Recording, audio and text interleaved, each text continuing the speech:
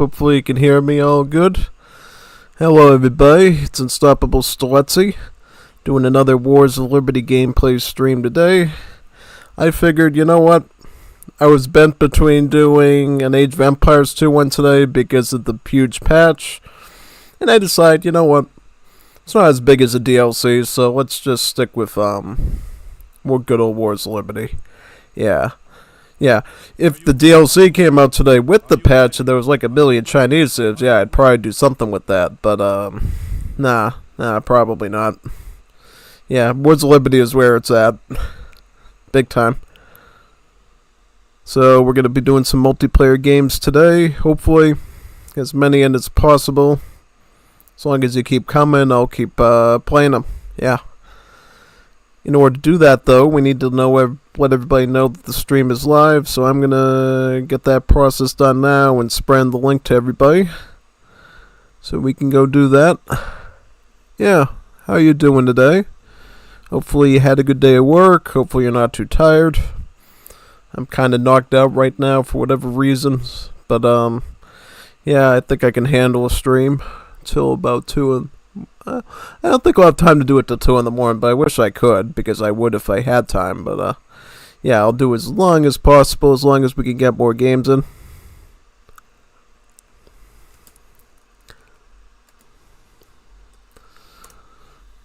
Yep, the thing is, with Wars of Liberty, you always have to practice, that's the thing. That's why I always try to do it as much as possible, you know. Because when I've tried to do other stuff like AOM and Definitive Edition mods and all this other crazy stuff out there, if you don't do enough Wars of Liberty practice, you seem to get rusty at, and you don't want to do that. Nah.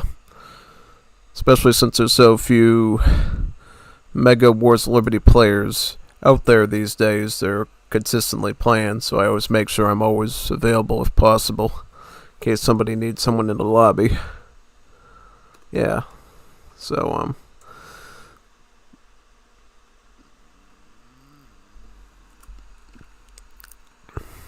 doing that weird UI stuff again. Yeah, I think it's my computer's CPU or something with the graphics and the monitor. It just sort of freezes there, the window, sort of. And then you have to pull the window and move it around for it to do something pretty much. Yeah, it's kind of strange. And either way, we are chugging along with the stream shares with everybody. Yeah.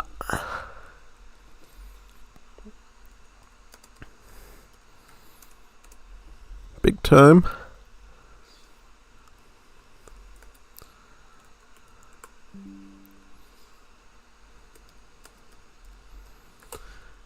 If you want, we could do some Risk today as well. I actually want to do some Risk games today if nobody wants to do normal stuff. If we had a arena map, I would definitely do that, for sure.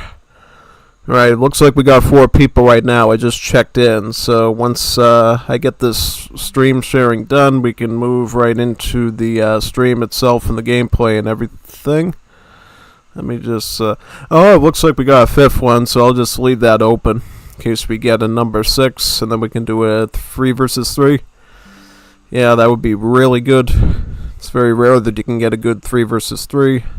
4 versus 4 is always good, but of course it lags like crazy. So, yeah, if you love lag, you love out of syncing, 4 versus 4s are definitely your friend. Yeah. Not always, it just depends on the Wi-Fi of the people you're doing it with. If they play Wars of Liberty out of the local Starbucks, while they're getting their wonderful Christmas snowman sugar cookie thing, then yeah, it's probably not going to be too good. But if you got a decent connection in your home or office or whatever, then it should run pretty nicely. Yeah.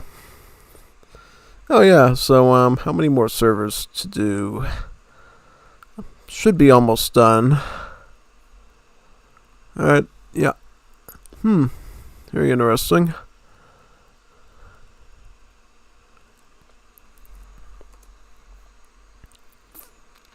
Anything for you to update me on? Am I missing anything today?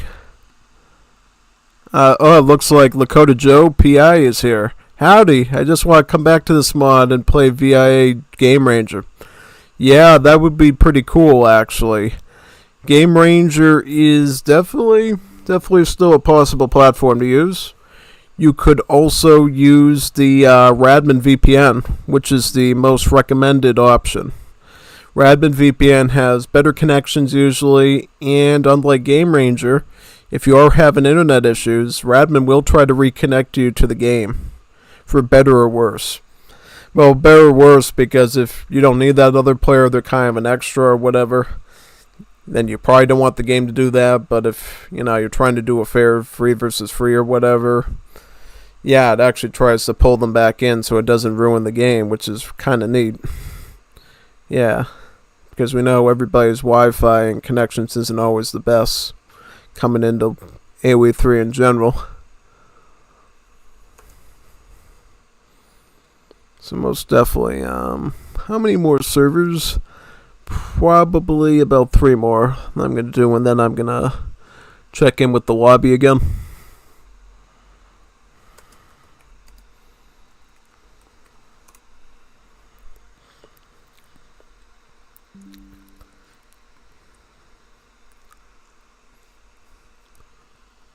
The AoE 3 Noobs Steam. That's a server I wasn't in for over a year because the old account got hacked. So I never found my way back to that server for a good amount of time, and I found my way back a number of weeks ago, which was pretty nice.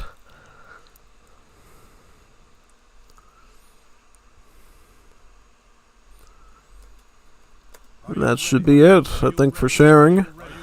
Because sharing is caring after all. Alright. So we're going to do a 2 versus 2. Is that right? We're going to do Mendocino? Maybe. I'll do Verde. Could play Canada.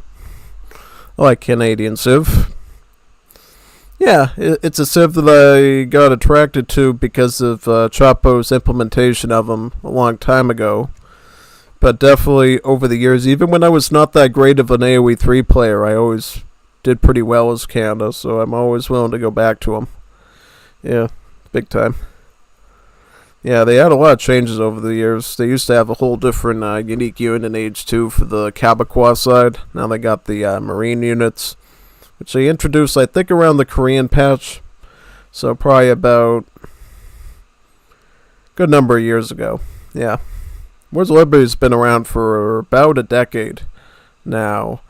It'll be like the 10th year anniversary of the release around late August of this year. Yeah, so we're closing up on that date.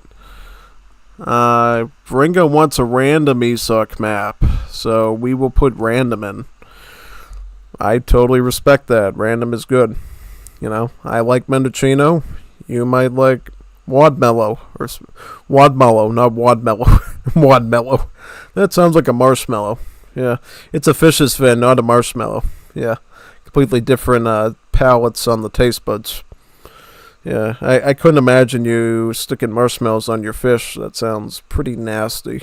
You put marshmallow on your pie, your chocolate, your graham crackers, and your sweet potato, but you do not put it on your Yeah, definitely not. If you do that, I don't know what's going on with you, man. Putting marshmallows on your fish. Alright, so we got me and Kazan versus Elicard and Veringo. Veringo was his name-o. So what we're going to do is, you're going to take your fur traders, and you're going to put these onto the Huns, and any sort of these pioneer villagers, you're going to put them on the wood. And there's a very particular reason for that. Your fur traders, they're good at hunting and stuff, so they don't know much about cutting trees. Yeah, for whatever reason, they tried to pick up an axe when they were young, and it fell on their toe or something, and they never did again. So, fortunately, they just hunt and gather berries and pick your weed for you, too. So, yeah. So, the main idea with that is Canada, all your age-ups, they cost wood. So, food doesn't really matter for aging up. All you need is enough food income to actually queue up your villagers and keep a constant Vil queue going. That's about it. At least until we get into Age 2 and we need military. Then we need a little bit more food. But there's a few ways of doing that, obviously. It really depends on what you're looking for there. Yep, in general though, I usually try to keep mostly just the fur traders on the hunts initially, and then over time, if we need more, I can certainly pivot into that direction. Yeah. Also, try to get your log cabin built sooner rather than later in Age 1, because the thing trickles you wood. If you wait longer, you get less wood earlier on, which means your age up time is going to be microscopically delayed, which is never optimal, right? If you're trying to get better at Wars of Liberty, you need to be optimal with stuff. You need to make sure, okay, I'm aging up as fast as I can, getting things out quicker than everybody else. That way, I'm going to be less surprised by their attacks. That's what it's all about, yeah. I'm going to send this card here. This is actually a team card. Team to Pioneers. So it gives everybody on the team to Pioneer Villagers. And the cool thing about it is they are literally just this proto-unit Pioneer. So if you're Europeans and you have settlers, you're Asians and you have your Asian villagers, they don't count against your build limit at all, which is really awesome. So you can effectively have like 101 villagers working for you to lead to a really nice economy. Yeah, it's a neat little trick. Obviously, if you're United States or Canada, the perk isn't going to be that good since it's your villager and it does count against your build limit. But everybody else, it's a nice add-on to your economy. Yeah. Yeah, well, regardless, having 2 extra villagers for the whole team is a pretty big thing, especially in bigger games. Canada becomes an astronomically more valuable ally the more people are on your team. If it's a 4 versus 4, essentially the card is given the whole team like 8 villagers, which is very huge. In a 2 versus 2 like this, it's only about 4. Still great. Still a really good value, but definitely nothing compared to 8 villagers. Likewise, your age 2-1 over here. This will give you up to 12 villagers on the 4 versus 4 to the whole team. So that's actually quite insane because essentially it gives you about 3 villagers apiece, right? And then you times that times 4 for the 4 players, that's 12. Basic arithmetic there. So yeah. One thing I've been trying to get good at lately is kinda trying to build more log cabins in the transition to the age up. Because mainly what I want to do is I want to make sure, alright, I'm getting as most maximum wood early on as possible. Also, when I do want to do some combat in the early game, send up a defense and offense, I don't have to worry about the housing space because I already put in the hard work right here where I'm just napping around waiting to get to age 2. This is the time you want to get your population figured out and get something good going. Yeah. What else could we send? We could send the exotic hardwoods to the team. It's totally possible. I think it might be helpful, especially since I'm going to need a lot of wood for this. And then after that, later on, I'll probably do the 3 settlers to my ally. Yeah. Anything that I could do to help out Kazan will be great. Let's get another log cabin down right over here. Right now, we're going to have about 4 of them. I'm gonna get that doggo and then I'm leaving. Up. Get out. That's pretty good, you know. Sometimes you get really unlucky and this sort of thing happens far away from your base. Thankfully here, I'm pretty close to my base, so it isn't as devastating to recover the doggo when I need him, so yeah. Yep, unfortunately, doggo arrived too late to the scene and I wasn't able to nip his ankles. His Greek ankles. Yeah, I don't know what makes him special for being Greek, but yeah. Nobody likes to have their ankles nipped on, definitely. Let's get a barracks down now. We have to be ready for Vringo because he's going to do some sort of aggro play here. I'm kind of used to his Peru tactics at this point, and he's made a pretty big, interesting turn. He's gone from sort of Bernero and Pardo type strategy to doing a lot of the Legion Piranhas because of that wonderful card they gave him that does more overall damage and then an intense spike on the hand attack. Yeah, now you see a lot of Legion Piranha play from Vringo just because of that. I'm going to get you on here. I'll put you on there too. Why not? Can always use a little extra food. But see, most of the cost in this unit is in the coin, so we actually care more about the mining. So, good chance I probably won't even focus on adding more hunters for a while, as long as I'm sticking to this one unit out of one barracks. Yeah.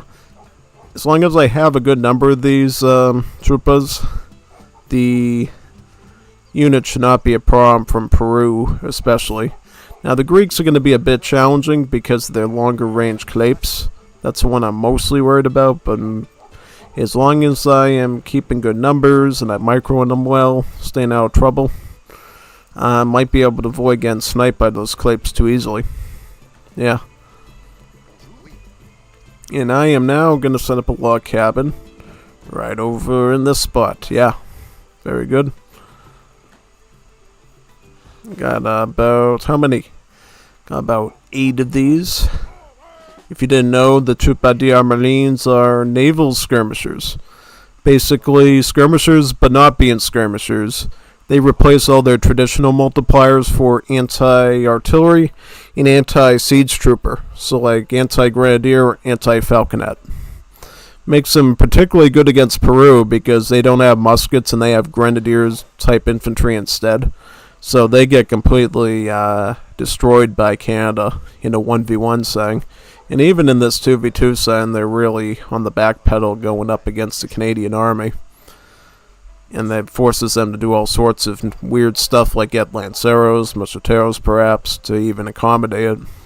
Which is pretty neat. Where are we going to get our next food? Next food's going to be over here. Best not go into an area where we could get raided possibly. Main reason I'm going over here. I got a lot more line of sight of my ally down here to know when to pull out and go towards the base if I get raided. That's my main concern there, right? Yep. So, yeah. And what now? Could I get like another? I'll send my ally some Metis rebels too, just so he has them. I don't think they might not push right now, but it's good to have some sort of backup anyways in case they do. Yeah. One more thing I could do. Get a market right around here. Yeah, it gives me a bit of line of sight. We need a market anyways for some essential techs. Mainly the hunting one, the wood chopping, and the mining ones. I want to at least get the cheaper ones now. So we're not too far behind again to age 3. Because who knows what kind of booming practices they're going to use here. Hunting dogs, mining hammer, and crosscut saw. Their costs are a bit weird, but in general they have about the same effect as the European market techs of the same caliber. And should I get some more fur traders perhaps? Maybe. May actually do that. So it looks like Kazan is going to use his Metis rebels here. And I'm going to help him out here too. One thing you can do is this: if run the dogs at the infantry. Use them like cavalry, so they snare them and they distract them. Because now, see, the dogs are going to start nipping them, and then I can use my infantry to actually pop down each of his units there in quick succession. Yeah, I got another bite, another snag, which is pretty cool. Alucard totally not aiming at the right thing. He's completely getting shredded. Yeah, that was perfect. That was more perfect than I thought we were going to get, honestly. I expected Alucard to micro that a lot more, but I guess not. Well, I guess I can't delete this, but so I'm going to have to delete. That's sad. Yeah, sometimes units get caught in the trees as Canada, unfortunately, and it can be really obnoxious. Especially since you're not allowed to demolish those log cabins, I believe, because they don't want you exploiting the free wood crate thing that it gives you. Yeah, because essentially when you lose log cabins as Canada, it gets replaced with a crate of 100 wood that you can gather back to recover and make a new log cabin with. Or, if you're slow, your opponent can actually steal that thing and then use it for their own nefarious purposes. So, yeah, thankfully, as long as you got villagers nearby, that'll never happen. But you never know. This is a crazy game indeed. And if you're not watching your stuff, that can definitely happen to you. So you have to watch out for that. I'm going to get the Team Wood card here. Team Kopissing. This is essentially a replacement to the Sawmill card. To make it more 19th century friendly with the naming. And also because the Sawmill is technically a building belonging to the Swedish civilization in this mod. So it kind of makes sense. Why not give it a more unique name than something that's already a building in the game? Yeah, definitely. But to be fair, I think I've seen other things sort of have names that were sort of linked to stuff that's in the... Yeah, you get the idea. Now I got all my hunting dedicated villages out of the way. And I can just worry about putting vills probably on the wooden coin at this point, yeah.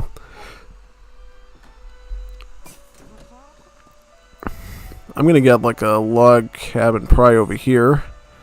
One thing we do got to watch out for, though, is the water. Water is going to be a problem. You know the Greeks are in water right now, since they get free fishing boats from their docks. They were most certainly going to be taking the water. No, they already have taken it, what am I saying? They already have the water. It's not a question of if, but when. Get that XP. Yep, let Kazan get that XP there. So what am I going to do now? Probably look for some more areas to get meat at. Would this be a safe place to get meat, you think? Only if I can like put some log cabins along this way here and give myself a bit of a warning, probably. Yeah, if I do that, I would feel a little bit safer about doing that. I think, yeah. In the meantime, though, I'm going to give Kazan some bears, because bears are a good source of military you can use. And I'm going to actually age up now under Austin Calivier and get his Bank of Montreal later, which is a free bank. Banks, as you know, trickle coin, and we could always use some free coin. Money is money, and it doesn't grow on trees, but it grows in banks, so that's good. Kazan is leading the way with his trash units, which is probably for the best, and then I'll just back him up with my range stuff behind him. I know Alucard loves his honor guard, so I'm going to have to watch out for that and maybe make some riflemen to counter that, depending on how this match goes. So we'll have to be ready for that possibility.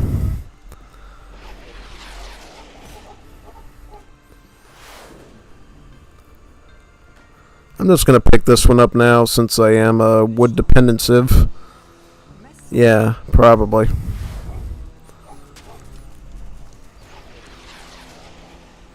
Do we have any more barracks or any production?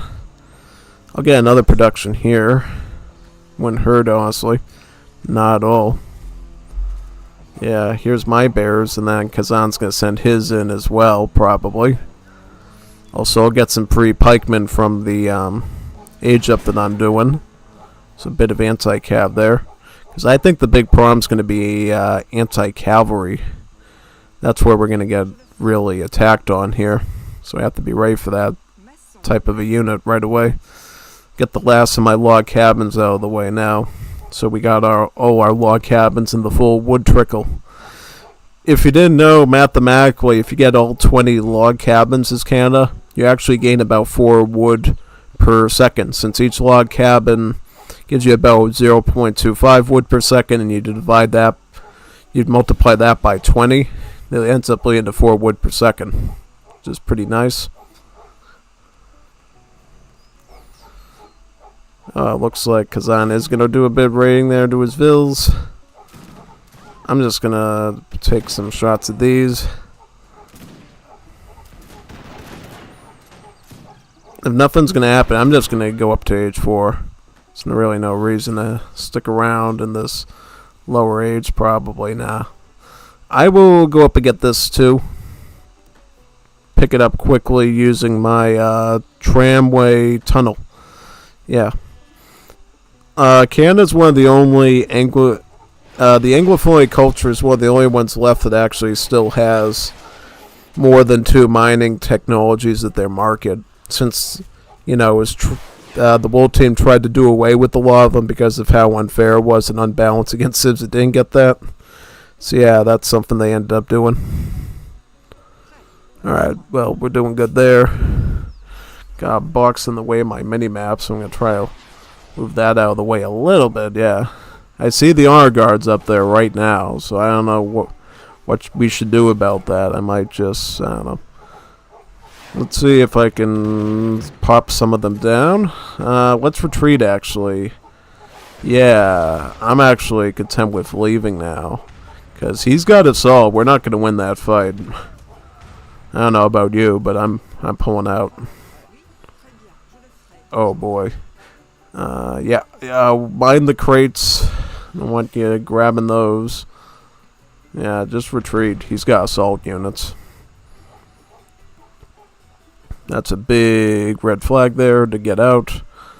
Now, what I'm going to do is I'm going to go to H4 and go up with Lord Molson with the Molson's Brewery. Yeah, they're going all assault right now. I don't know why they're doing that. If they want to do that, that just lets me go full skirmish against them. I could double stable against them right now, actually. So I'm going to do with these 2 vills right over here. I'm going to get both stables done concurrently. Maybe even 3. Yeah, I got all my housing done, so I don't need houses anymore. I just need military. Need to get military production out of the way. I'm just going to go triple Mountie on them.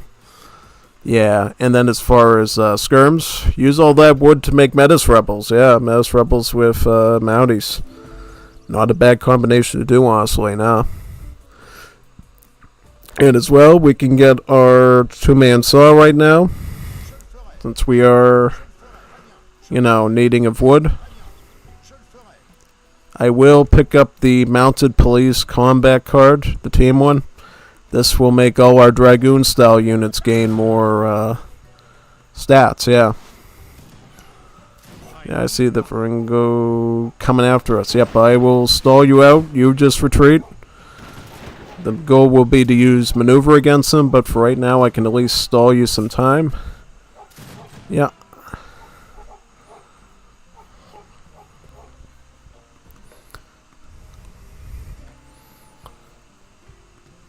Alright, let's go to H4. There we go. I got my mounted police right here. Very good. Very, very good. How many vills are we on? I'm probably going to pick up the Molson Brewery because this is just a good food trickle to get early on. It's Lord Molson's unique technology. If you didn't know, every Anglophone politician in this culture gets a unique technology. This one just happens to give me a food trickle. And I'll also pick up the one for the bank later on when I can afford it. And then I'll get the land at the Mohicans if we need the natives on this map at all. Which we might. The map does have good ones. Alright, so yeah. It's all honor guards there. Again, my first batch of Mounted Police now. I'm going to get the team card here. Yeah.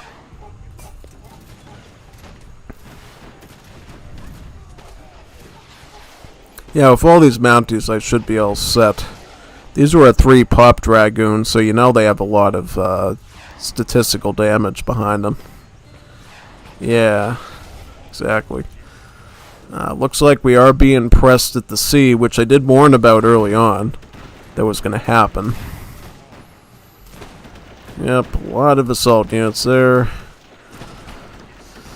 Thankfully, these were an H4 units, so they don't need to be upgraded at all. They're already upgraded and locked in for this age. Let's see how many of these assault units we can deal with, yeah. Well, I got a Master Engineer for my ally, too. So you might want to use that as well to set up a defense.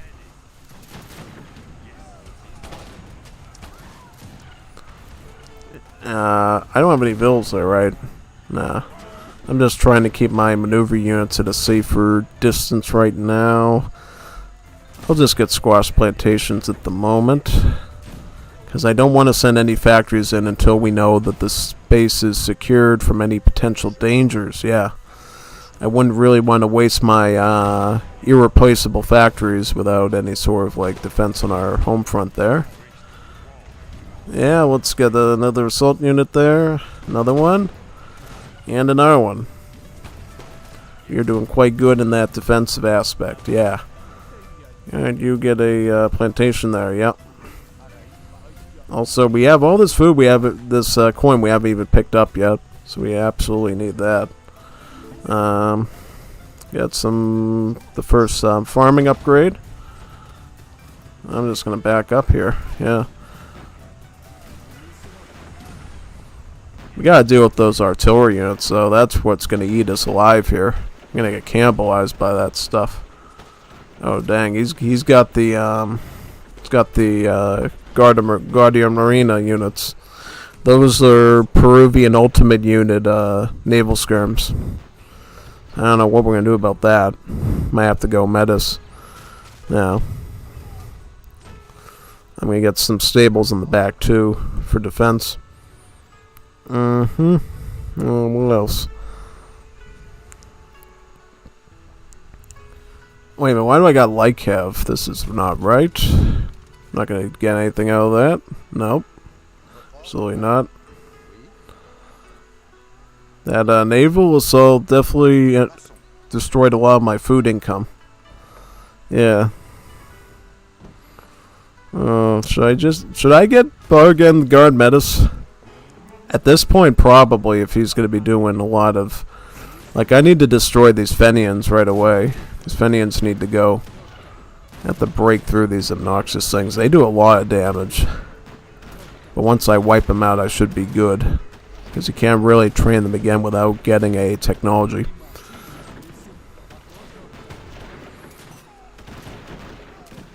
Yeah, see, I don't even need maneuver anymore. He's just spamming infantry. Now the assault's coming in. What did I say? Now there's the assault units. The escoltas.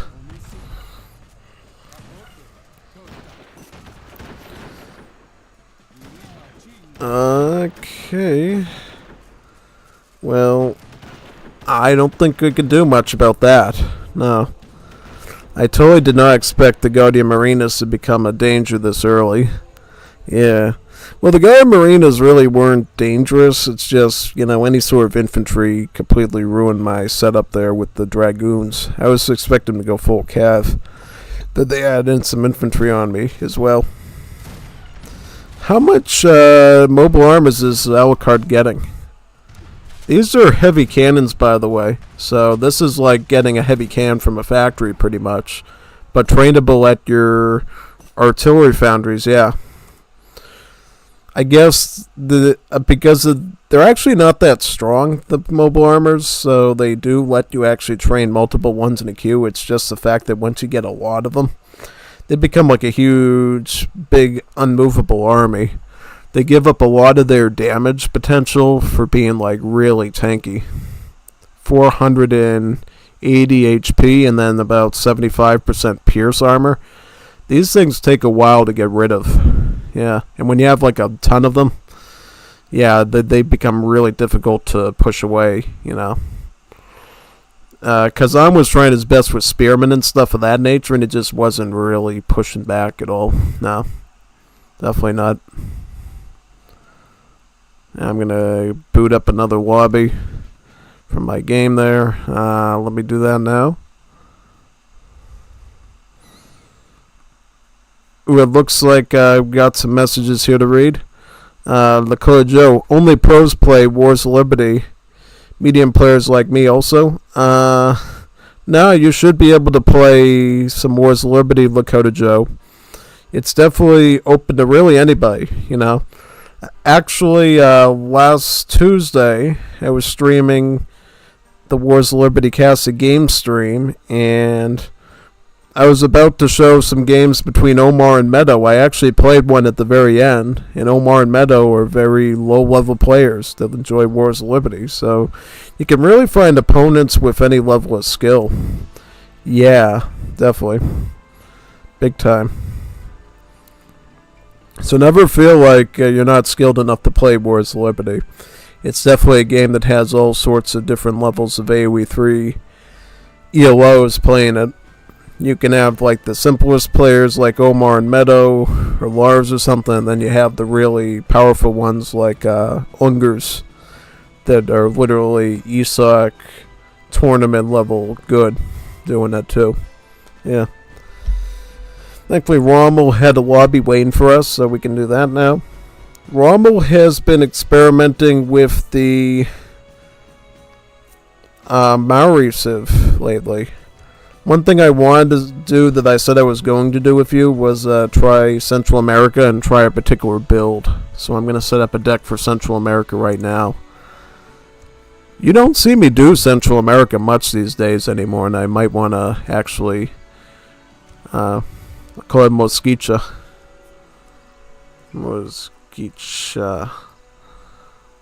yeah, Mosquicha.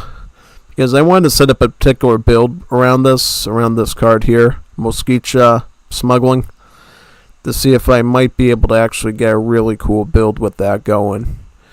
And basically set it up so I go for a strong Age 4 push with that card. Should be interesting, yeah.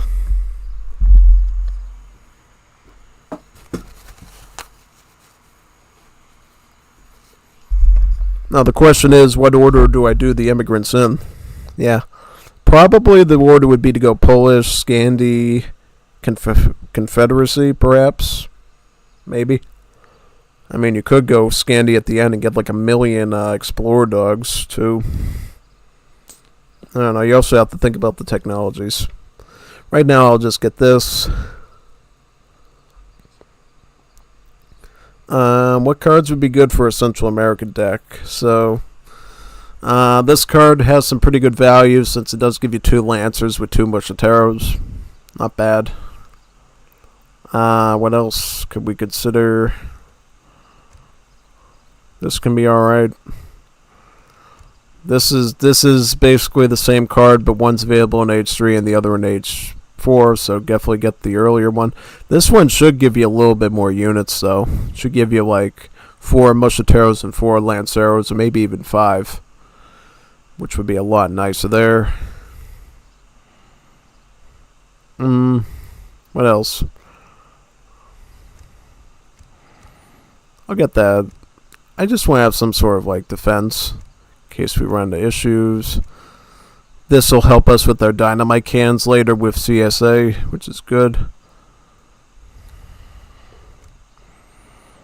What else? This. These are crucial villagers. This. Plodneka. Actually, you want to get all the natural resource cards like that. So actually, we want the earlier game stuff more than anything. Usually, yeah. What other ones am I forgetting? Is there anything we're forgetting here? I'm trying to think now. Am I forgetting any cards that I want? Oh yeah, we need this one. We need that one. I might actually get rid of this and just throw that in. At least. Crates. I mean, crates we want. Well, we don't get any 1,000 coin or anything like that, so I guess maybe just stick with this. I don't know, I'm just figuring it out. Because I kind of want to...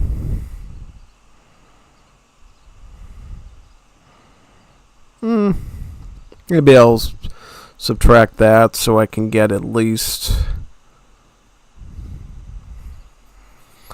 See, yeah, that's the thing. I want to make sure I can at least get all the eco cards I need as well, without skimping too much on this. I'm pulling off more and more army cards as time goes on. Notice that. Yeah. I'm even not too happy with that, but yeah. Hmm. Yeah, I'll do that. This I would love to have, but I can sacrifice that one, I think. For now. If we need it later, maybe I'll do something with it. There we go. Alright.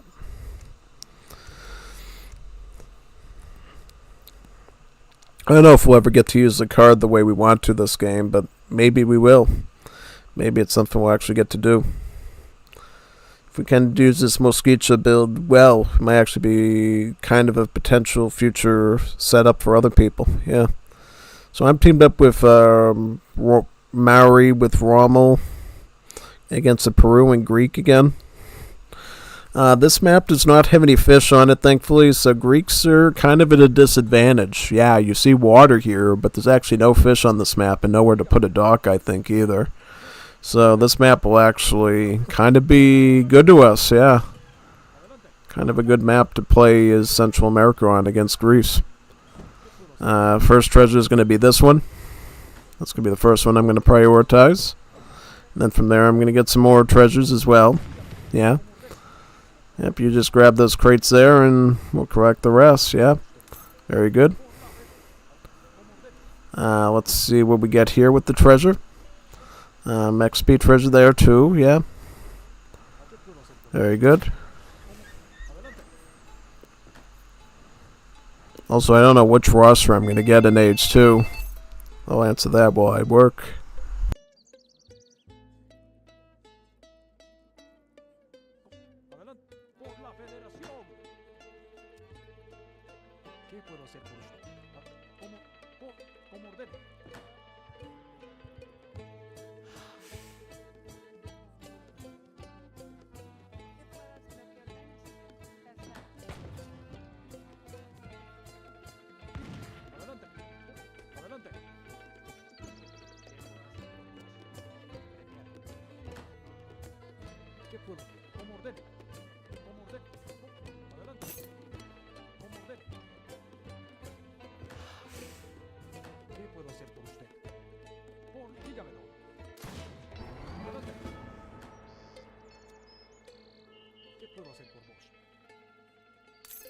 Por la Federación.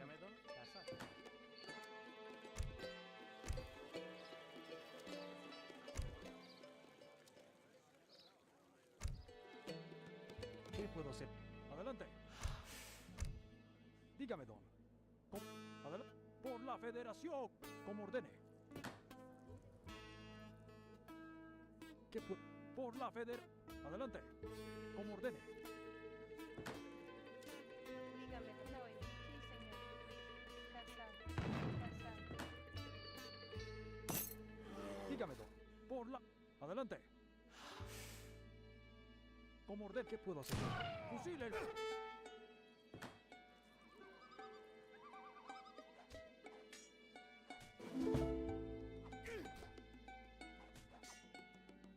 Dígame, don.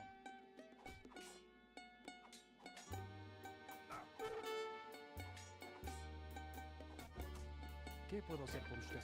Dígame, don. Por la Federación.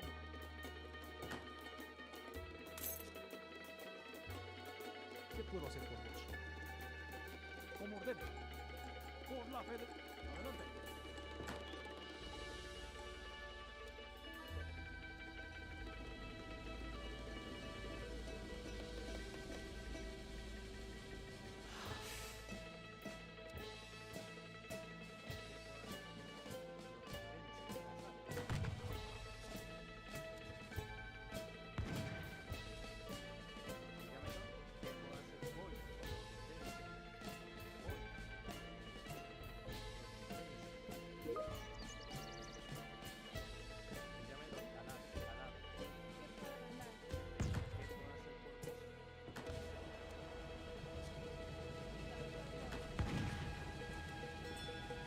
Dígame, como ordene. Adelante. Como ordene.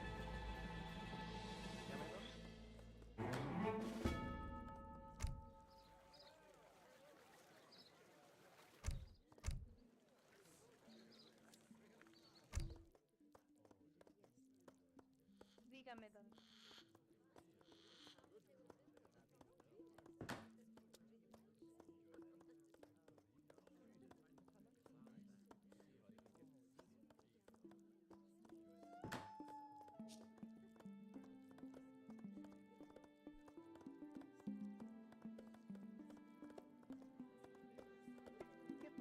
por ¿Qué vos. puedo hacer? Por, adelante. Como por la ¿Qué federación. puedo hacer por vos?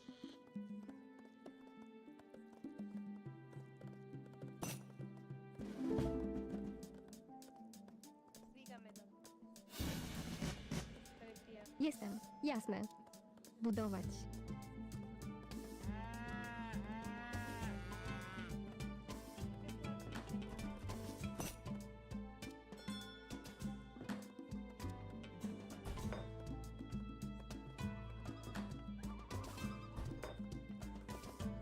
Dígame, don. Bretear.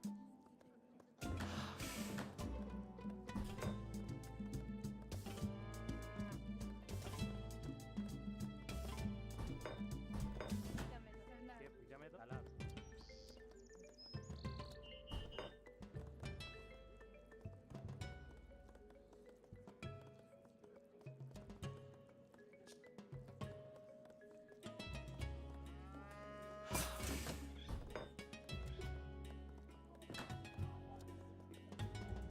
¿Qué puedo hacer por vos? ¿Qué puedo hacer? Sí, señor. Dígame, don. Lo que ordene, señor. Doy. Sí, señor. Lo que ordene. Andar. Cazar.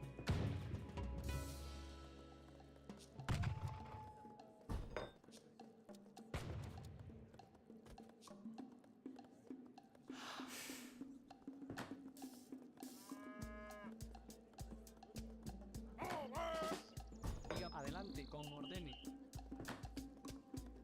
¿Qué puedo hacer por vos? Tretía.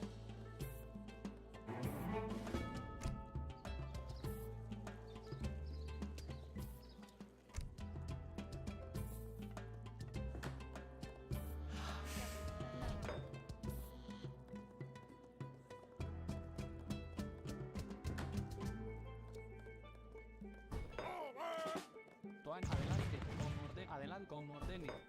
¿Qué puedo? Adelante.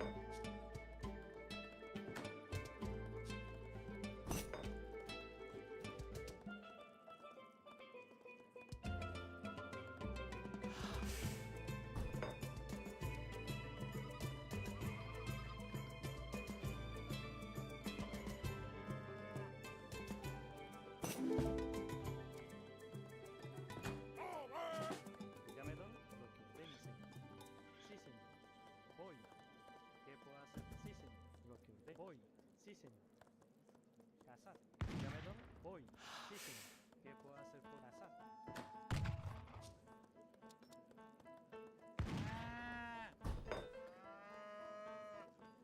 ¿Qué puedo hacer por vos?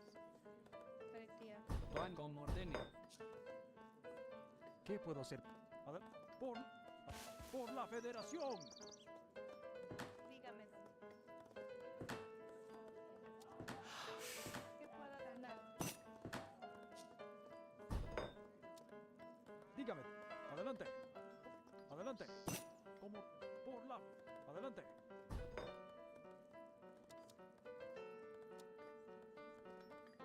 ¿Qué? Como ordene. Por la federación. Adelante. Como ordene. Por la federación.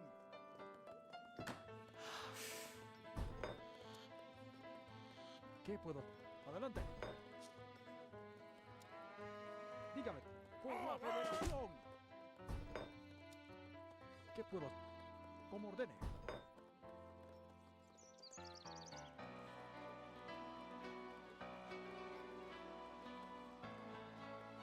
¿Qué? Por la.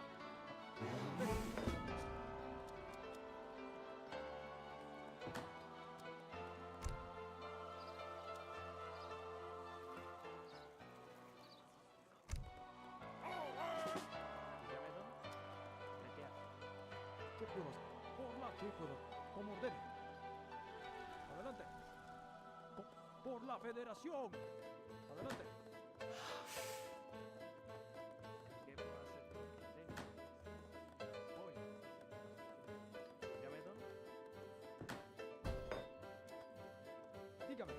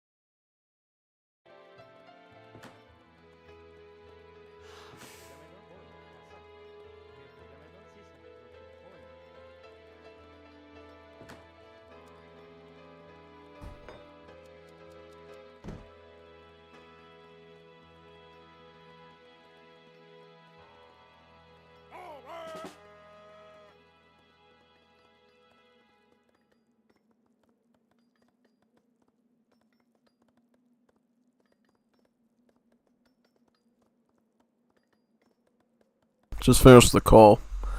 So what I'm doing here is I have opted to go for all natural resource cards as far as my eco is concerned. So nothing to do with farming, all natural resources, because with Central America, your villagers can gather on the natural resources longer. Thus, it's really cost efficient to do that usually. Yeah. I'm going to pick up some more over here. Might even get a barracks out. Yeah. Maybe a double barracks would be good. Get that set up. I'm just going to do Escopetero with the start, and if I get to go to age 4 at all, I'll use that Mosquicha card there and try to max it out so we can get the most of it. Yeah. So far I've gone Carpentry and Virgin Forest, which are the wood chopping cards. I've got Sport Hunting, which is the same as Spice Trade. And I believe I haven't gone any of the mining ones yet, and I haven't gone Cochineal Farming either. Yeah.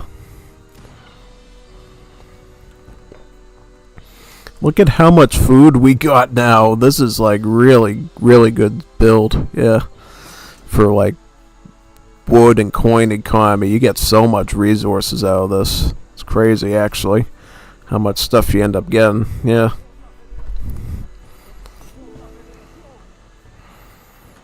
Like, look how greedy this build is. It's crazy. We're gonna have so much stuff coming in. Alright, I'm gonna try to focus on food still. Yeah. At least that's what I'm worried about here. Don't even need any crates, really. Just go full greed, natural resources.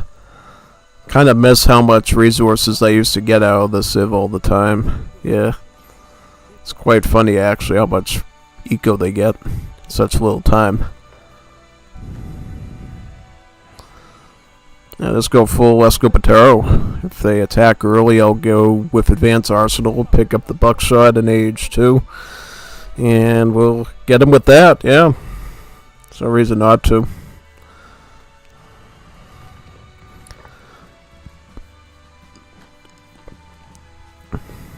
Got another, yeah.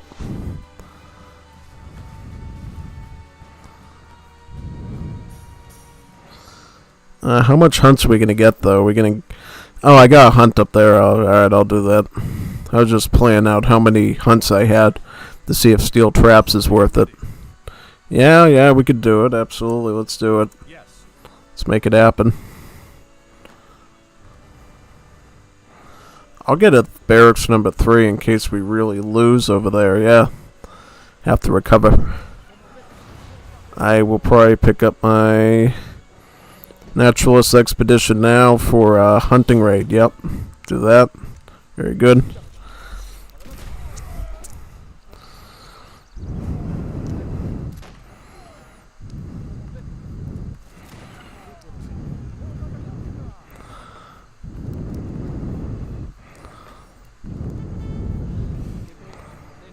Oh boy, we're getting like sacked here by these troopers, yeah. Insane.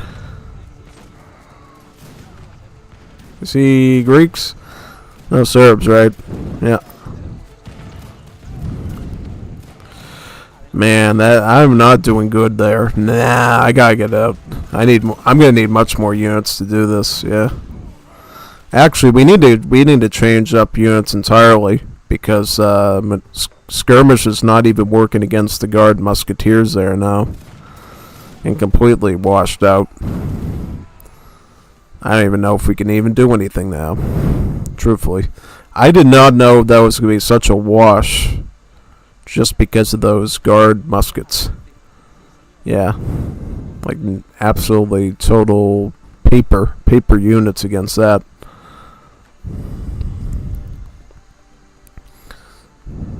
And so we got the resources, just our units are like total paper right now, not doing anything. I'm gonna get some assault in there, yeah.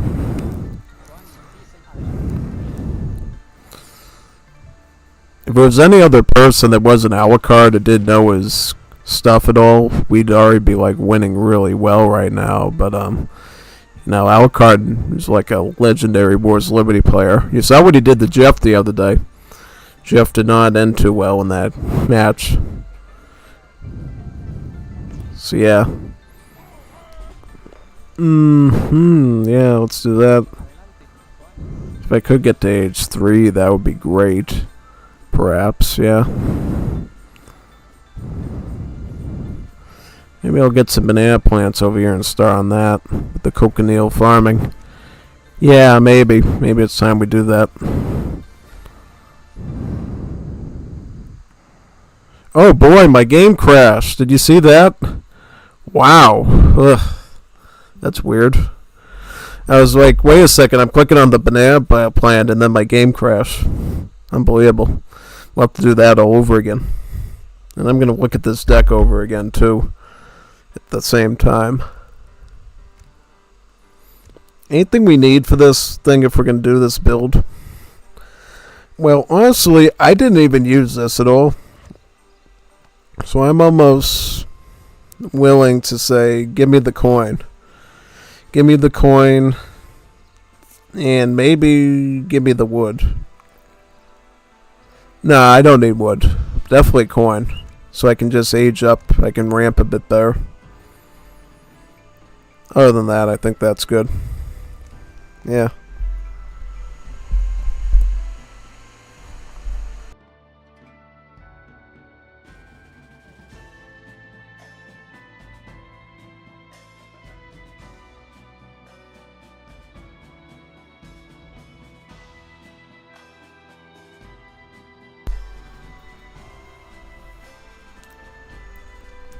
Tell your Wars Liberty Momento.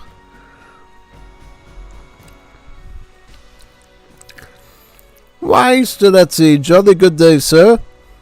I am not yet to download Wool again. Long time no see. I will join you if you ever play DE.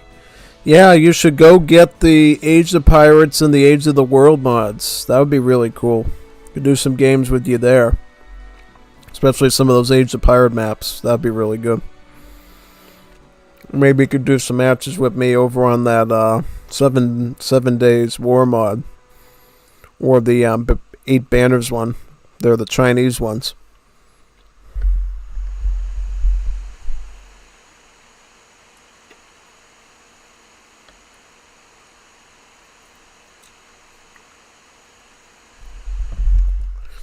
Wait a minute, so Alucard did warn him about getting teamed on like that, or... Oh boy. Wait a second, they pulled a trap on us there. Nice. Oh, a trap card. Very insane. I think I'm still sticking with Escopatero, though. Yeah.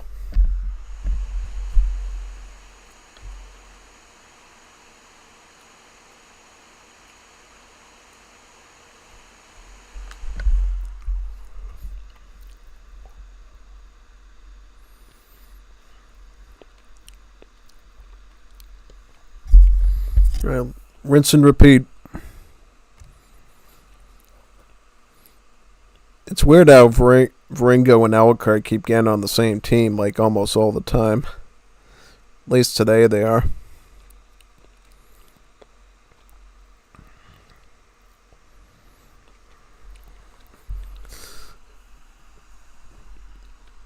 Just waiting on Rommel. Rommel.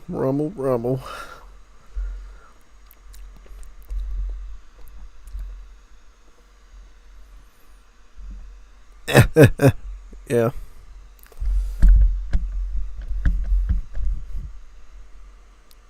The host canceled the game. Why would you do that? If you're gonna do that, I'm gonna counteract it with my trap card over here. I want to go play some Risk if you're gonna do that, man. Big time. There we go. Alright, let's do one. Let's do a Risk game. Nice.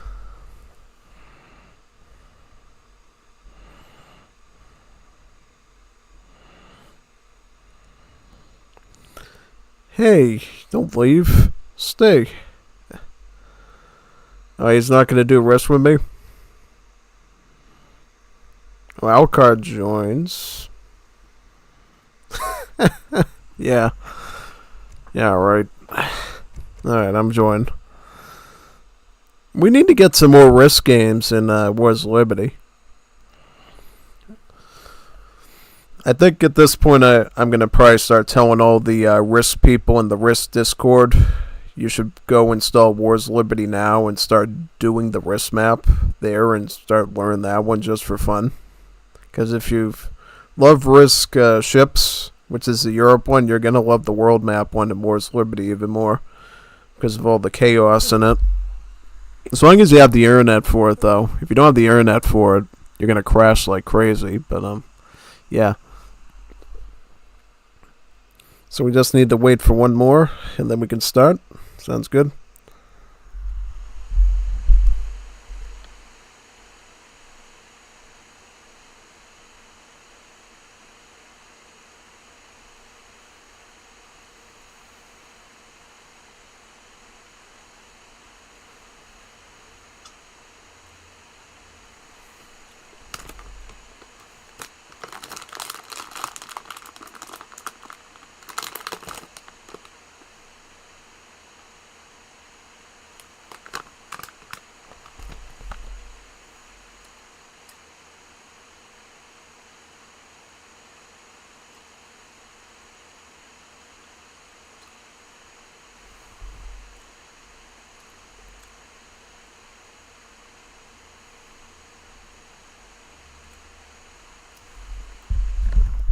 Is anybody pinging the Discord for people to join us, or what?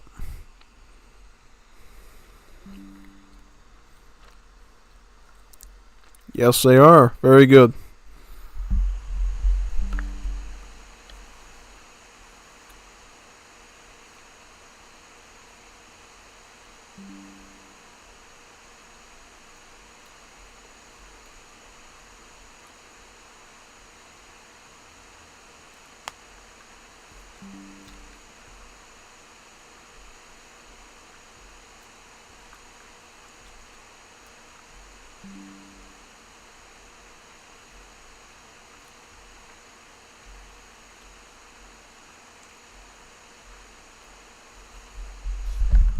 Rummel's typing in the chat, but he's not here.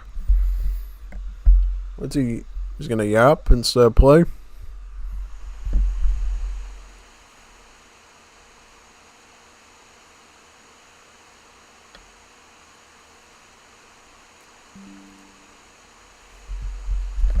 Something wrong with the light?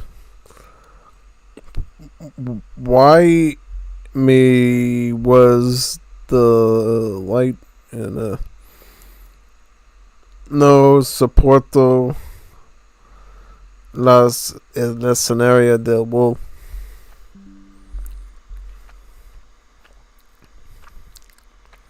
You don't like Risk? I love Risk. It's an awesome map, a laggy map, but it's a good map.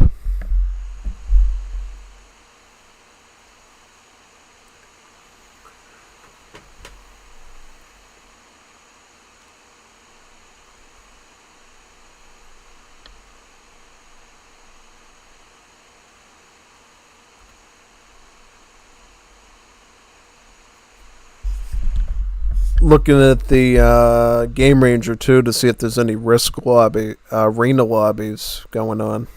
Yeah, that's always a backup option too.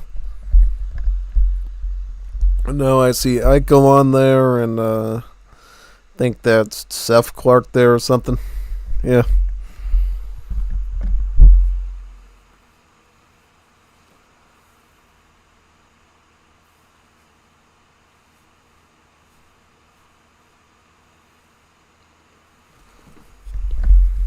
Where are los bonitos bonitos? We need some bonitos bonitos and bonitas las bonitas to join us. Bonitas las bonitas. It's bonitas muy bonitas, yeah. Yeah. Going to must be pretty tired then to mix up those Espanol palabras. Yeah.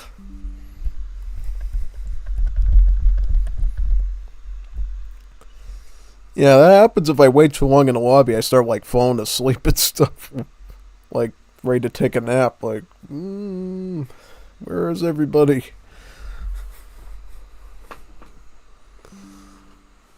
Central America, Peru, and Greeks. Who will be the fourth one?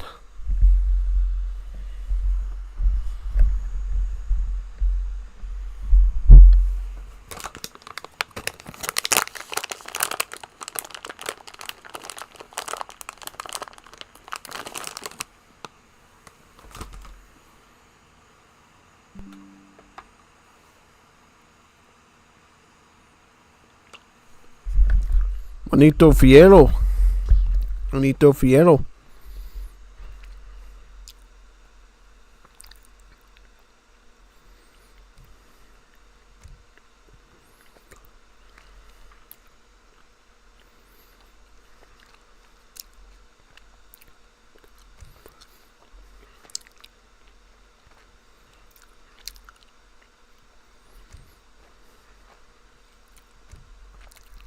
Yeah, I'm doing CA still.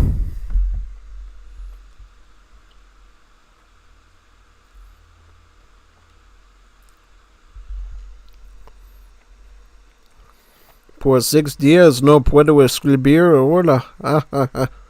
Why couldn't you write for 6 days? Ajá, dale, beba.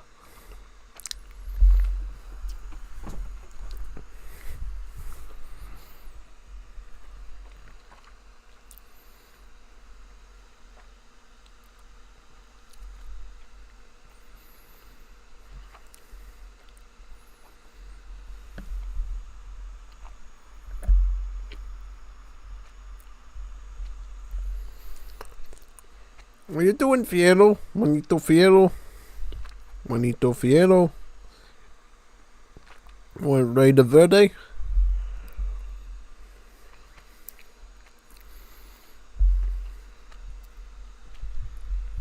There we go.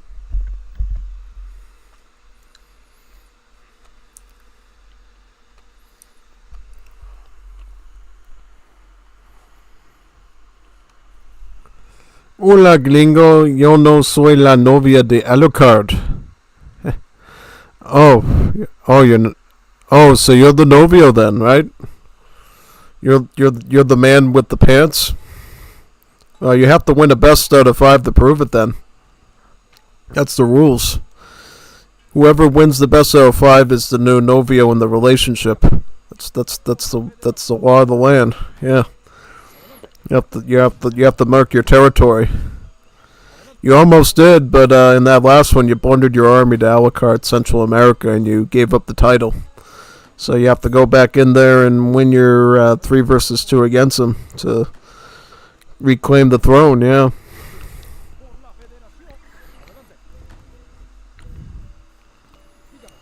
That was a good series, though. That was a really awesome series, honestly. Yeah, big time. Definitely. Most definitely. You did a really good job with Mapuche and also with Chile. Yeah. I don't know why you kept playing Chile in a lot of those matchups. I thought you were going to do like Argentina or kind of a sneaky option like that. But, yeah. Would have Vargs really been good against is CA? I have no idea. Yeah. I guess if he ended up spamming his Escopateros again or his Vivanderas, it wouldn't have been that good in the end. Probably not.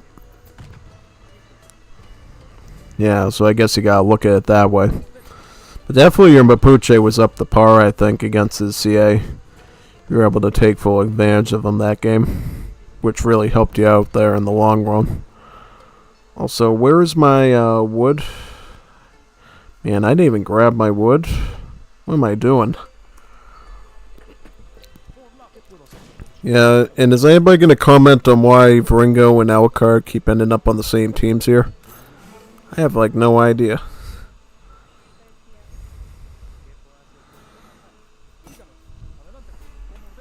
Very strange indeed.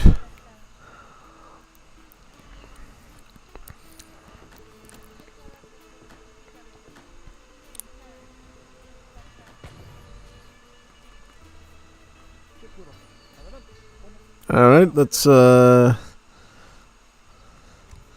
get to about 3 villages there. Yeah. Very good.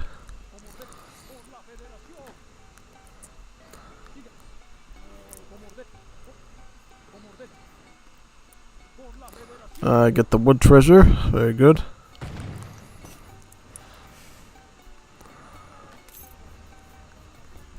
Let's look for some more treasures around here.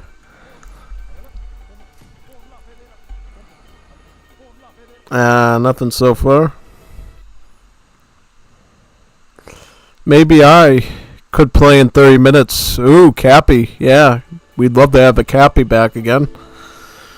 Then we could do some 3 versus 3 action. That'd be good. I would love to see a Cap versus Alucard best out of 5. Now that would be something very spicy. Since Alucard is like the upper echelon of Wars of Liberty now, we've sort of figured out, and then Cap is like legend from ESOC online days, so that'd be a good combination there. Yeah. Let me see here. We will go with the Polish Civ. Yep, there we go. Good.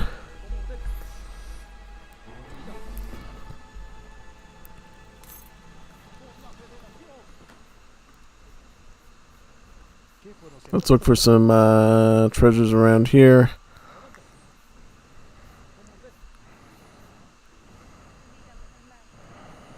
I'm going to split this up a bit and go for the Virgin Forest because I want to get a lot of Escopeteros out. Probably, yeah.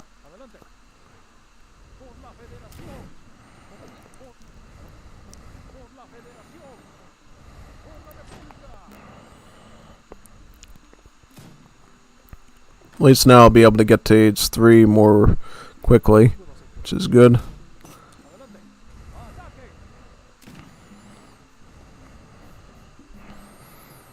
Also, I'm going to try to get my market out sooner too here. Yeah.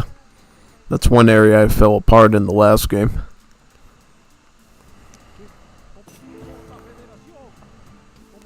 Oh, Juanito Valingo. Hey, it's Juanito Valingo.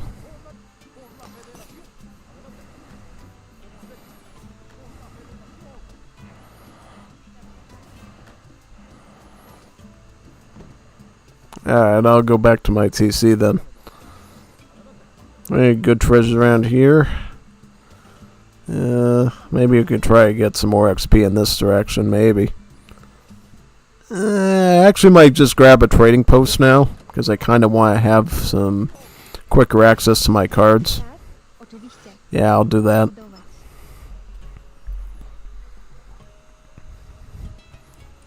That way, if Fiora wants to do a stagecoach, we can get the most value out of it as a team.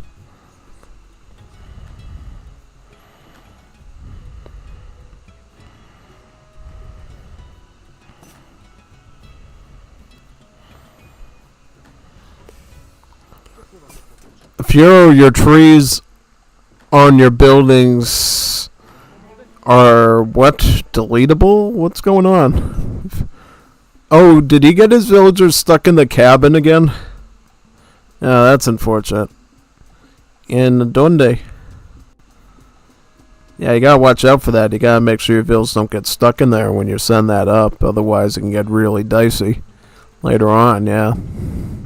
Big time. It's a big concern, usually.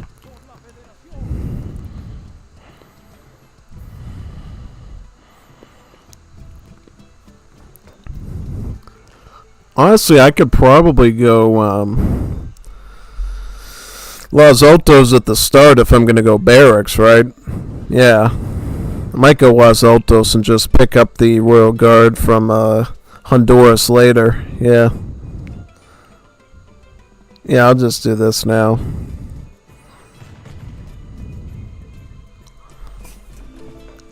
That way I can get some siege into with the Pardos, yeah, and actually pressure a bit more. Which would be good. Yeah, big time.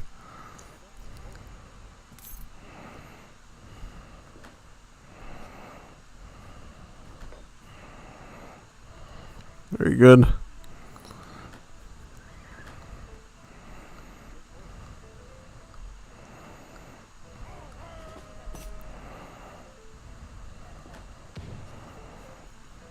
Yep. Yeah, Fiero. Alucard. Oh, yeah, I see. No, that's Ringo. That's not Alucard. Getting your Juanitos mixed up. You gotta know which Juanito you're talking about there. That's Ringo. Yeah. I'm gonna try to position my spears properly to get over there. As best as possible. You never know.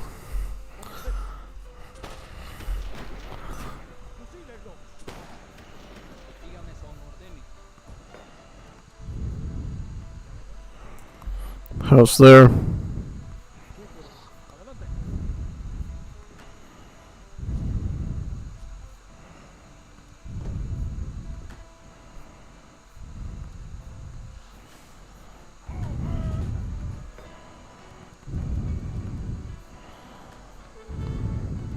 Get some more vills, yeah. Haha, yeah. Very good.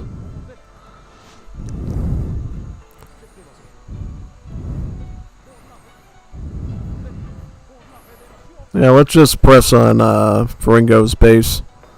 I'm gonna start the siege over there now. Get that going, yeah. Probably.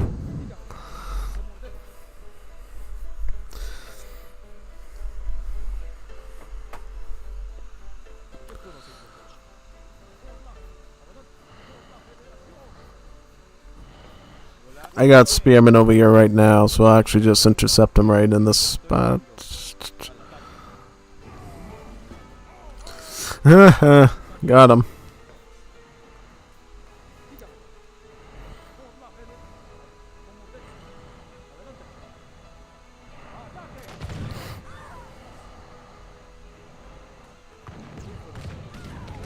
Yeah.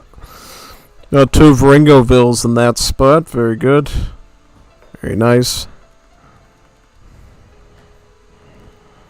I got double barracks now, yeah.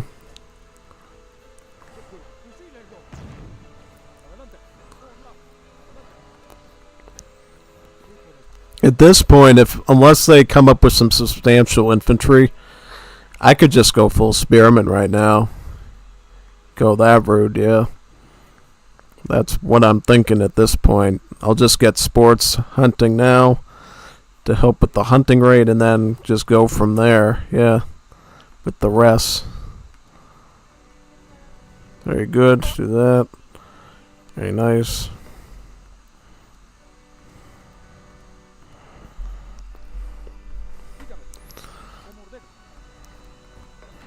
More Pardos, very good.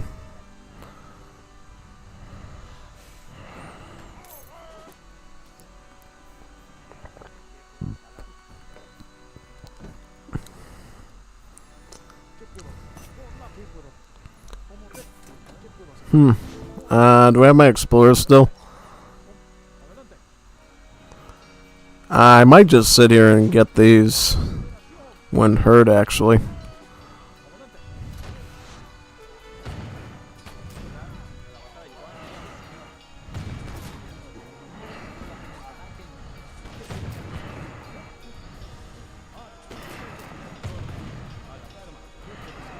Very good, yep. I'll just push on Ringo now.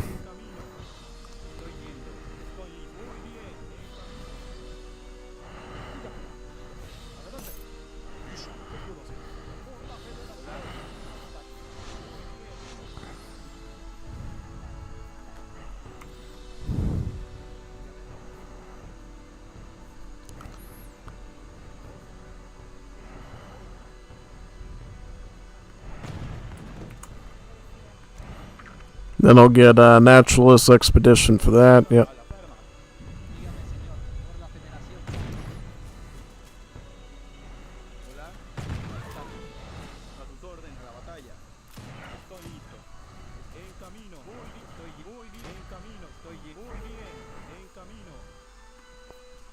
Oh boy, I'm getting raided. No. That's not how it's supposed to happen. Also, is it me or is my HP upgrade missing there for Central America? Once I got already. Thought it was missing, but that could just be me.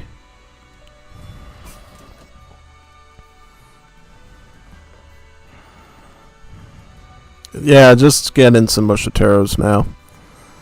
Don't want to lose too much of my wood line there. And how many vills down am I? Not too bad. Nah, still it's a little bit bleak. I mean, I'm probably gonna have to ship some in to make up for that loss.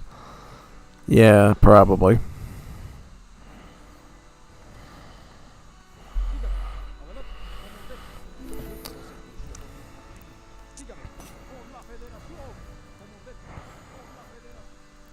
I'm gonna get this now down here. Yeah, get an extra ville that way.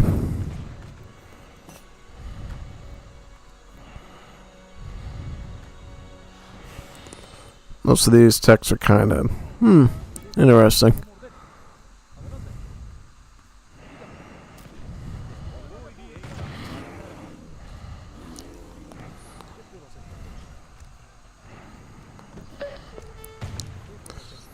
Yeah, I'll just catch up that way for anything that I lost, yeah.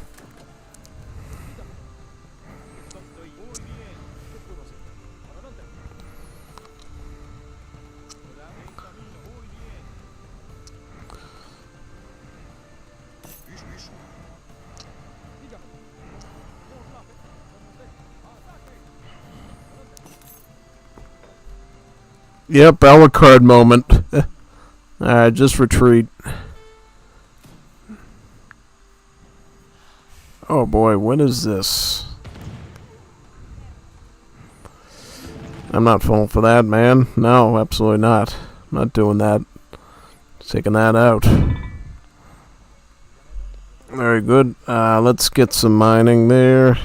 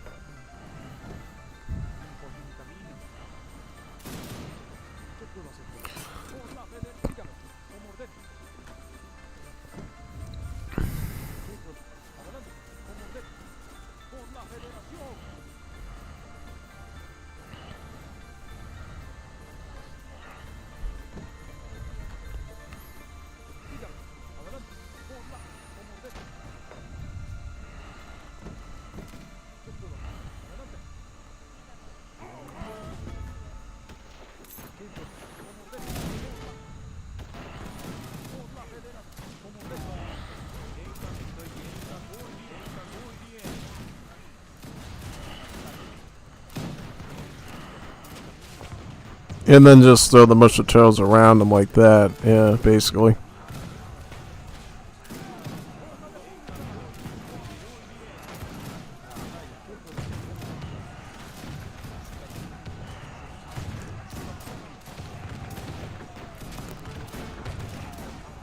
And then just wipe out the mobile armors there, yeah.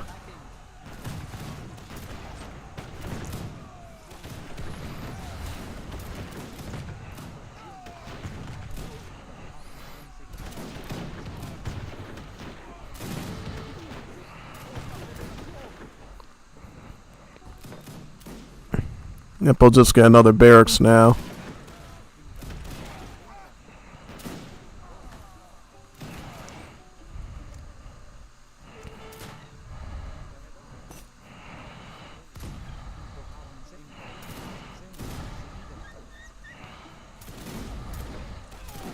Do I have a barracks that I was going to do, or I thought I was getting attacked, right? Yeah. Alright.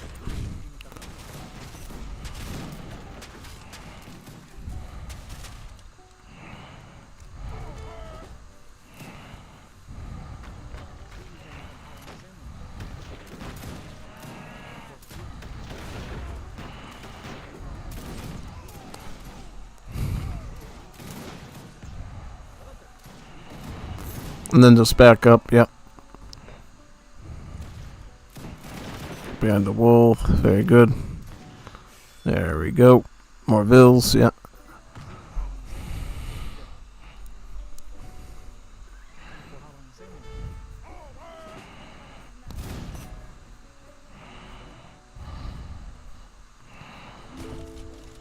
I'm gonna move you onto this now, yep. So we can get more troops.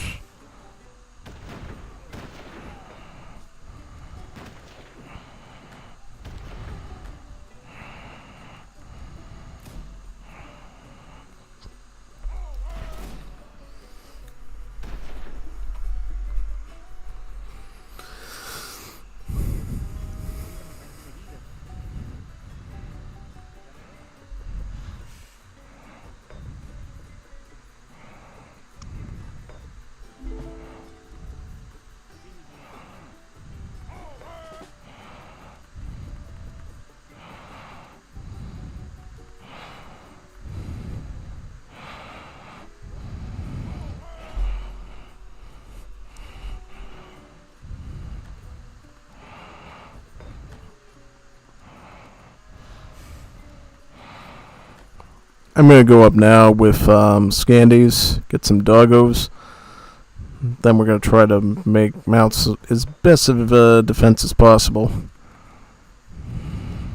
Probably, yep.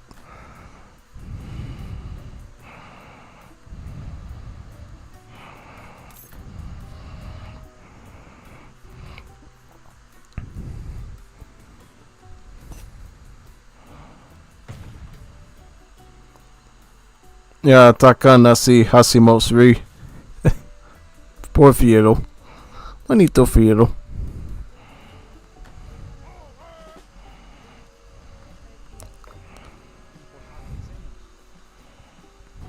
Adelante.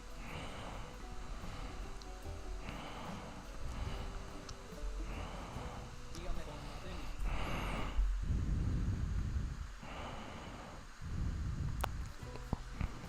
These CBDs are actually doing quite well with my economy. Yeah.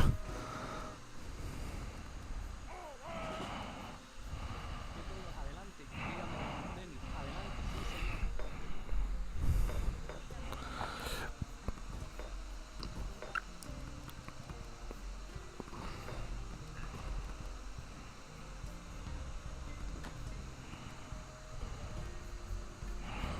Try again another Vil shipment next, yeah. Probably.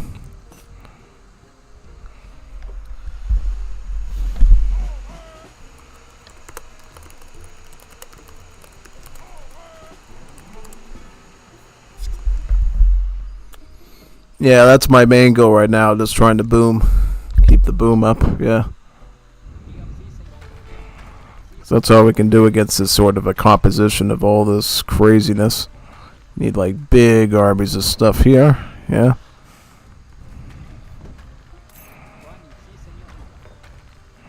Probably do that. And then pick up the Escopetero one, yeah.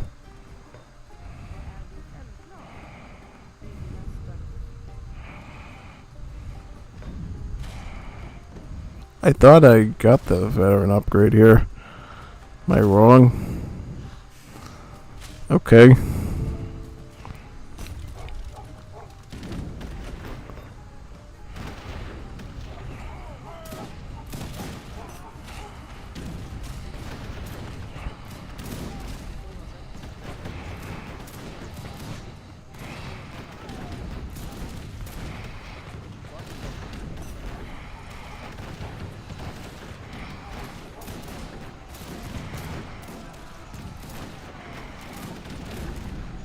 See, we can do it. It's just we have to keep supplying. If we don't keep supplying, you can't do it. Yeah. Nah, you're going in there. You can't get destroyed. Nah. I mean, I could ship in more Calateros. I just like to keep that one alive if possible.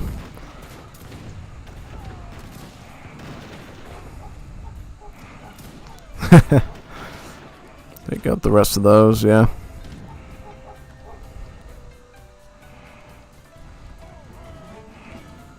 See, we can do this. You just have to group up and everything. Try not to lose too much numbers, yeah. I'm also going to try to get my, whatchamacallit here, my, cafetiero there. Yeah, cafetal.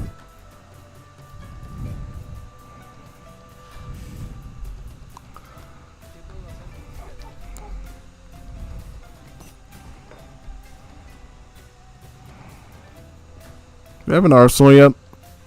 Probably need one right here.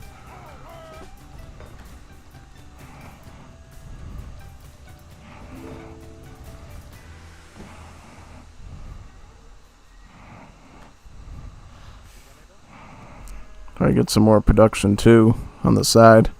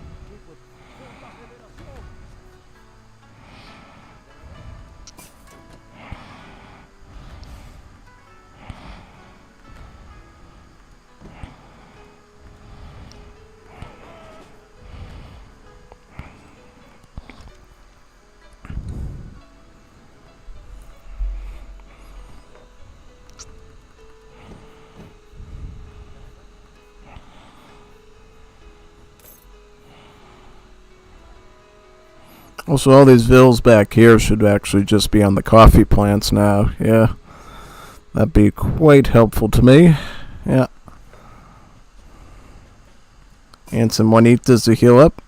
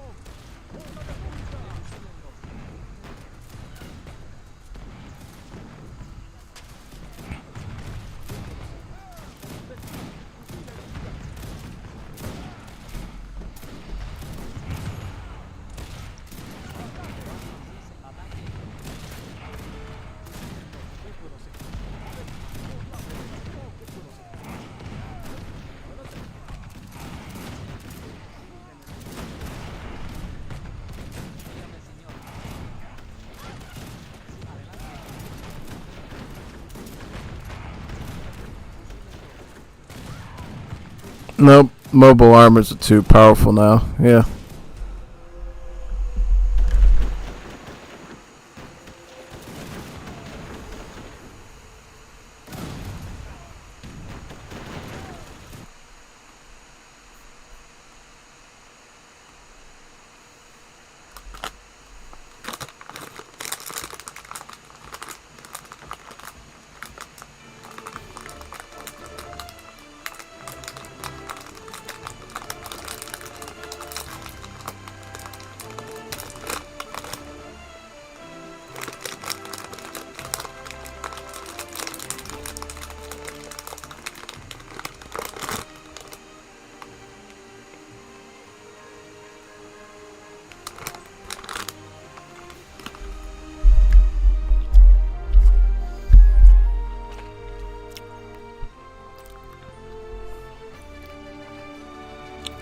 How did it out of sync? Lloyd was already resigned. That's weird.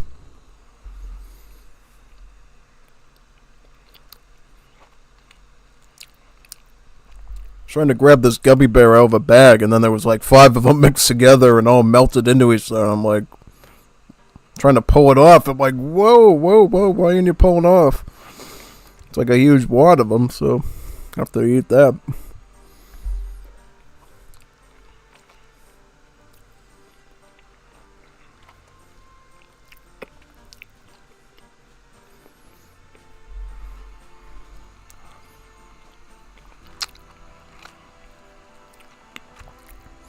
Another lobby or something?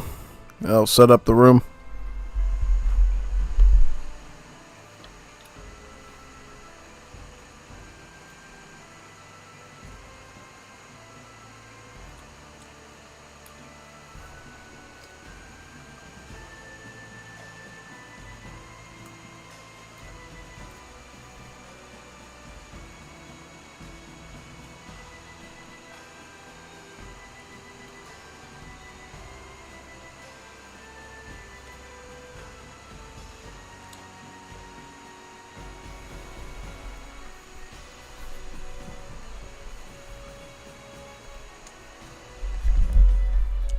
Who will be joining us?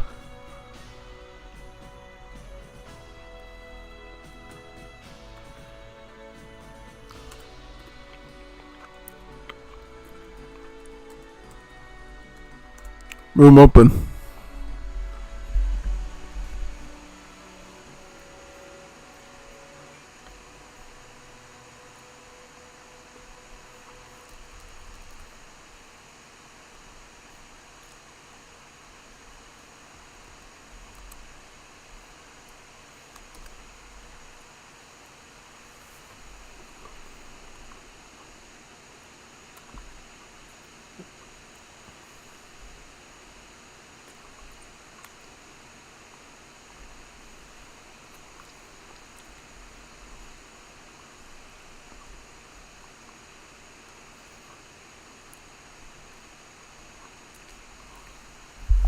Got Alucard, and who else will join?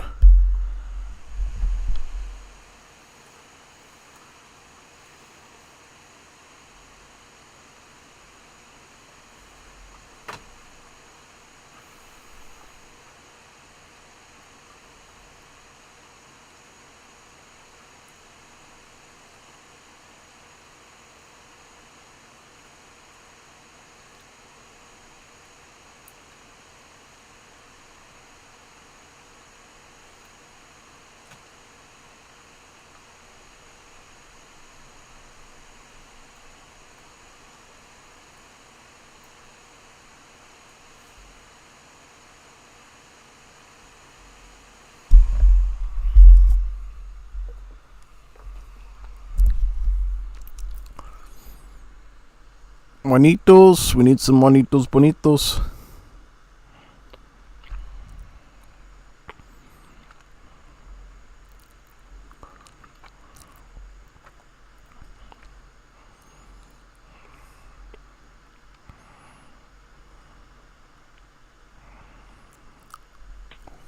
There's also a arena lobby open in Game Ranger, so if this doesn't fill, I'll probably do that.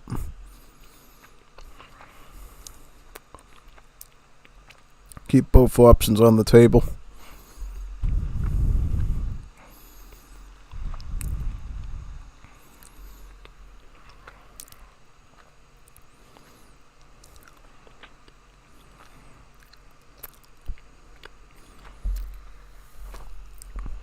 See if anyone joins either lobby.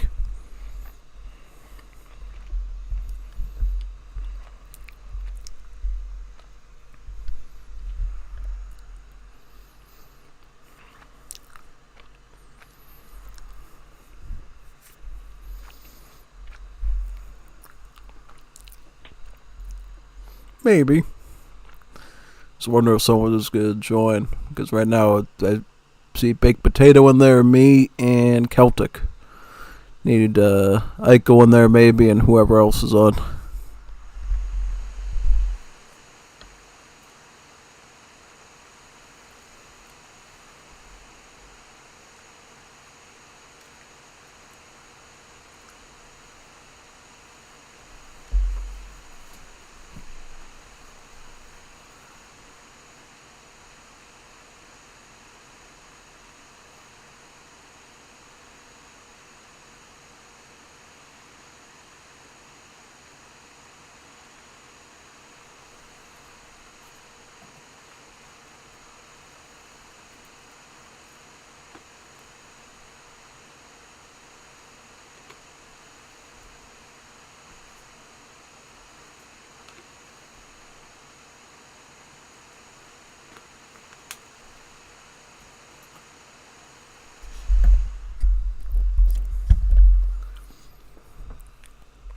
The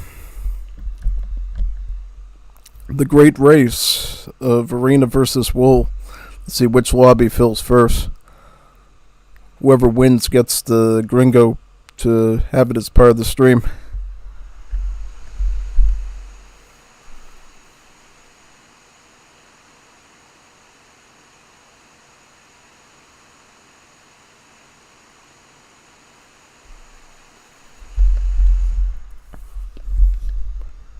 When did they usually go to bed, Eichel and the other one?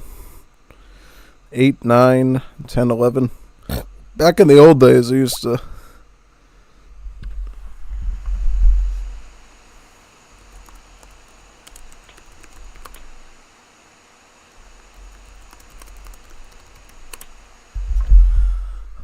Celtic didn't know what YT meant. It's means for YouTube, for the YouTube channel, yeah.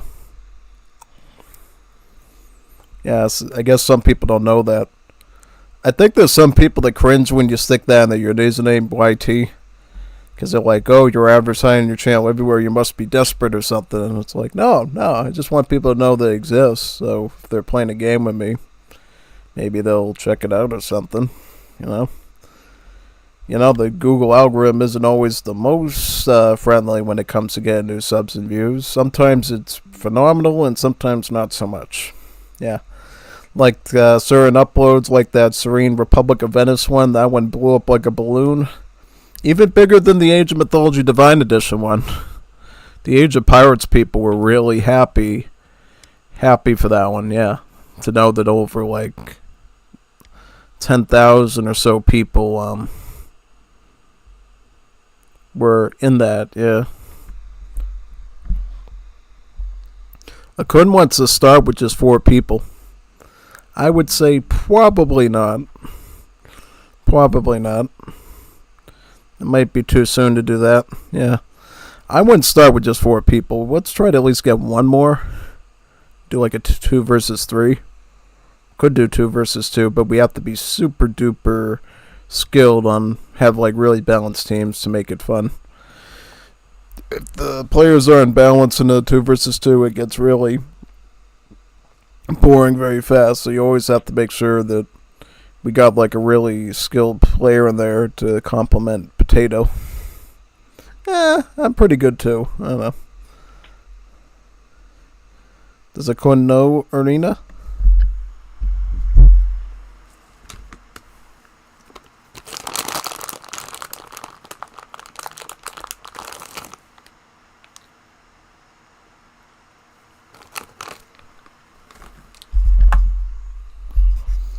It's not answering.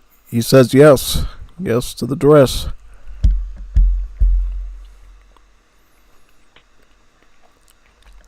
Yes, no. So neutral. That's fine.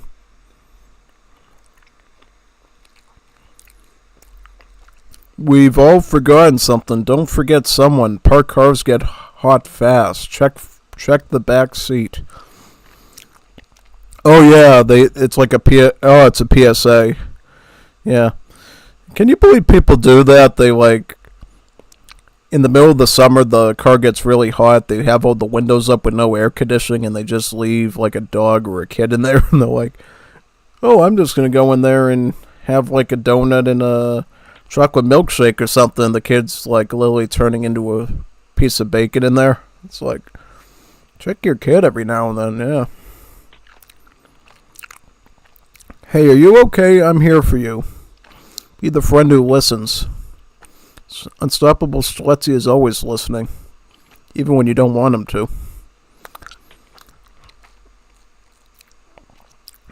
Seize the awkward. But I am awkward. Very awkward. Yeah, Game Ranger has ads in the little corner window thing. One thing you get to avoid when you're in Radman is the advertisements.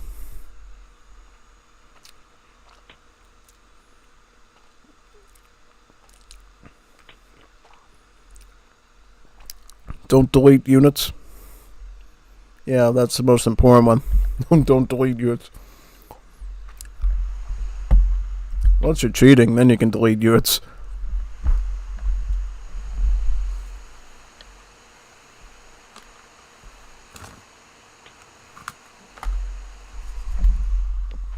Okay. Nice.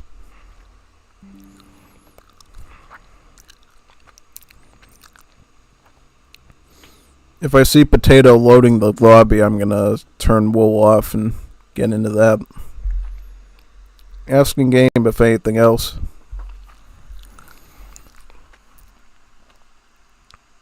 And if the whole arena thing falls apart, I'll just come back towards Liberty again. Seth, oh, Seth's coming. Oh no, not Seth. Not Seth. He's gonna write some crazy stuff in the thing over there to get us deleted. Nah, he's been pretty good when I'm recording.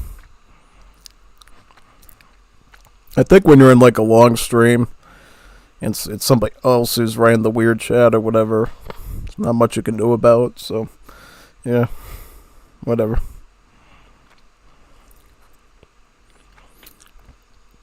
Feeding America.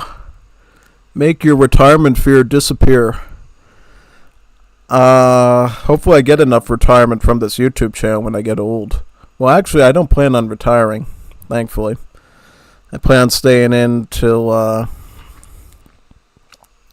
I'm probably at least 95 or something. I'll still be streaming Wars of Liberty when I'm 95.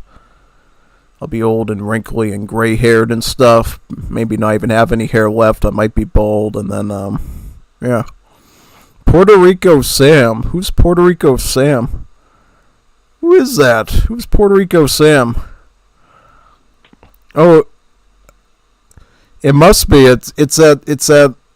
Oh, he just changed his name. Yeah, that's Seth. Is that you?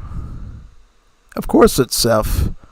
Puerto Rico Sam now is not even a coon, and that's a funny name. That's a funny name.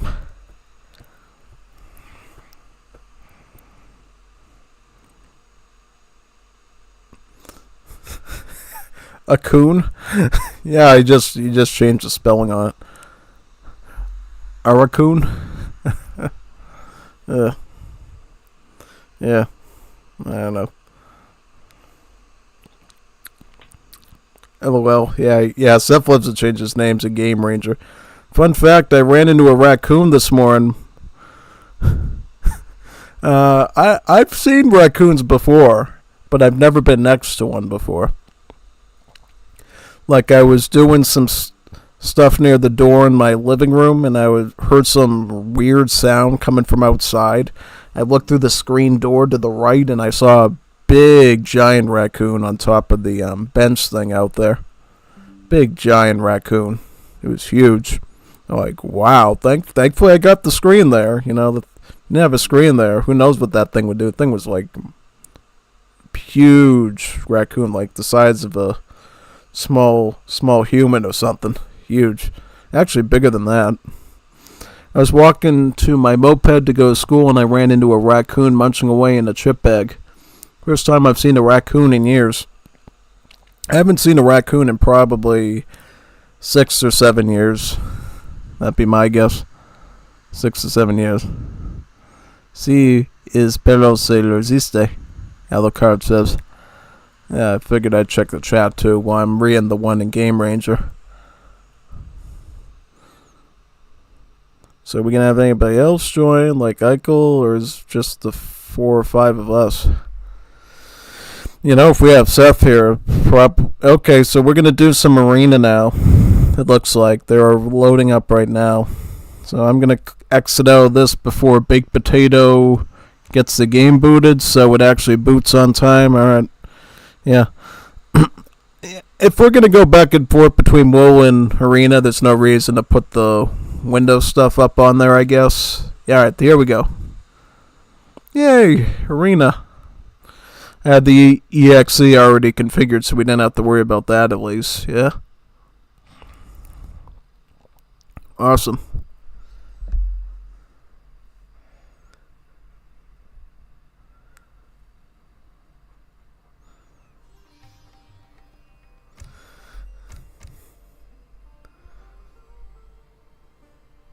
Nice.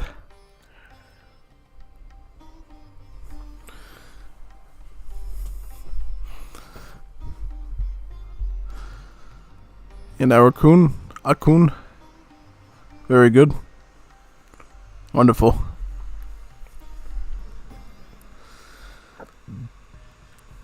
I will go hot pink because I'm hot. Or at least I like to think that I am. Let's see. Now that you mention it, I haven't seen a raccoon in a while either. I used to see them every day. Yeah. What I see a lot is turkeys. Turkeys. I see turkeys almost every day. Turkeys are like everywhere. The things you eat on Thanksgiving. Yeah, I see those all the time. I don't know why there's so many turkeys running around. I guess it's something with all the food people lay out and all the... Yeah, just like reproduce very quickly. Even fast as rabbits. Yeah. I will probably go... I might just go India too for fun. See what happens. I'm going to put the light on in this room too. As well.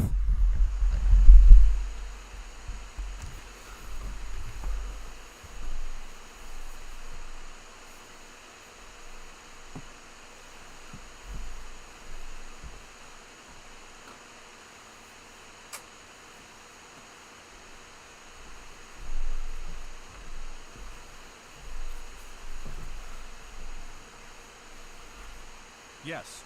Yes. Are you ready? There we go.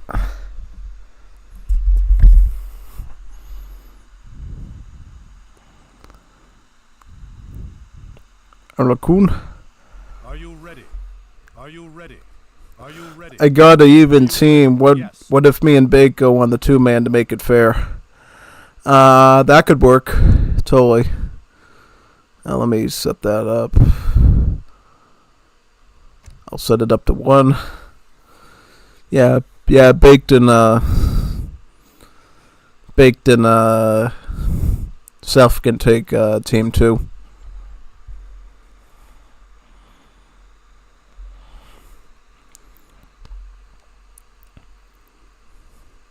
Who's gonna go Gandhi 2?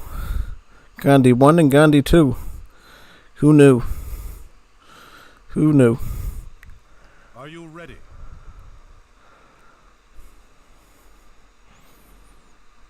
Yeah. Yes. Let's do it. Has everybody here seen Arena before? I think you've probably seen it a million times on the channel, but I always like to check. Yeah, it's like the best one of the best scenarios they've ever done in Legacy Age of Empires 3. Yeah. We gotta port this thing to Wars of Liberty and get all the Wars of Liberty civs in it and units and everything. That's like my biggest scenario goal. I don't think I'm gonna ever do it myself, but if somebody is alone and isolated enough to do it, absolutely, you'll be famous for it. Get this map ported to Wars of Liberty. I was gonna try to do it before, but somebody on the World team messed up the code, and you can no longer access older scenarios. So it's like literally impossible to do now.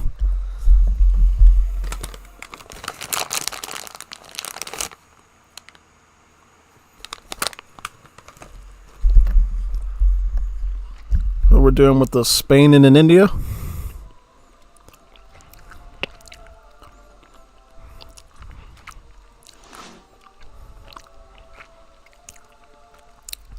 How'd that happen? Oh, we're getting Seth on our team now? That's weird. Guess it should be alright. Sounds Yes. good.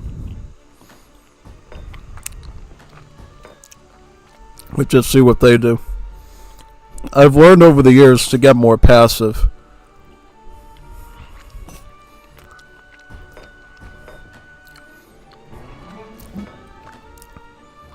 Yeah, my house should be good. Basically, you train all your stuff here, and then you get spawned into this arena to fight. You either have to defeat all the units in every round, or you have to capture this thingy for about, like, 60 seconds, I think, yeah. Everyone except China starts out with a native scout, so you do get one unit at least. Even if nobody trains anything, and then you can still compete for this. They're going Madlets, and we got an Abyss and a Jan person here. Yeah.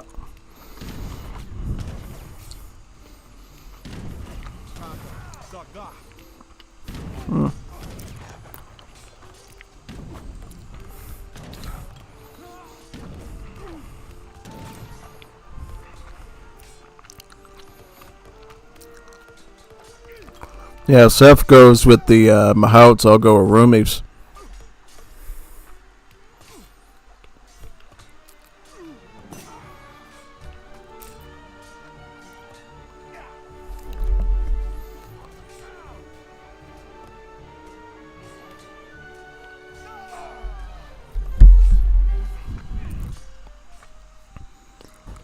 Actually, is it more cost efficient for him to do it on like round 3 and get the elephant taming? Yeah, I thought that was like the most price efficient thing to do.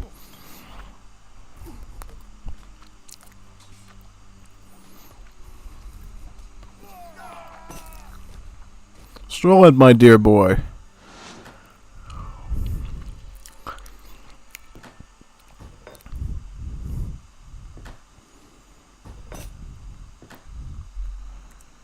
Yeah, I can give you that. I can lend you some.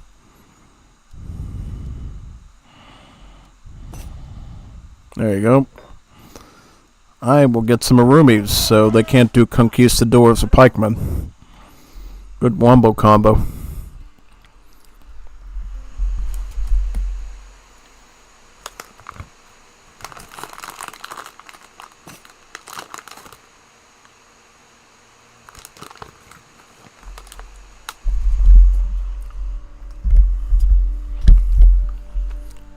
For right now, I did some Arumis. Because it's more anti-conquistador than the other stuff.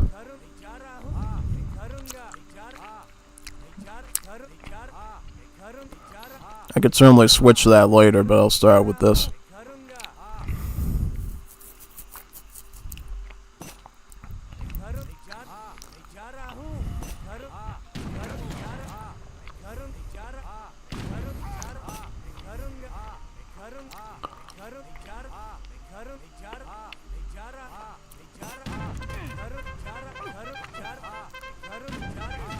Yeah, just get the can with the Abyss, please.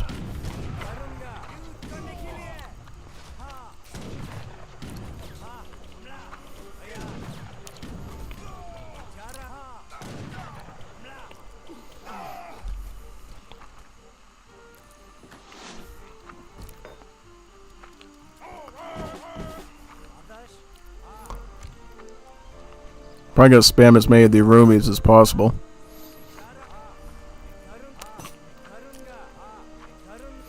Oye, Akuna, ¿puedo hacer más Abyss? Can you make Abyss?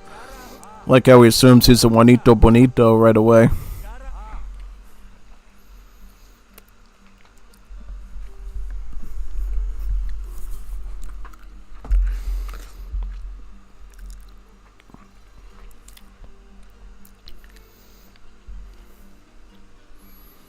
So far it's 1-1.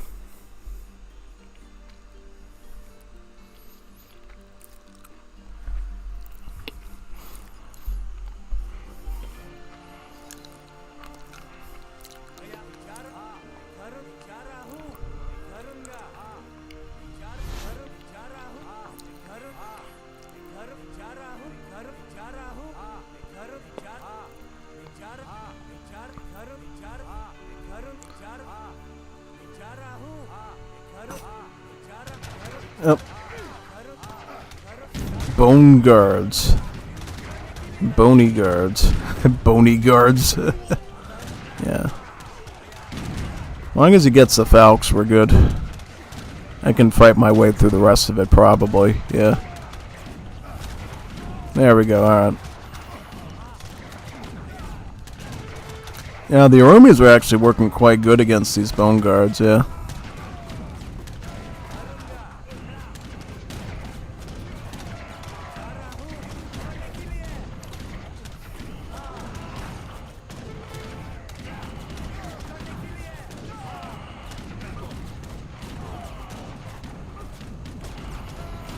Yeah, he should be able to handle that with whatever he's doing there. Yeah.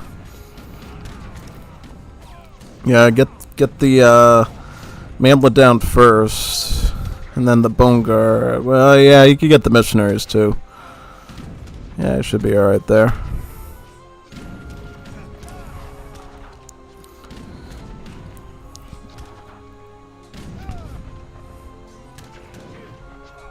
Somehow spamming a bunch of ram units is working out okay so far for us, so that's fine.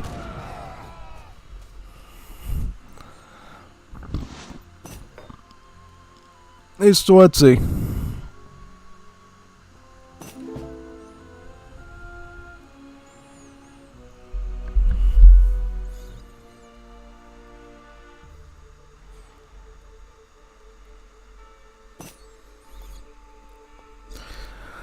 Yeah, I could do Siege Alley. I could get, let me see here, that. Got like one of them there. Okay. Yeah, we should be able to do that, yeah. I got one so far. Can't afford any more.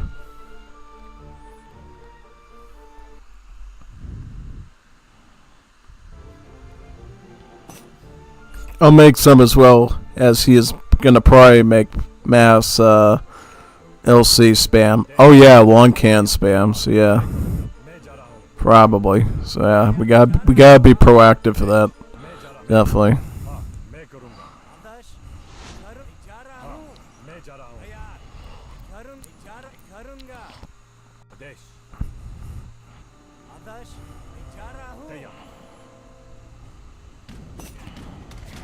Yep, the Arumian. Alright. Siege Alley will follow up behind.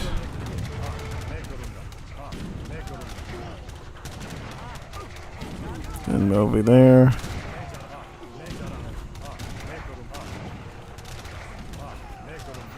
So he's saving his Falcons for the end almost. Seems like it.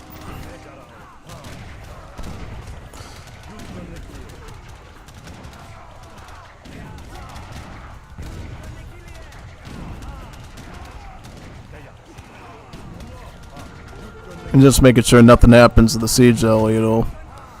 He's got the Falcons down here. I'll just hit them down in this spot. Yeah.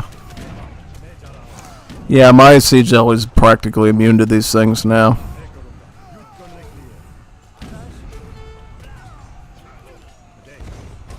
Should be an easy clean up there. Yep. Very good. Clean up this one too. How can that native scout tank like a whole cannonball from a siege elephant that big?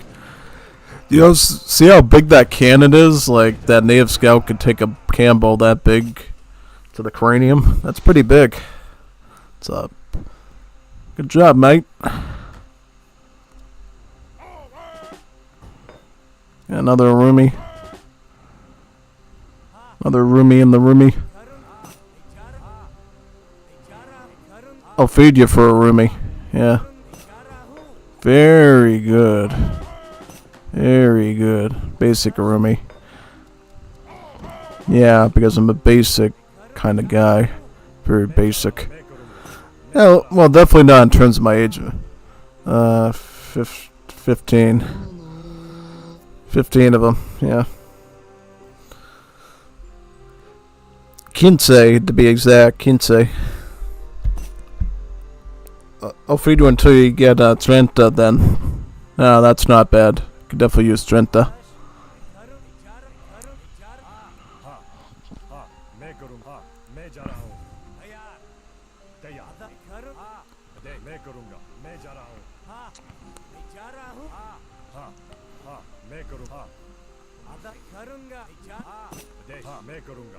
I'm gonna run him right in. Yep. Let's do it.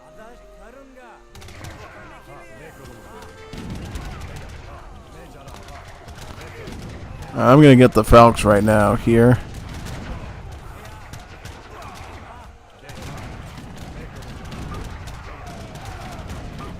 There we go. All done.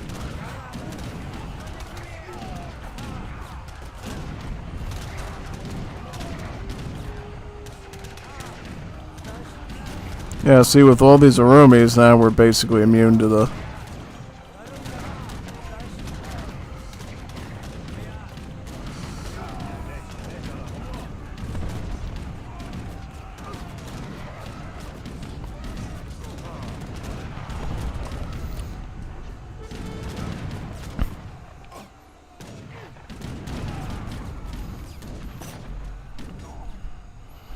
Yeah, we need Gatling guns. Get the Gatling guns in. We definitely need that for protection, cover fire. 100%.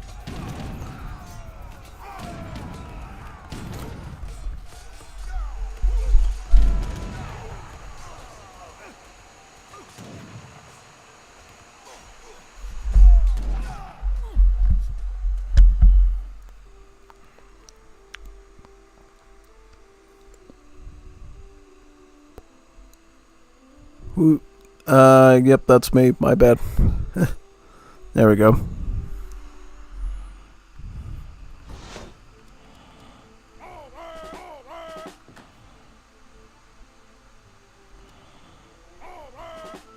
I'll start getting like one Mansabdar.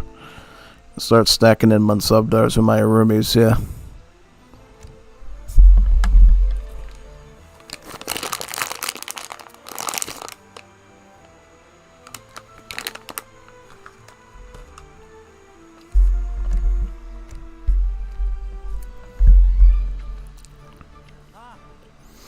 In next round, in the other rounds, I'll just do one Mansabdar and the rest I'll do regular Rumi.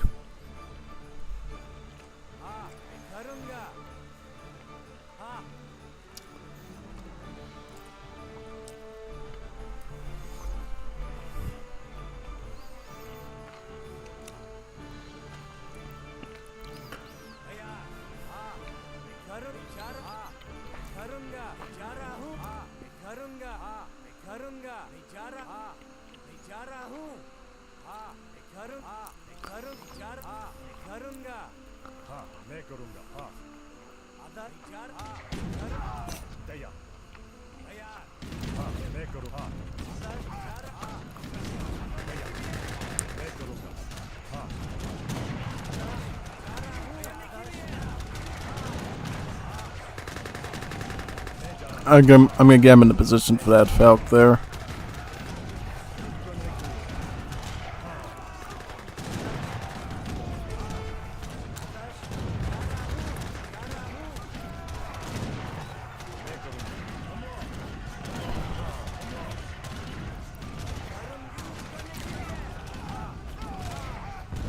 The rest of these conquistadors, yeah.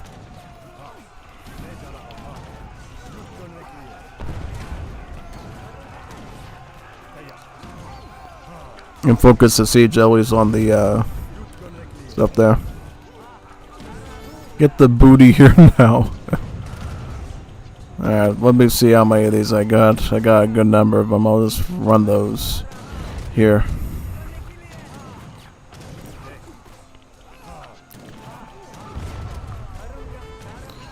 One last one here. And that one up. Very good.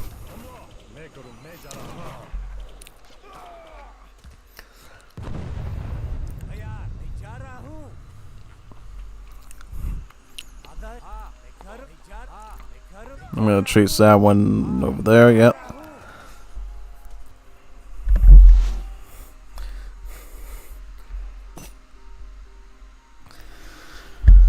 Yes, I can. I can make another one. One more roomy too. Quite expensive even after getting the tame elephants.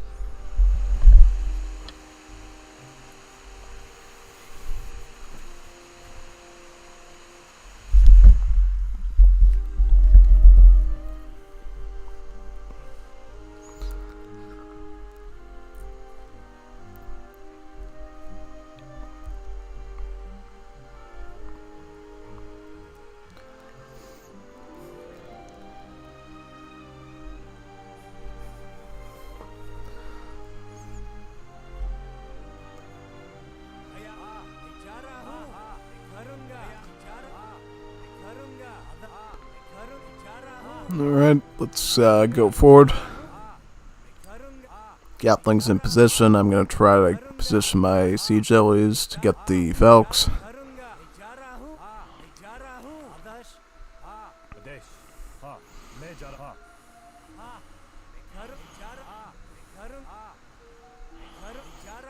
I see the Falkies. I see the Falkies. I'm going to get them.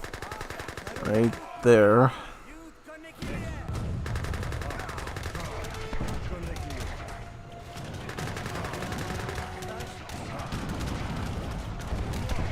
There we go.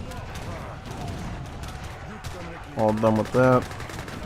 And at this point I can just run my roomies forward here and ram their heavy infantry.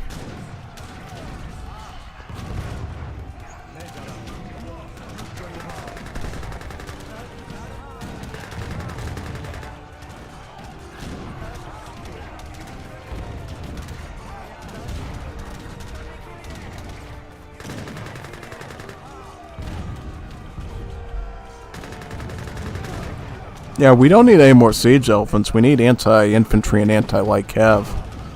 That's what we need right now. We're doing fine against the 2 Falks there.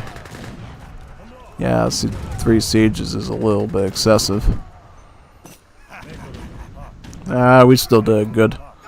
Very nice.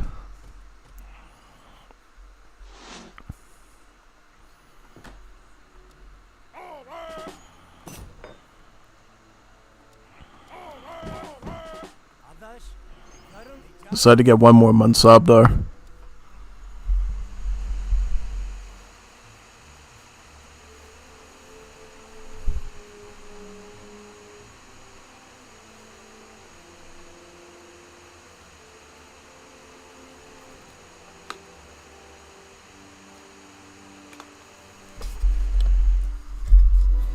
Yeah, anyone, if you know how to make scenarios in Age of Empires 3, you gotta port this map to Wars of Liberty. Even if you don't want to, like, add any new civs, I'll add the new civs in. You just gotta get the basic foundation of it coded, and I'll do the rest of it. I'm design the civs and everything. We really need this in Wars of Liberty. It would be, like, such a great, entertaining thing for Age of Empires 3 fans to watch and do. Yep, Siege is the first, yep. Alright. I see the mantlets in position. The conchs are right there.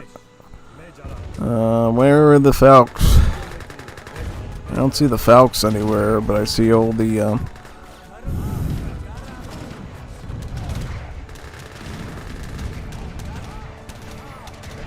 gonna get my stuff in the position.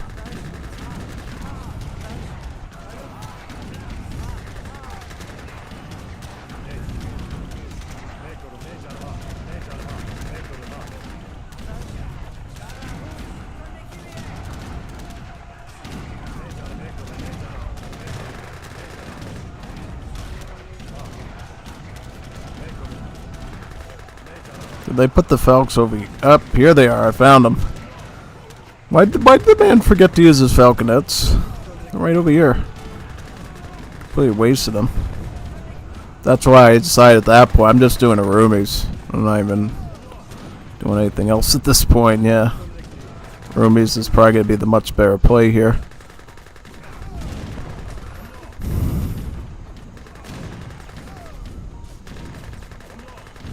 And the Gatling should be able to clean up. I'll try to do as much crutch damage too with my siege jellies.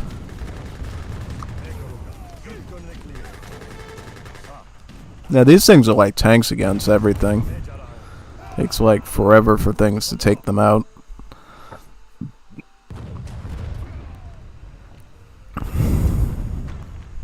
Because these are the Mansabdar versions. They have like almost 2,000 HP on them. Like Mamluks practically in terms of HP.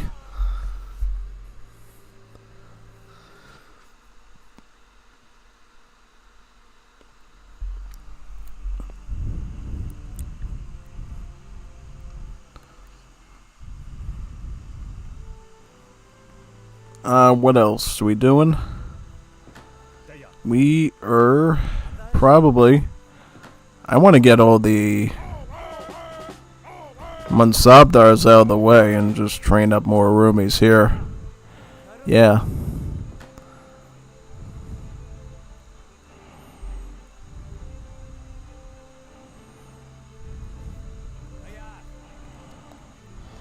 Yeah, it should be good, yeah. I think so.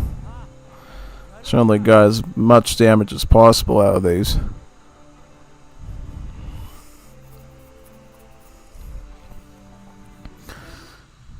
I don't see them coming up with any magic tricks at the end to finish this off at all. Nah. Oh, he went with the irregulars. That's very smart.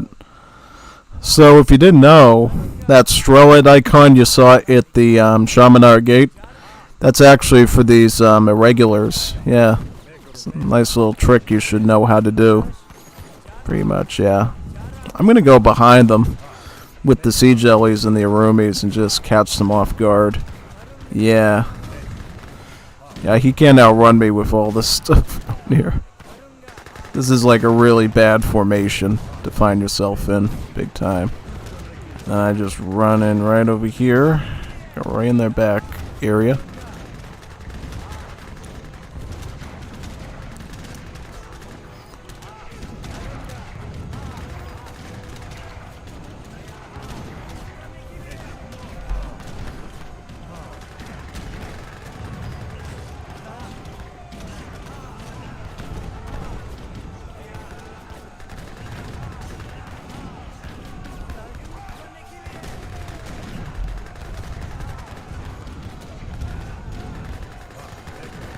Yeah, they were sort of doomed with that comp, I think. Like, there's not much you could do when I could literally just run around with my roomies, their whole formation, and just slap their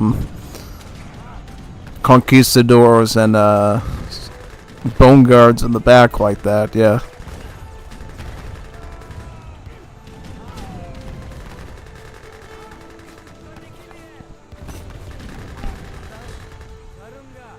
Very good. Chase them with the Sea Jelly. Yes. Yep. Nice one.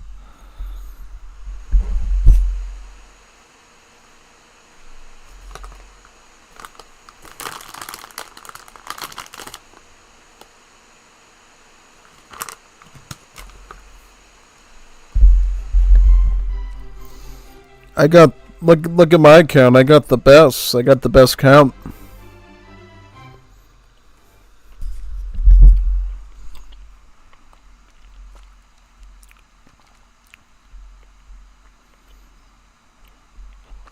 I guess we're going to have to wait outside for another group.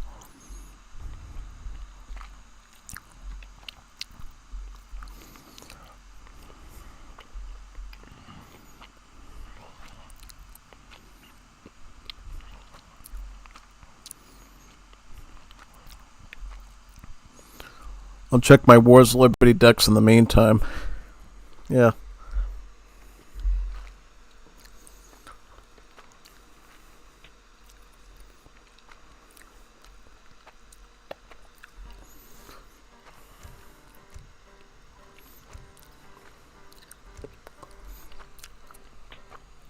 So what did we...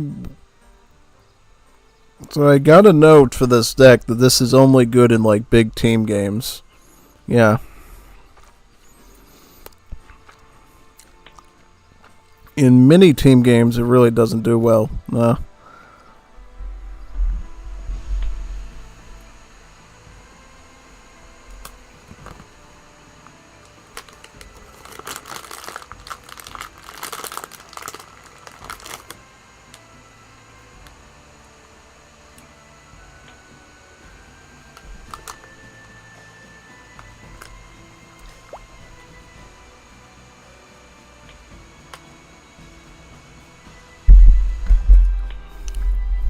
Ooh, looks like we do have a 6-player in Arena. Yeah, we should be good.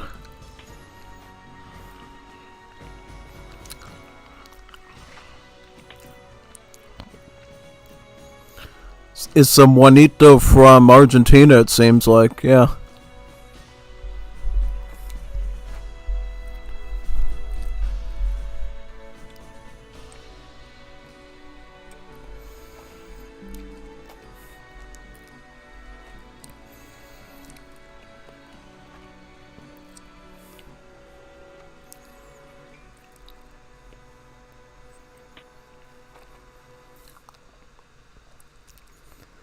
are they writing in there?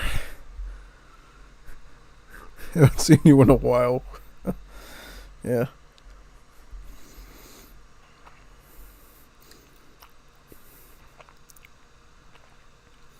Yep. Alright, so what can we do about this deck to make it better? Maybe I just take that out and throw some wood in. That should be fine, I think. What do you think? For like when we use that deck again. Maybe.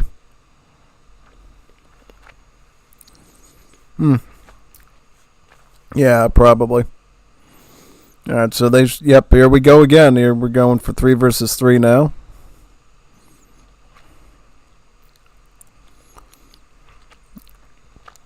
Here we go.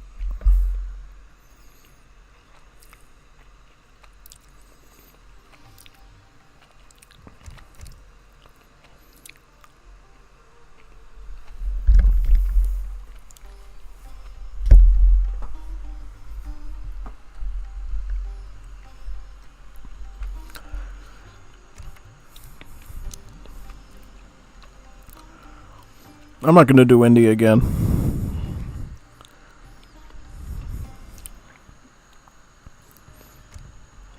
I'll do Japan.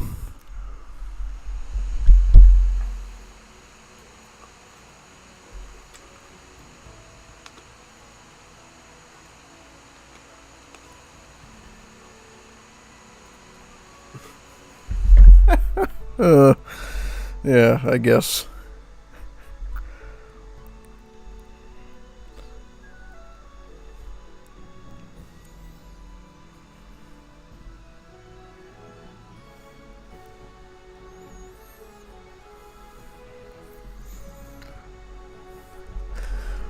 What is the raccoon saying now?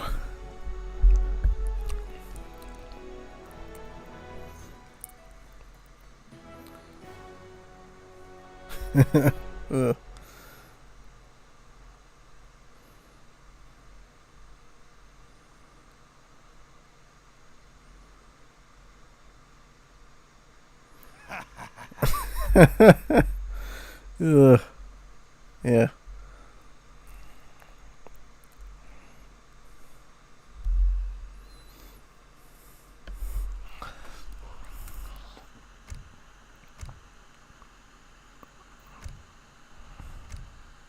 No. On one side, you. Oh, I'm out. No. No. What is wrong with that kid? Crazy.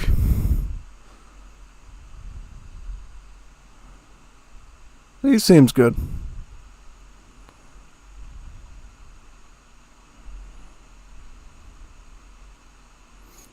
Yeah, let's do it. Oh no, we're going back to Game Ranger again. I don't want to go back there. Did we just spend enough time there? That's weird.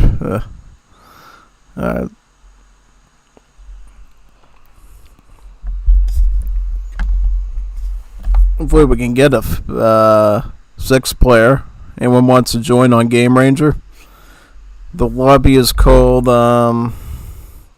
Arena. Anyone who's got a Game Ranger can connect in and join us if you have Asian Dynasties.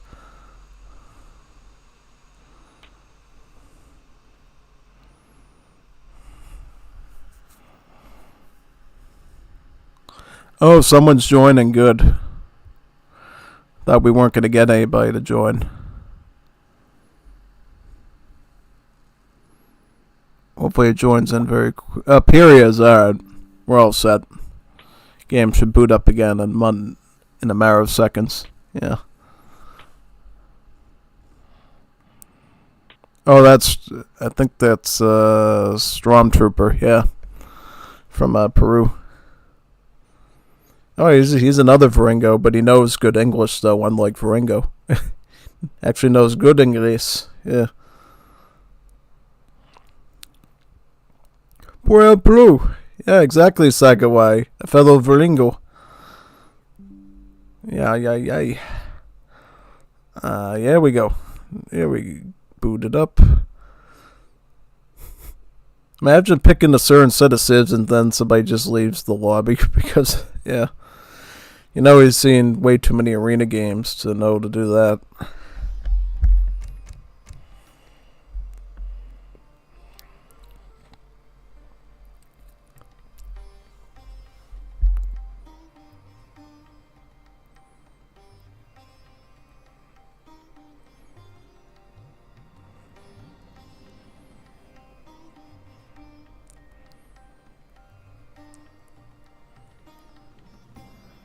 He's still gonna do Edmonds.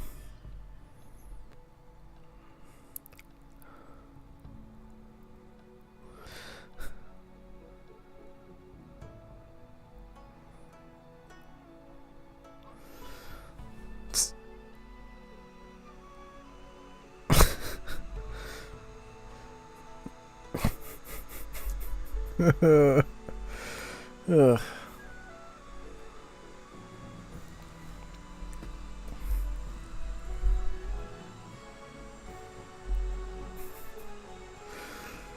That is the Peruvian, by the way. Yeah, it's Veringo. Nice flute. Yeah. Oh, cool. Yeah, he's a Veringo.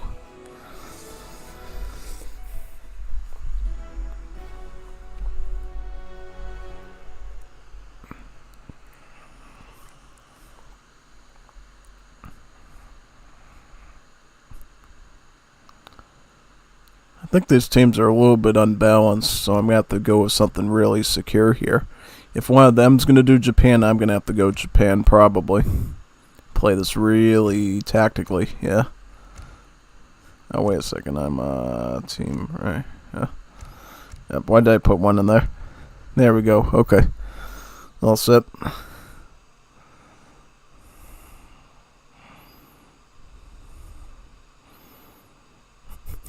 Are you ready?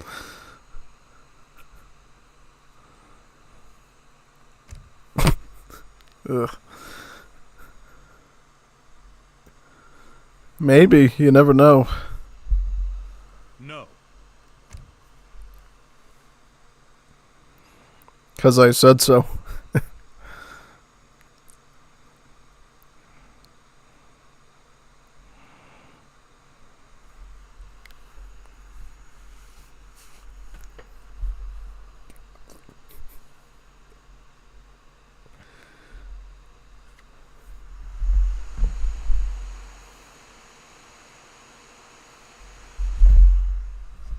Yeah, let's do it.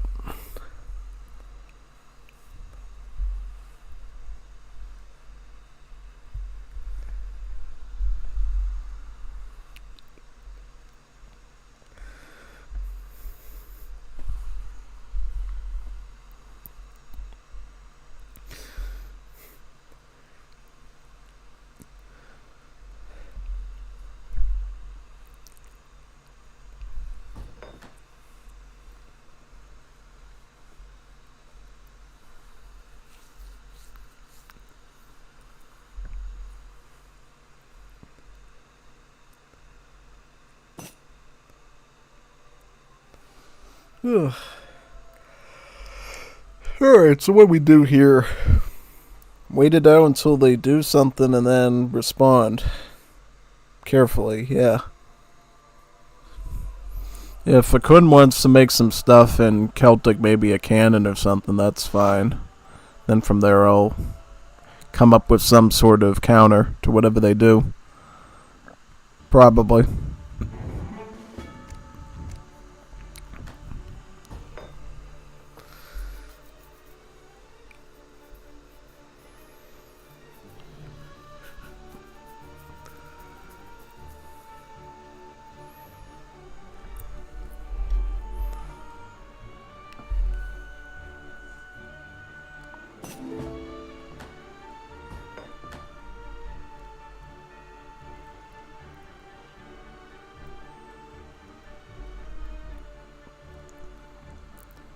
No need to spend too much at the moment, no.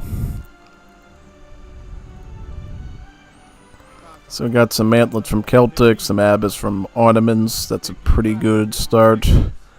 Unless they go cavalry, we'll probably win this round. Yeah.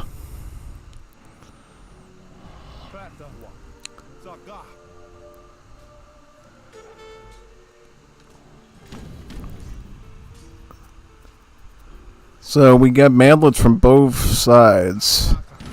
Haudenosaunee mantlets from both. Yep, I'm gonna pound away at this mantlet right now. Yep.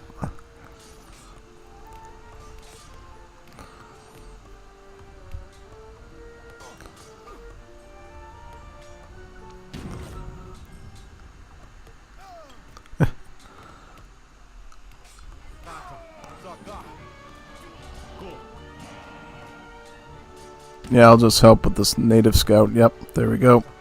Keep pushing.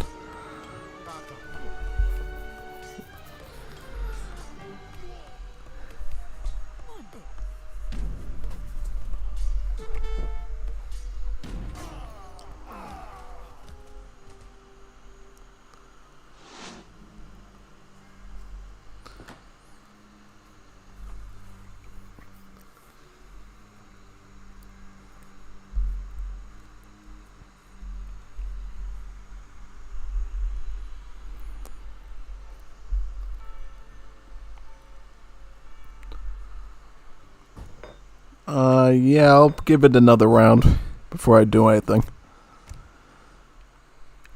What they counteract with to support their mantlets will be when I decide what to get. Yeah. Like if they try to protect it with dragoons or something, I'll go Yumis. If I go Yancav, I'll do something with that. Yeah, no. You can keep going mantlet. Mantlet is probably the preferred tool right now. This point, yeah. Just keep sticking with that. Most definitely.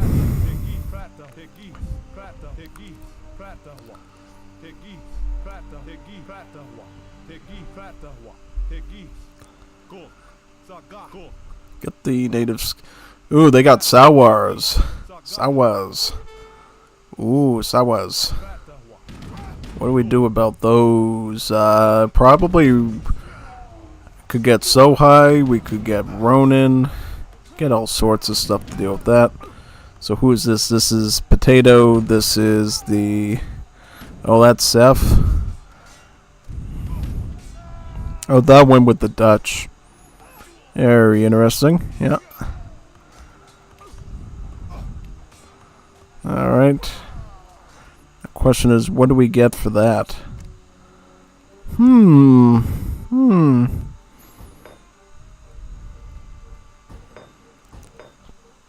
Maybe I'll go Ashigaru this time. I don't know.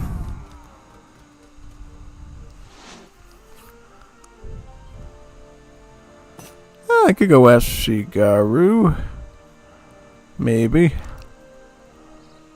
Oh, yeah. The thing I like about Ashigaru is it's flexible. I can move it around and do stuff with the unit, yeah. I'll just start with Ashigaru. Go from there. Yeah, I got like 16 of them right now. And then I'll add more in as needed, yeah.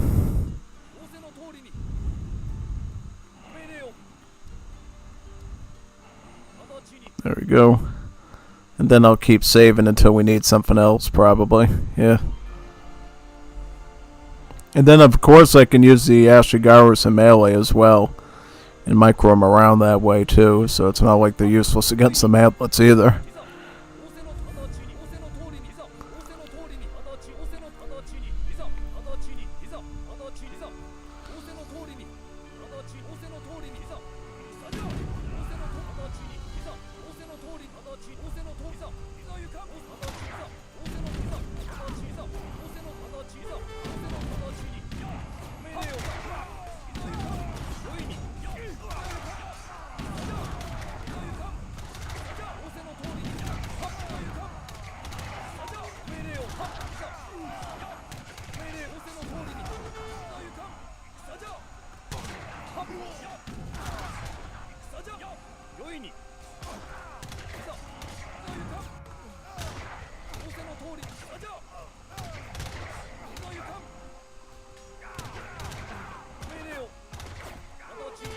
Alright, I'll just go into melee with them now. Yep.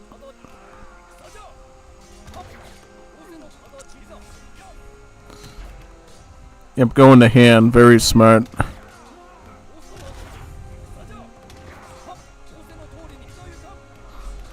Yep, see, this is why I like Ashigaru, is you can respond easier. You can always be doing some sort of damage.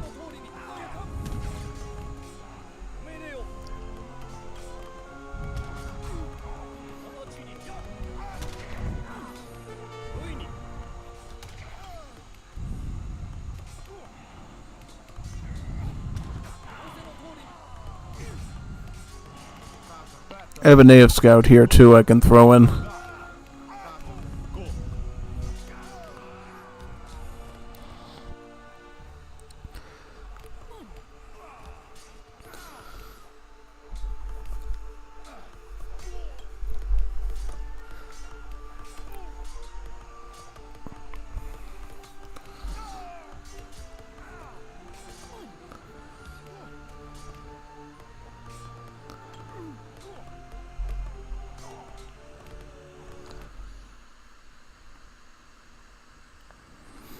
Do many people play Age of Empires 3 with Wars of Liberty?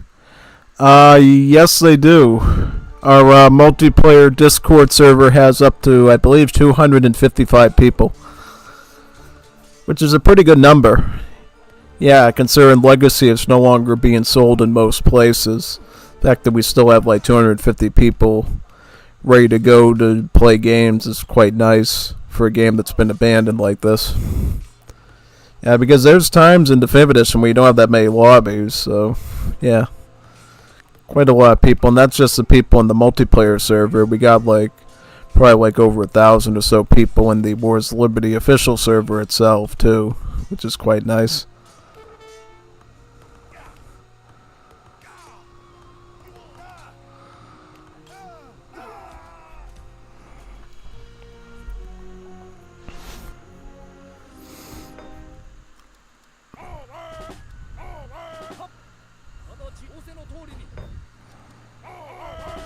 That should be good. Probably, yep. The idea with Japan, do not get upgrades until age 4 when you can use cheaper unit upgrades to help everybody's costs. Yeah. It's a neat little trick you can use. I want to save a little bit of coin in case we need flaming arrows later for whatever reason. Yeah, probably a good idea. Just for that.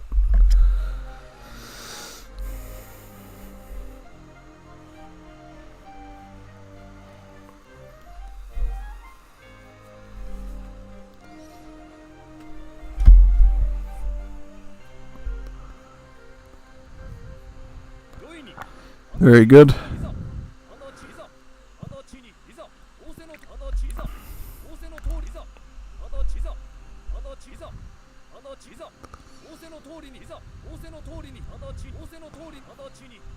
Oh, he's going with the Mapuche club things, yeah. And chakrams. Chakrams. Ah, weird. Got chakrams in play. So what do we do about that?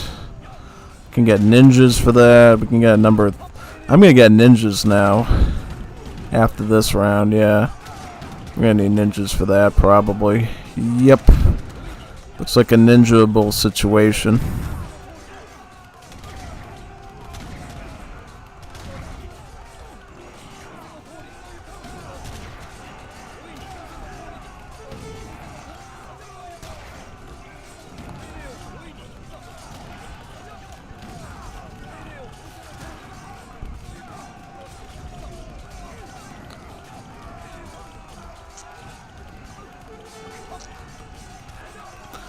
Yeah, we need ninjas to get rid of the Mapuches as well as the chakrams, yeah.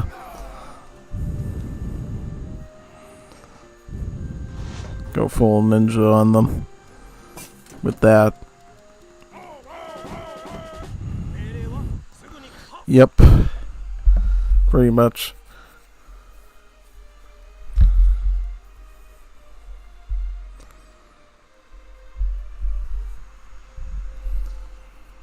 Because if you didn't know, ninjas actually have multipliers against native warriors. Yeah. So let's see. What? What's wrong? Well, let's see if the ninjas can get the job done.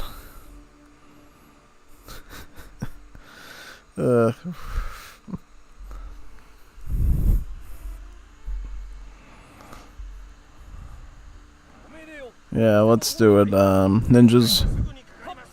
いざ仰せのといざ仰せの通りに用意は了解しました命令をは直ちにいざ命令はは了解しましたは了解しますすぐにはすぐに了解しました用意直ちいざはいは了解しました命令仰せの通り命令はは了解しましたは直ちにいざ了解しましたすぐに了解しました了解しました了解しますすぐにかかりますすぐにかかります了解しました高いそうだ高い攻撃高い戦うんだ命令を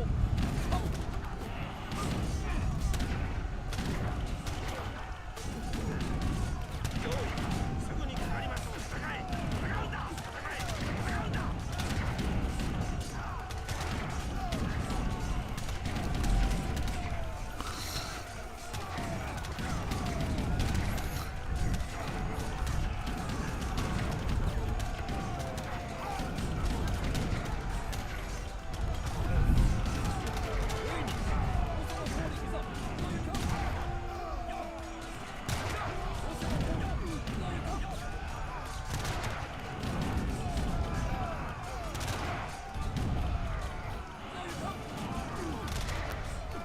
Much better. It's still not quite enough, no. Not much better, though. Yeah. And then from there, I'll do Yumi's. Probably Yumi Bowman with, yeah.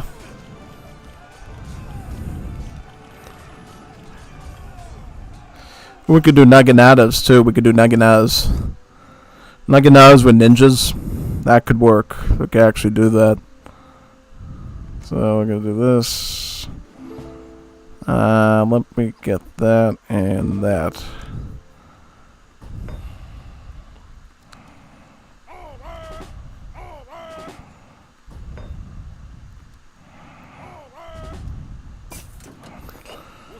Yeah, we're just gonna mix Naganatas in spots we know we can snipe at. Pretty much, yep.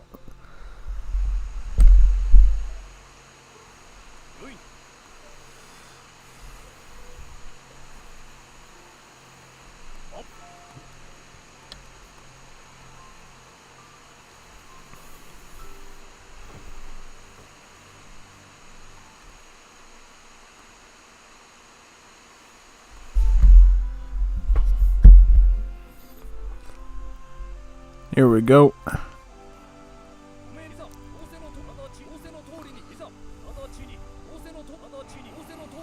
Oh, the Corsairs will actually be a great guard against the Salwars.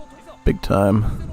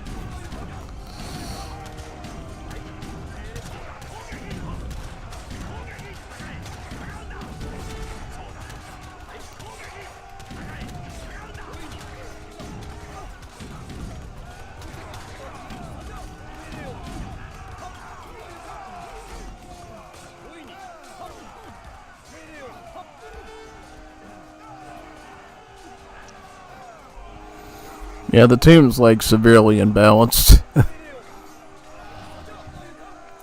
Big time, and also the Civs are not the best matchup for this sort of thing.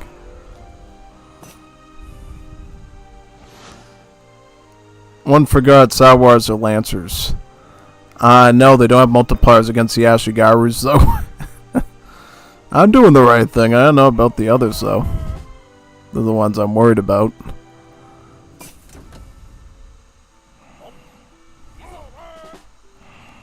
Yeah, basically. One forgot that Star Wars are Lancers. At this point, they're so dug into doing mantlets that, probably all they can do at this point, yeah.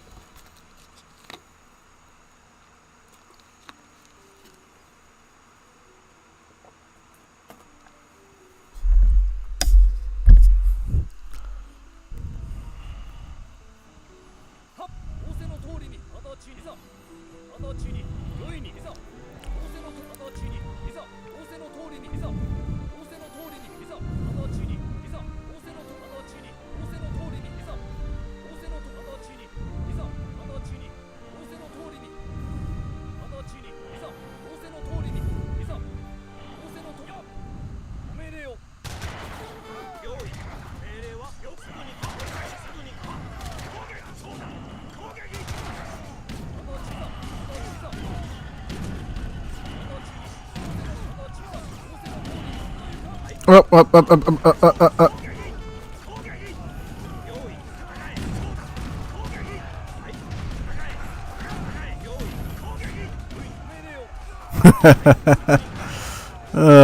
Yeah.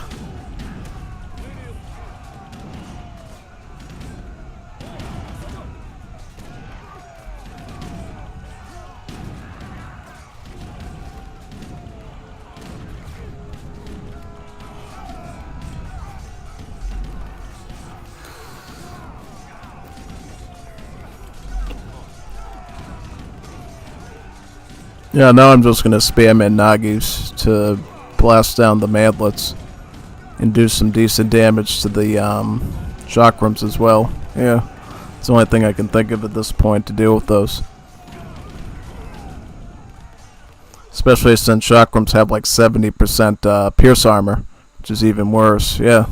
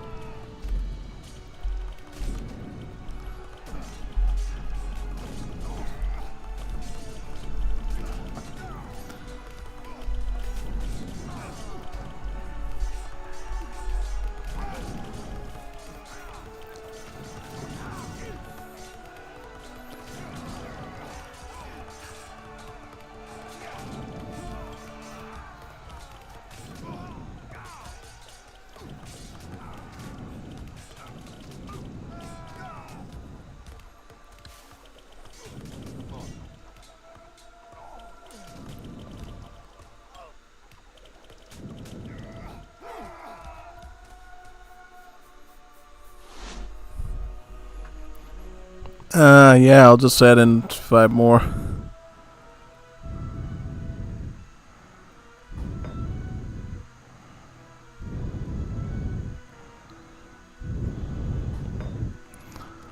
I could do flaming arrows later, but just like to have a bit in the front to press them a little bit, yeah.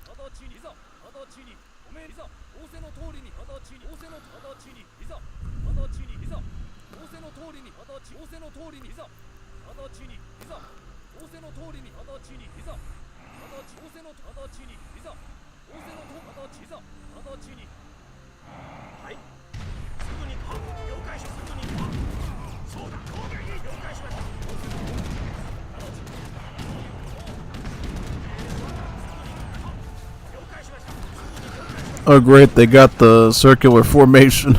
That's even worse, yeah.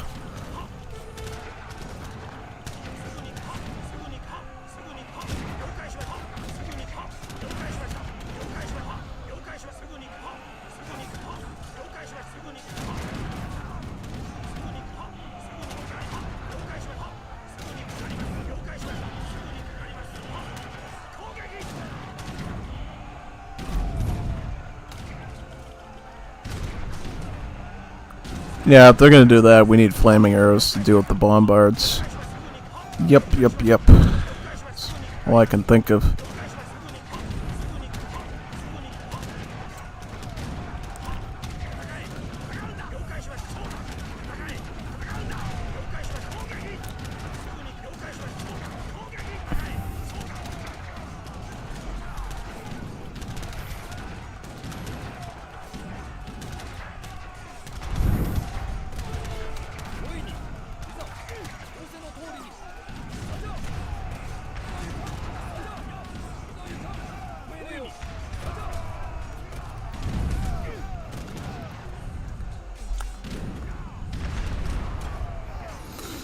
Yeah, I just need flaming arrows now. Yeah. Got like a bunch of them.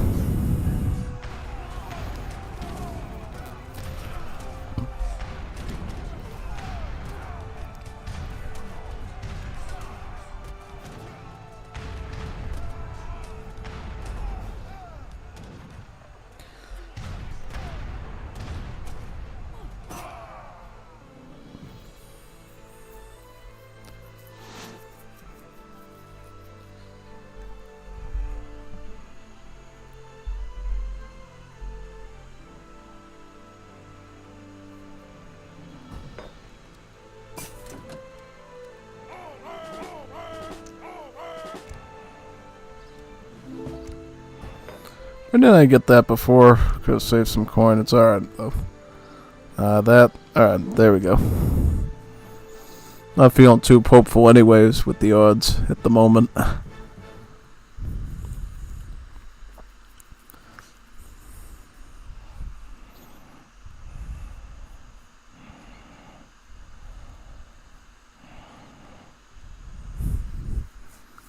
Bombard might help, yeah. Maybe.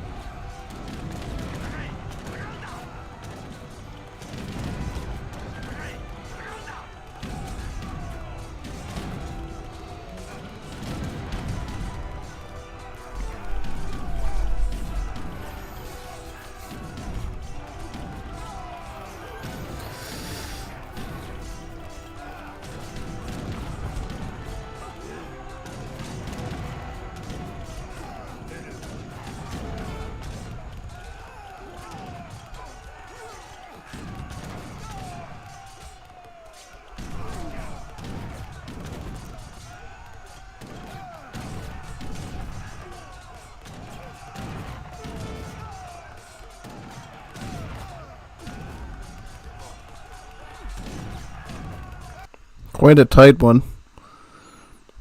Quite a tight one indeed. I don't know. Got pretty close. I mean, to win that one at least, yeah.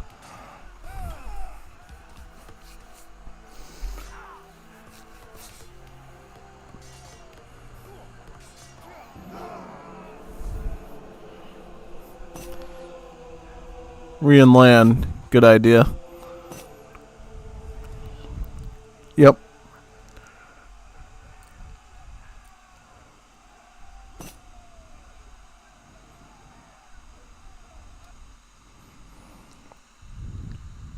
Hopefully the teams are a bit more balanced this time.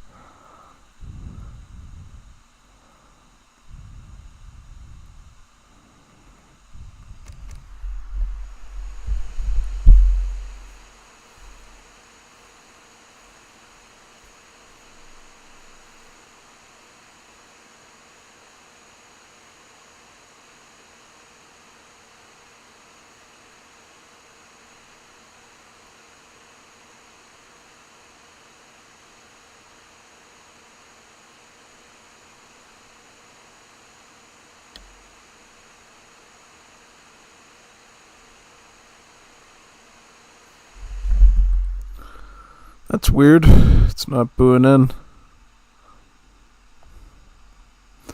Don't tell me it's a freeze now. That wouldn't be good.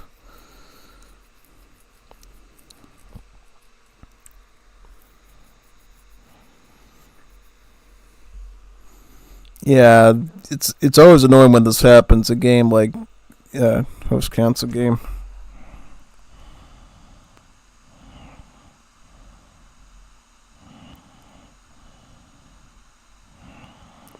We're boarding for some reason. Very weird. Just have to wait on our Varingo friend there to X out, and then we can go in again, yeah. Here we go, alright. Hopefully now the connection issue is resolved.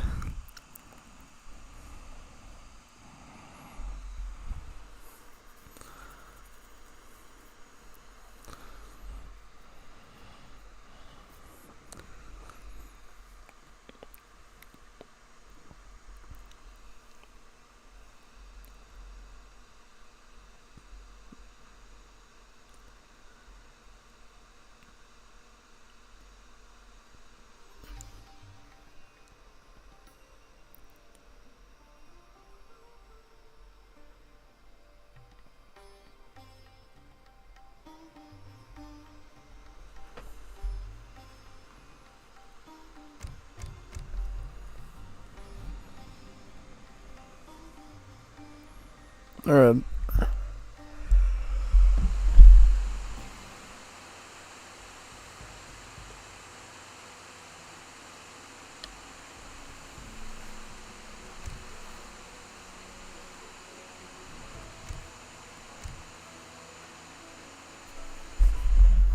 Espana is always a fun one because of the missionary play at the start.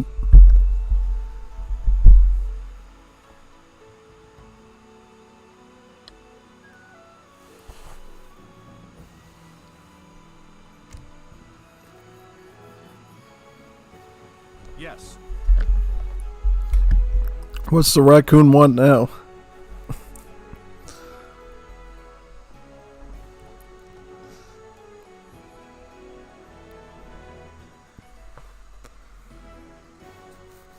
This just shows you I was right.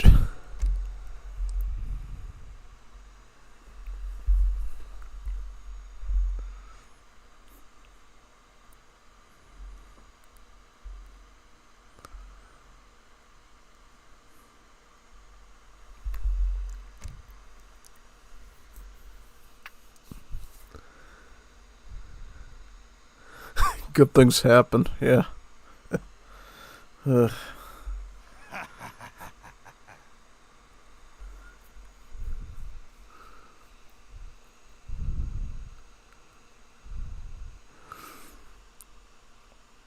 Yeah, so he's a white Peruano then, not a brown one like Varingo.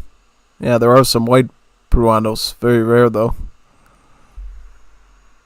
Probably why he knows English a bit better.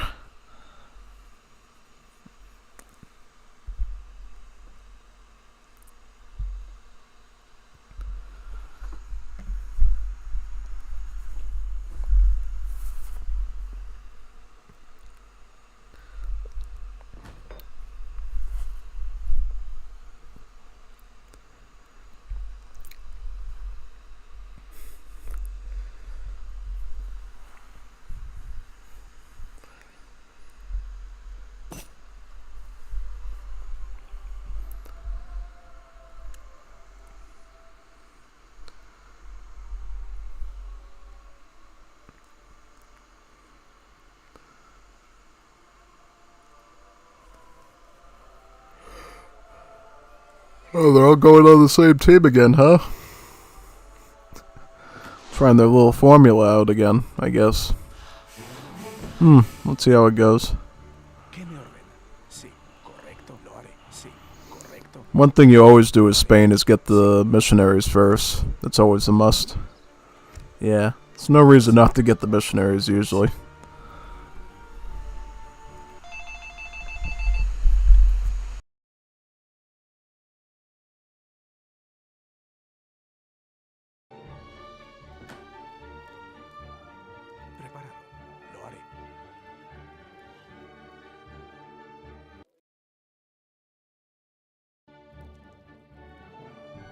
¿Qué me ordena? ¿Correcto?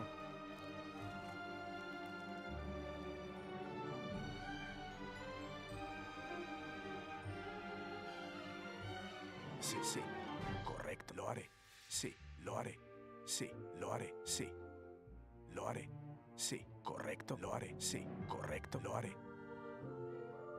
Sí. Correcto. Lo haré. Sí, correcto. Sí, correcto. Lo haré. Correcto, lo haré. Correcto, lo haré. Sí, correcto. Lo haré. Correcto, lo haré. Correcto, lo haré. Sí. Correcto. ¿Qué me ordena? Lo haré. Sí. Sí. Correcto, sí. Preparado. ¿Qué me ordena? Correcto.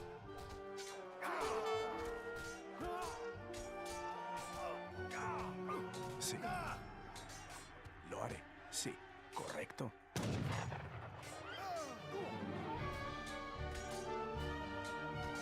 Preparado. ¿Qué me ordena? Sí. Lo haré. Preparado. ¿Qué me ordena? Sí. Preparado. Sí.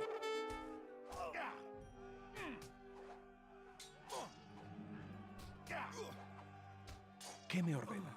Lo haré. Sí. Correcto. Preparado. Sí. Lo haré. Sí. Preparado. Sí. Correcto. ¿Qué me ordena? Lo haré. Sí. Lo haré. Sí. Sí. Correcto. Sí.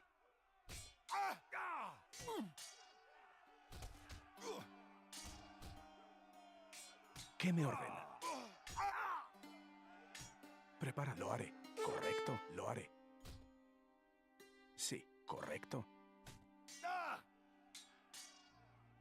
Sí. Preparado. Lo haré. Correcto. Sí.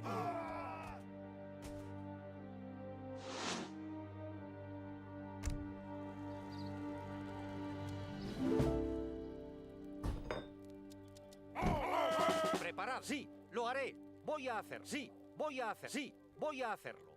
Sí. Lo haré, voy a hacerlo.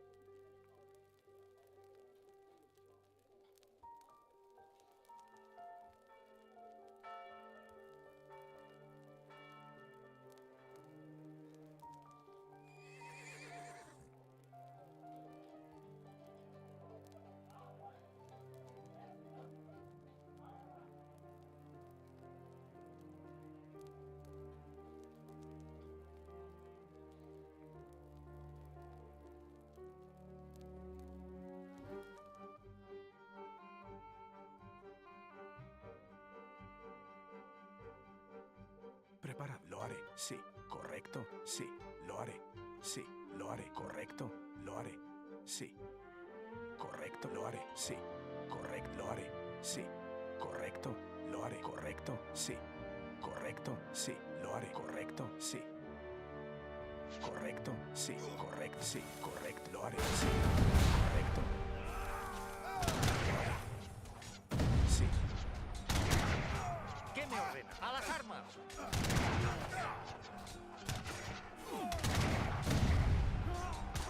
¡Al ataque! Sí, correcto. Preparado. Correcto. ¿Qué me ordena? Preparado. Lo haré. Sí. ¿Qué me ordena? Correcto. Sí. Preparado. Lo haré. Sí. Lo haré.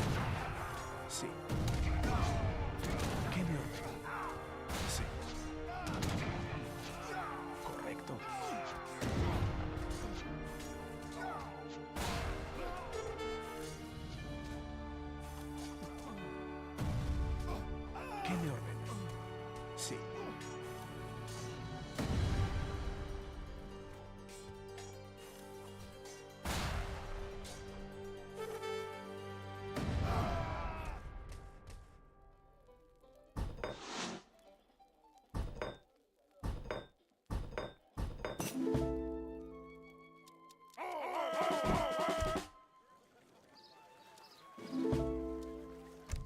Preparado. Sí. ¿Qué me ordena? Sí. Preparado. Lo haré. Voy a hacer. Sí, lo haré.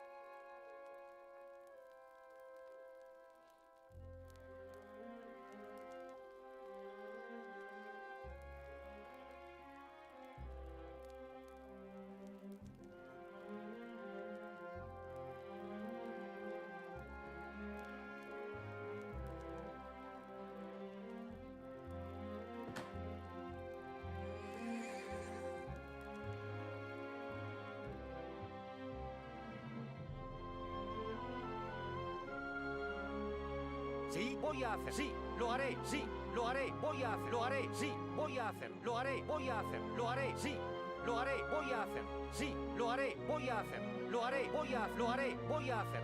Sí, lo haré. Voy a hacer. Sí, lo haré. Voy a hacerlo. Sí, voy a. Sí, voy a. Sí, lo haré. Voy a hacerlo.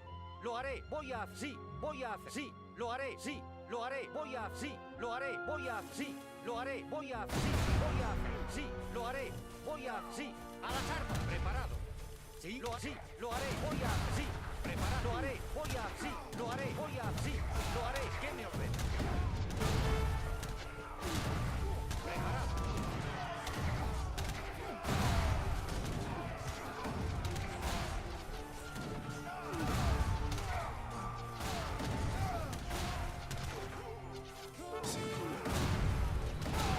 ¿Qué me ordena? Sí, al ataque.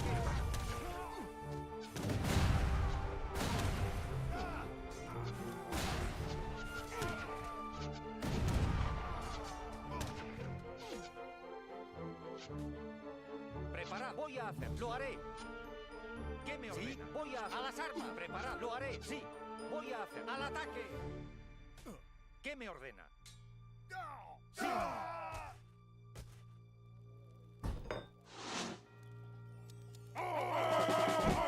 Preparado. Lo haré. Sí.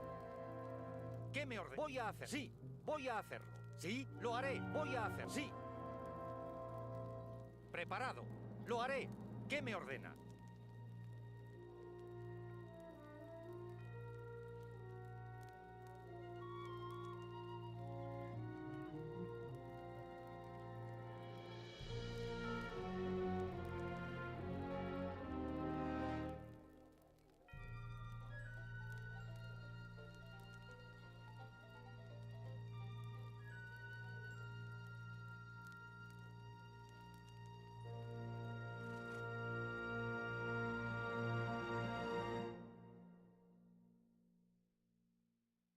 Sí, sí, lo haré. Prepara. Voy a hacer. Sí, voy a. Lo haré. Voy a hacerlo. Sí, lo haré. Voy a hacerlo. ¿Qué me ordena? Sí, lo haré. Voy a hacerlo. Prepara. Sí, voy a hacerlo. Lo haré. ¿Qué me ordena? Voy a hacerlo. Lo haré. Voy a hacer. Sí, lo haré. Sí, lo haré. Voy a. Sí, lo haré. Voy a. Sí, lo haré. Voy a. Lo haré. Voy a hacer. Lo haré. Sí, voy a. Lo haré. Voy a. Lo haré. Voy a hacer. Lo haré. Voy a. Lo haré. Voy a. Sí, voy a. Sí, lo haré. Voy a. Sí. Voy a, lo haré, sí, lo haré, sí, lo haré, voy a, sí, voy a, sí, voy a, sí, lo haré, voy a las armas, lo haré, al ataque, sí, sí, ¿qué me ordena? Sí, preparado.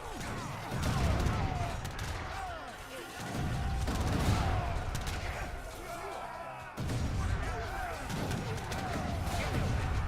Sí, voy a hacer, sí, al ataque. Preparado. Lo haré.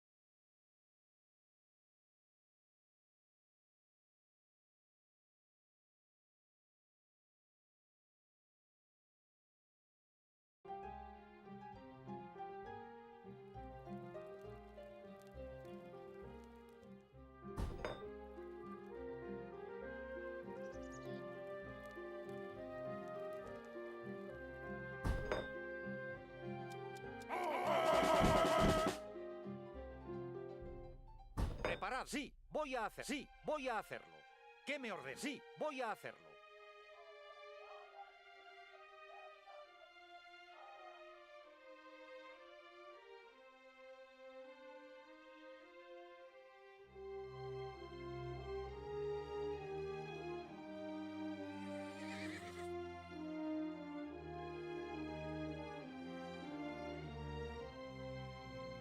Sí, sí, voy a hacer. ¿Qué me ordena? Lo haré, voy a hacer. Sí, lo haré, voy a hacerlo. Sí, voy a hacer. Sí, lo haré, voy a hacer. Sí, voy a hacerlo. Lo haré, sí, lo haré, voy a hacerlo. Sí, lo haré. Sí, voy a hacer. Sí, lo haré. Sí, voy a hacerlo. Lo haré, voy a hacer. Sí, voy a hacer. Sí, voy a hacer. Sí, lo haré, voy a hacer. Sí, lo haré. Sí, voy a hacer. Sí, voy a. Lo haré. Sí, lo haré. Voy a hacer. Sí, lo haré. Voy a hacer. Sí, voy a. Sí, lo haré. Al ataque. Voy a. Al azar. Sí, lo haré. Voy a. ¿Qué me ordena?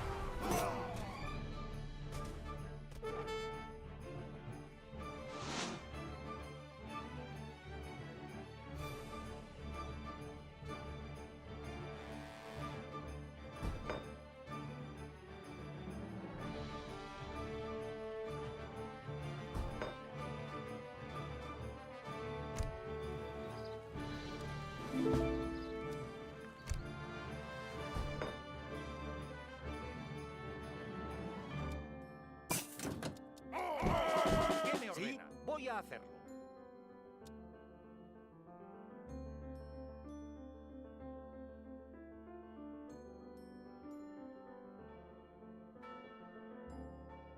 Alright, so back now. Got about 20 Galochistas. And we've been doing pretty well with these Lancers. They've been performing quite good. I want to see how many we can squeegee in without me having to get heavy cans, because if we can get heavy cans and like when we have like 5 of the 7 rounds, we can kind of win this outright. Just by adding in a can or 2, basically, yeah. Should be pretty cool. Sí, voy a hacer. Sí, lo haré. Voy a. Lo haré. Voy a. Lo haré. Voy a. Lo haré. Sí, lo haré. Voy a. Sí, sí. Al azar. Preparar. Sí, al ataque. Al azar. Preparar. ¿Qué me ordena? Sí, voy a hacer. Sí, lo haré. Sí. ¿Qué me And back out.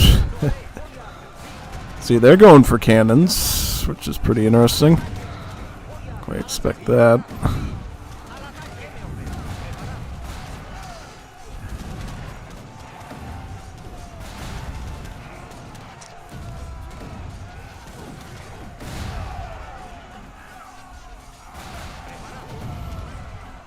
So, Orange is probably going to throw all his stuff, which is a problem. So what do we do about that? Well, for one, we're going to need our own heavy cans, probably, if they're doing that. Just saying. He has to stay in the group. If he veers off like that and runs right into their heavy cans, we're going to have some issues. Big time. It's the last thing you want. Oh, I got one over here. There you go. Alright. Yeah, I'm just going to keep adding in heavy cannons. And this, yep. Because they got so much stuff. We could definitely get some heavy cans in there with the missionaries and just try to hold the line. Yeah.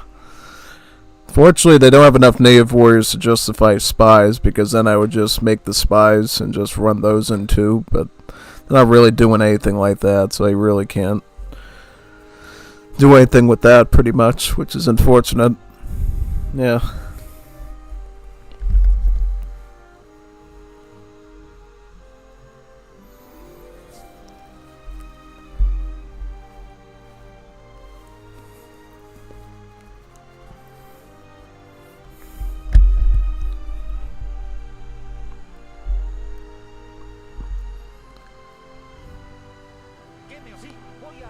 Heavy cannon is in. Voy a, sí, lo haré, voy a, sí, lo haré, voy a, lo haré, voy a, sí, lo haré, voy a hacer, sí, voy a hacer, sí, lo haré, voy a hacer, sí, sí, lo haré, voy a hacer, sí, voy a, sí, voy a, sí. Preparado, lo haré, sí, lo haré. ¿Cuál es su orden? I'm gonna try to war this, push this in little by little. There you go.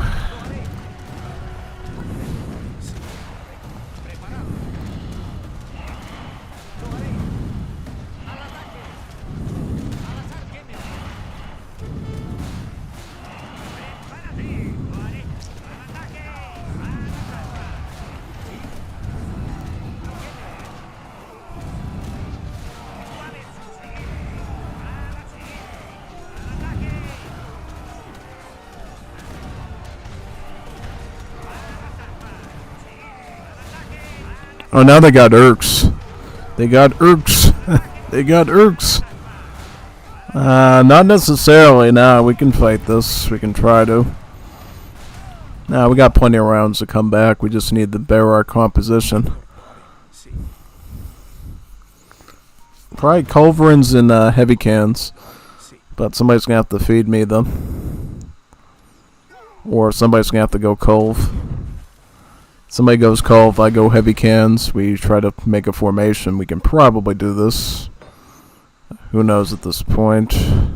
Get one more Lancer. Two. Yep.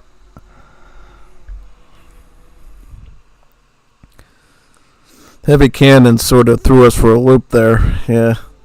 100%. That's what's driving us into a wedge.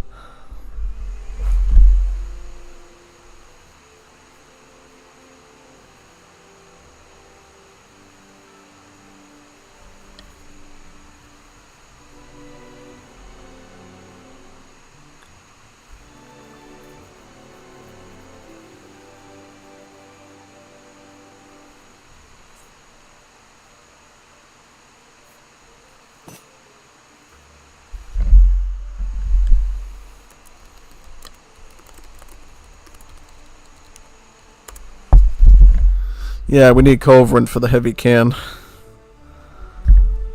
We gotta deal with those heavy cannons, like, first and foremost, because you keep burning through all your units from those heavy cans. I'm doing my own heavy cans so we can spray through their stuff, but we need Culves.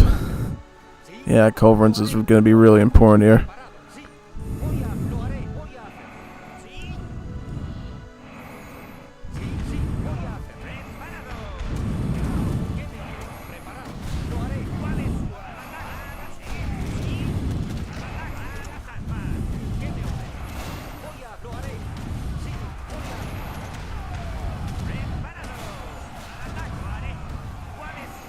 I mean, at this point, we're gonna have to, like, hold the Lancers back and try to plow through with the heavy cans. Maybe. At this rate, who knows?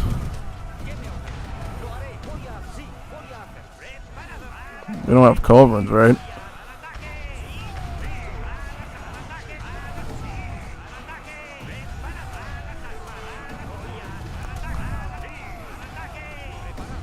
But now they got Urks, so we need skirms to survive, though.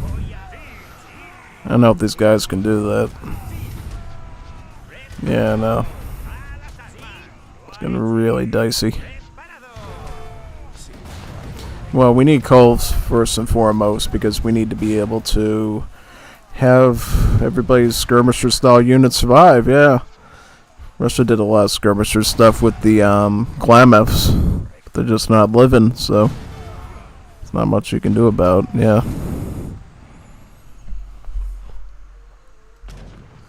Oh, they did a Ronin Samurai? Wow.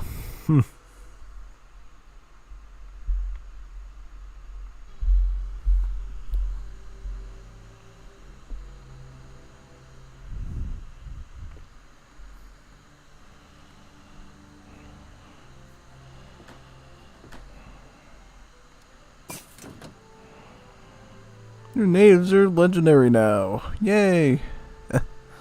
Yeah.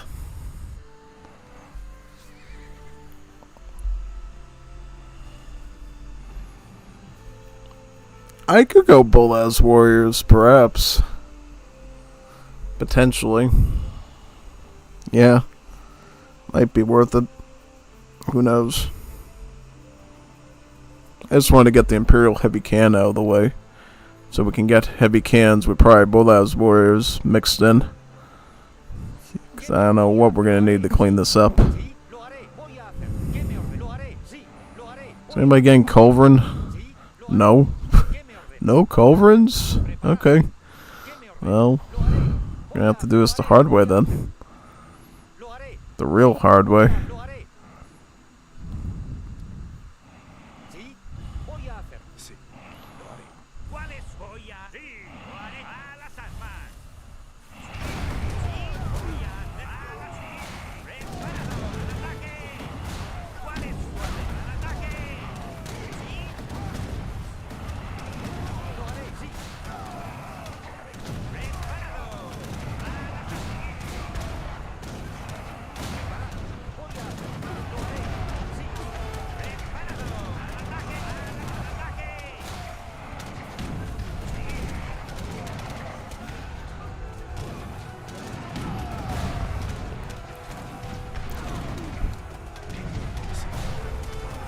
Yeah, just go after that.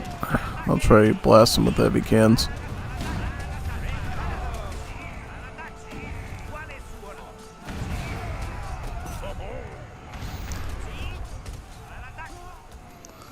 I don't know. Yeah, well, I can afford about 2 more of these now. I'm just gonna have to keep stacking heavy cannon like huge armies of these. Or something like that, yeah.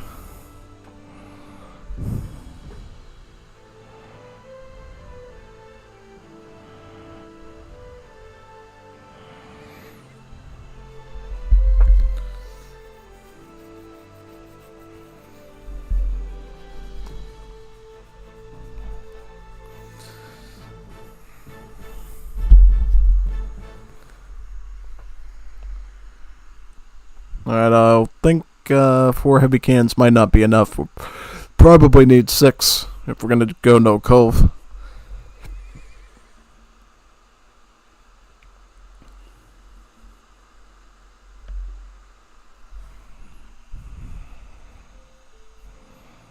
Sí, lo haré, sí. ¿Qué me lo haré? Voy a hacer. Sí, lo haré. Preparar. Voy a lo haré. Voy a hacer. ¿Qué me sí? Lo haré. Voy a hacer. Preparar. Sí. Lo haré. ¿Qué me voy a hacer? Sí, lo haré. Sí, sí.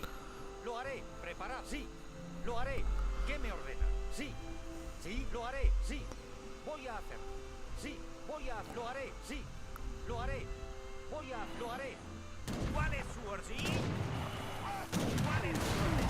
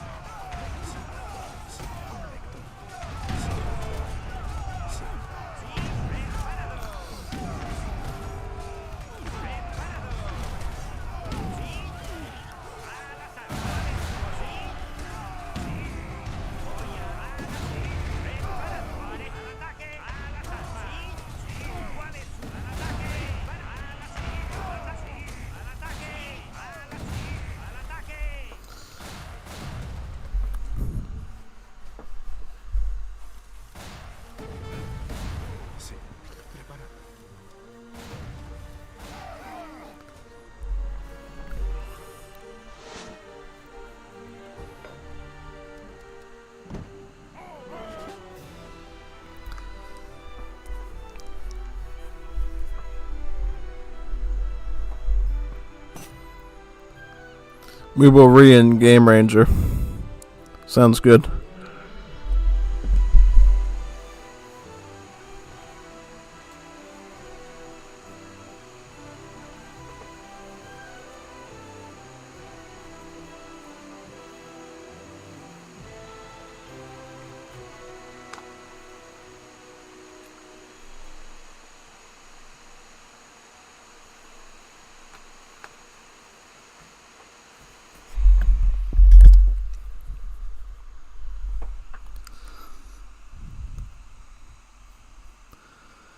¿Qué me ordena?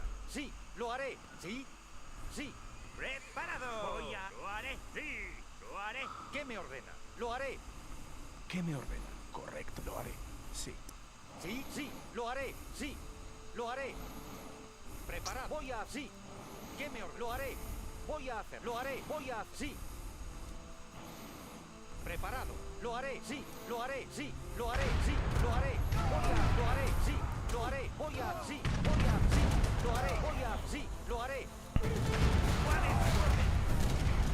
Voy a... Voy a... Lo haré. Lo haré. Preparado. Voy a... Lo haré. ¿Cuál es tu orden? A las armas. ¿Qué me ordena? Sí. Lo haré. Sí, Preparado.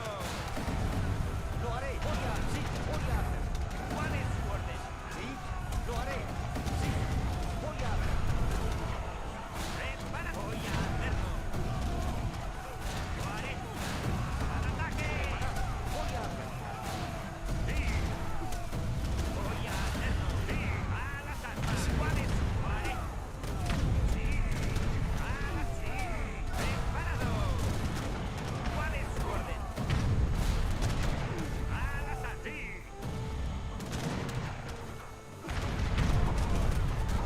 Sí, lo haré. Voy a... Lo haré. Voy a... Lo haré. Sí, voy a hacer. Preparado. Al ataque. A las armas. Sí. Lo haré. Sí.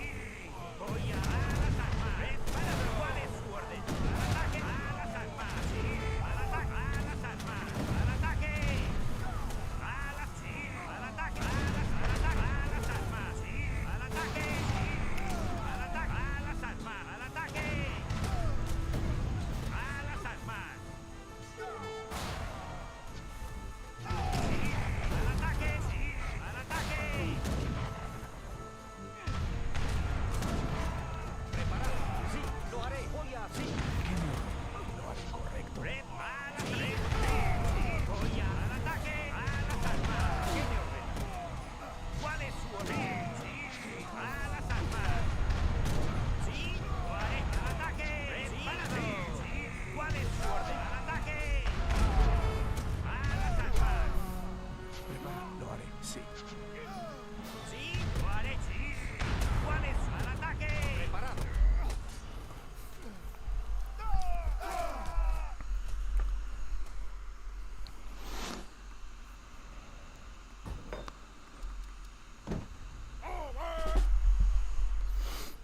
Funny enough, if we somehow win this, we'll have just enough coin to get 2 more heavy cans on the next round, too.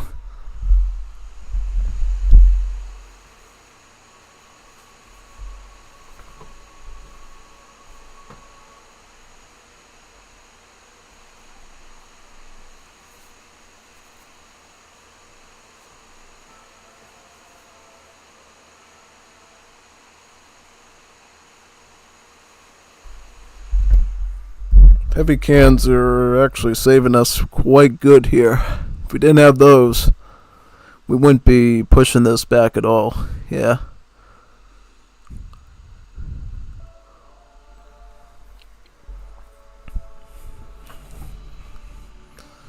Sí, lo haré. Voy a... Sí, lo haré. Sí, voy a... Sí, lo haré. Voy a hacer. Sí, lo haré. Sí, lo haré. Voy a hacer. Preparado. Voy a hacerlo. ¿Qué me ordena? Correcto, lo haré. Sí, correcto. Sí, lo haré. ¿Qué me ordena? Sí, lo haré. Sí, Mind the Culverins. I see Culves on their side now. hacerlo. Sí, sí, lo haré. Sí, voy a hacer. Sí, Got position. ¿cuál es su orden? Lo haré. Sí, voy a hacerlo. Lo haré. Voy a hacerlo. Lo haré. preparado. Lo haré. Voy a hacer. Sí, I'm not going to throw in the heavy cans until we get a safe position. lo haré. Preparado. Preparado. Lo haré. Voy a hacer. Sí, lo haré. Voy a... Sí, Voy a hacer.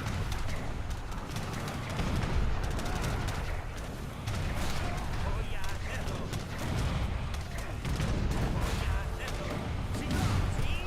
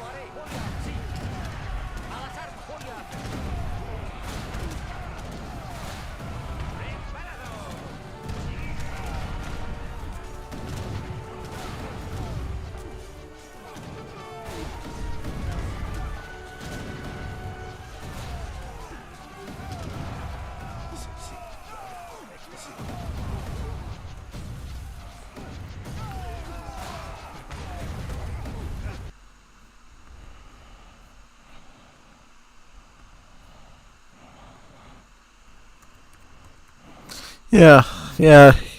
Frank Dick Fred just invited me to a match. I'll check it out after this if he wants to do one still. If he does, maybe we can do that next. Since this is supposed to be a Wars Liberty stream after all. It's great that we're getting some arena in, but if we got some Boleros who want to duel me or whatever, I'm always... Did you see what happened to that free there? It went spinning in the air.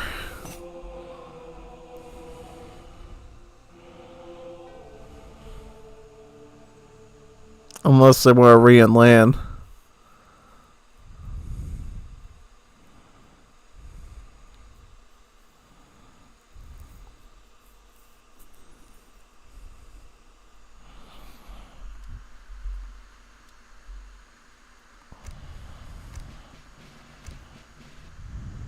Alright, let's do that. I'll boot up. See if his lobby's still there.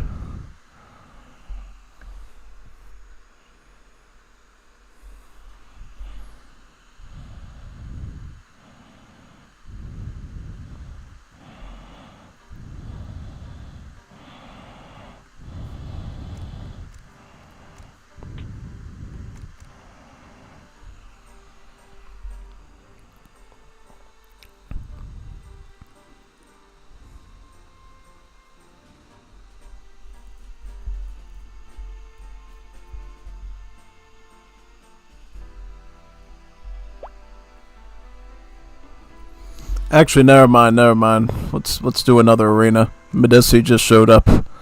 Yeah. Actually, nah. We'll go back. Wait a minute. I don't know what to do. I'm a very confused man right now. Kind of want to do Will, and I kind of want to do arena still. Yet they won't. Yeah. All right. We'll do arena again. Yeah. It's just you can't do arena that much. Wars of Liberty, it's pretty easy to find people for compared to arena. Arena, you have to be around when there's people, like on certain days. Wars of Liberty you can do any day. I'll be on the 3-man team to make it fair. Alright. Yeah, let's do the arena 2 versus 3.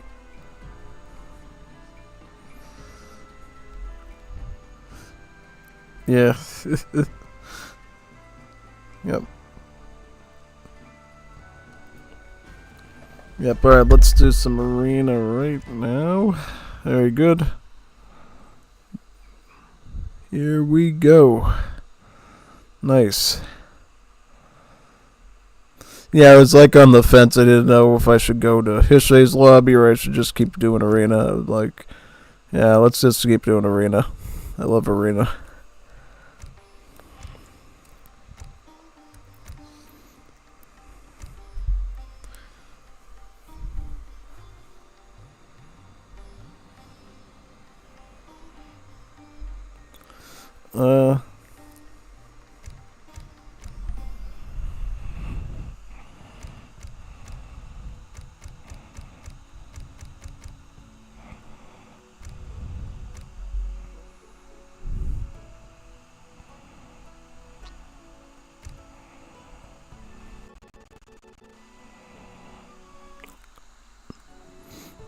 Let's see if...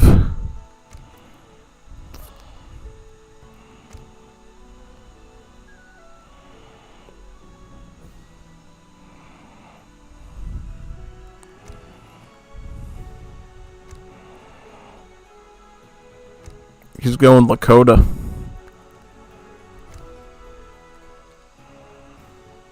I'll go. I don't know. Guess I could do Japan or Haudenosaunee. Do another Japan. In honor of the Sioux, I will win for them. Very good. Very good, man.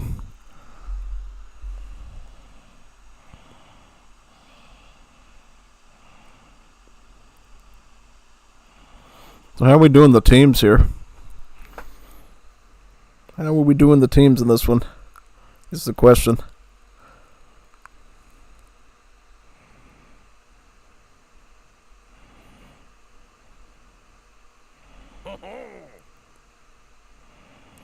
Are you ready? Like literally no point of a. Oh yeah, that's right. Yeah.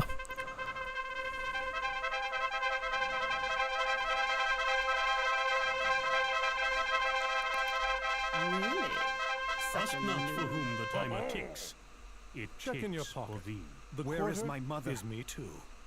Hey, shut your pie This hole. will give me credit. Aren't you Let's wait on Medici to join. Yep.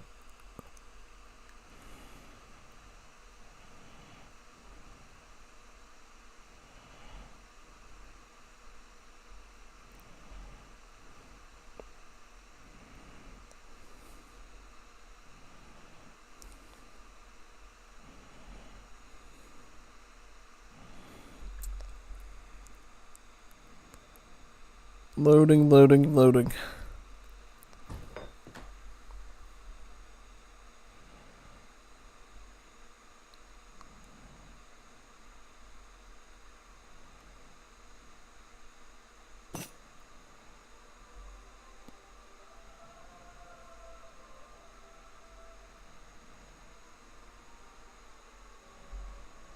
Oh, I'm on the two-person team. Interesting. So how do we do this?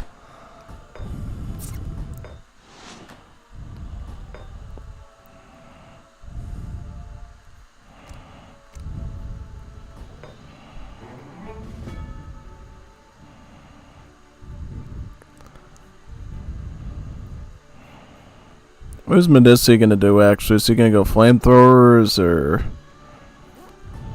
I'll just get 2 flaming arrows now. This could be spicy. Yep. When you're on the 2-person team of a 2 versus 3, you should always make units and not wait, because you got the coin advantage, so whatever you do is always going to just be pretty strong. So yeah, just a good rule of thumb thing for you to learn.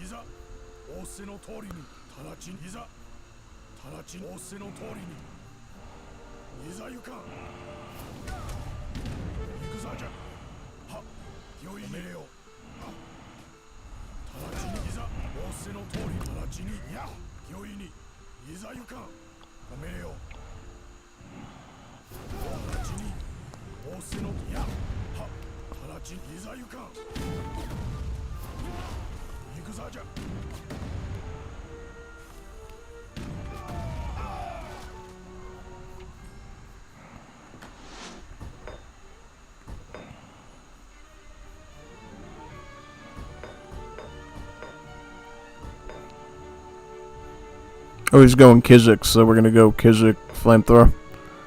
Alright, that should work. I'll go Flaming Arrow and he'll go Kizik. That's always a good combination.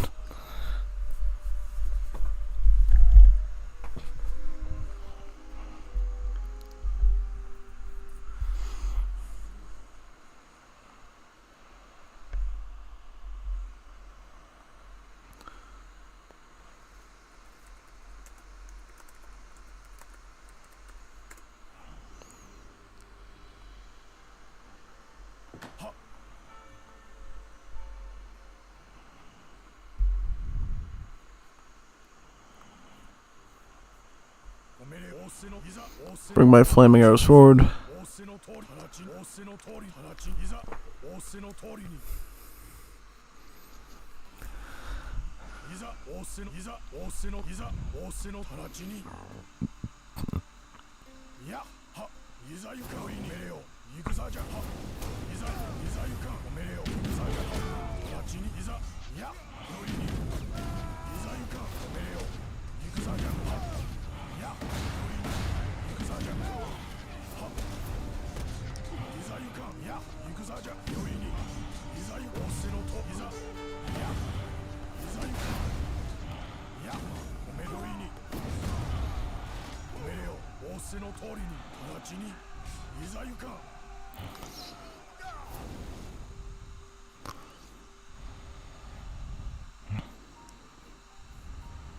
仰せの通りに直ちにいざ仰せの通りに直ちに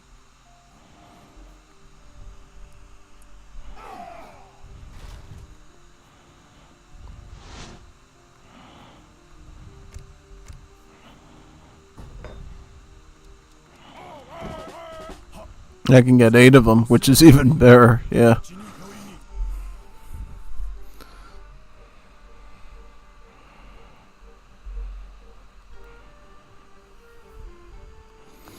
He's gonna spam even more Kiziks now.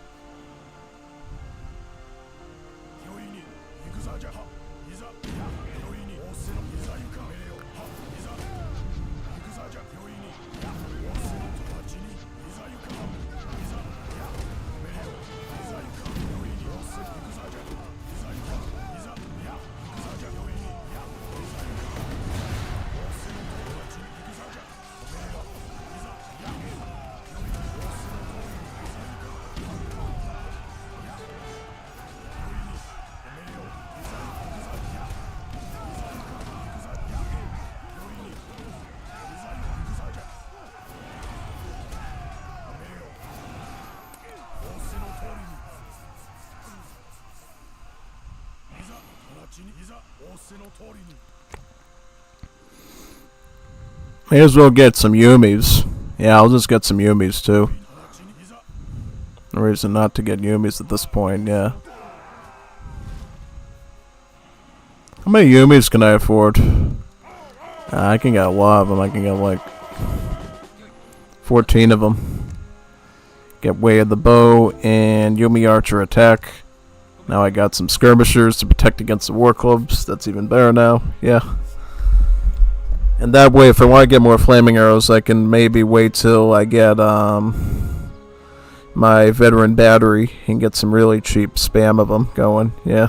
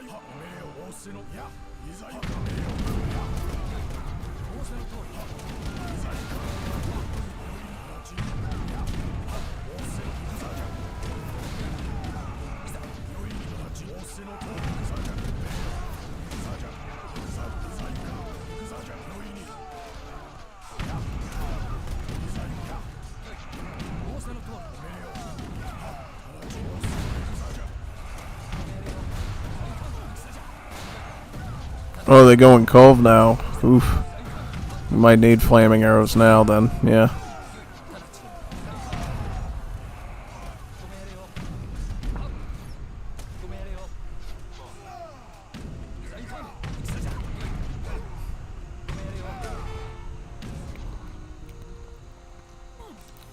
That's alright, if they want to do that, I'll just get them with the bigger stack of them then, yep.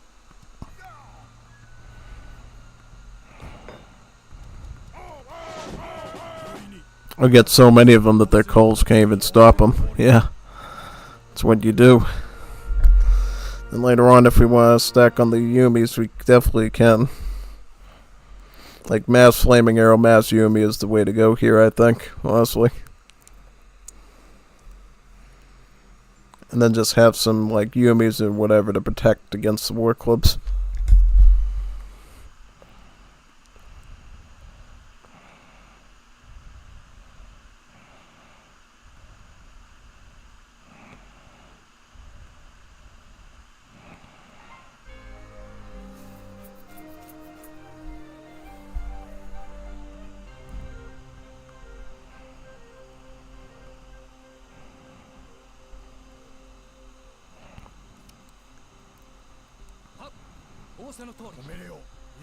Oh, he's getting Arquebusiers. Yeah, that's a good choice. That way I can just focus on the Flaming Arrow. Yep, very smart indeed. Alright, so where are the Culverins? Culverins right here.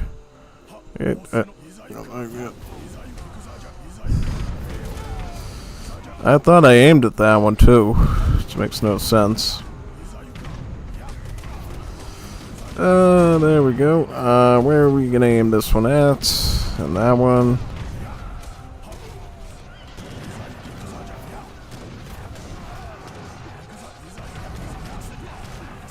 Next time we have to take a probably more defensive stance, I would think. Yeah, probably. It's alright though. I think we did what we had to, right? Yeah.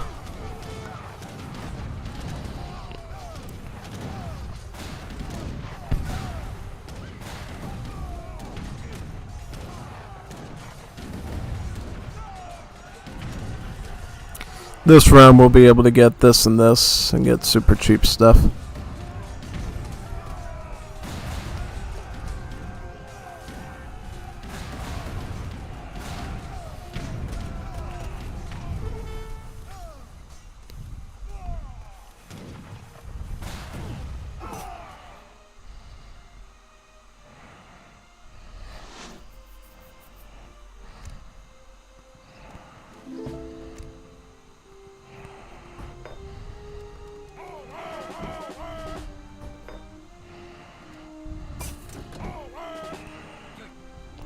There we go.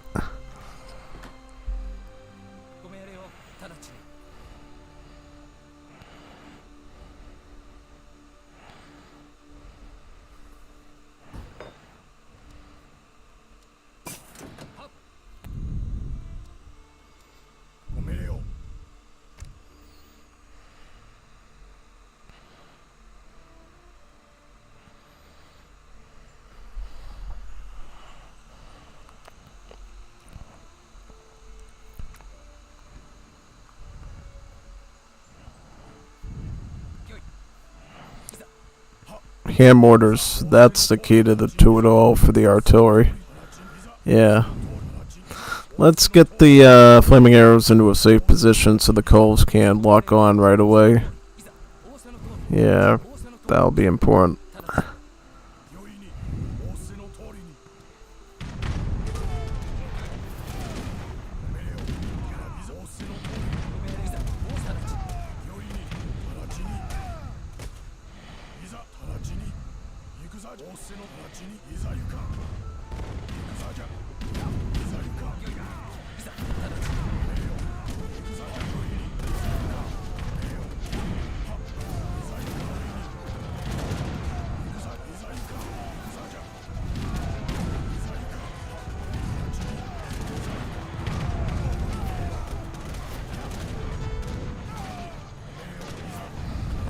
If we can wipe out the Grenadiers first, should be alright, yeah. And the Abyss, yep.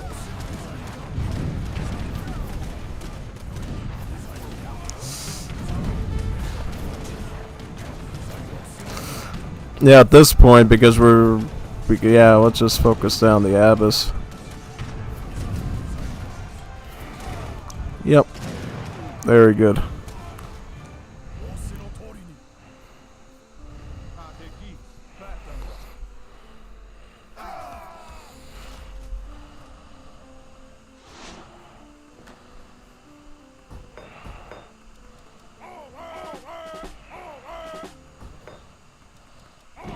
Two more Yumis, yeah.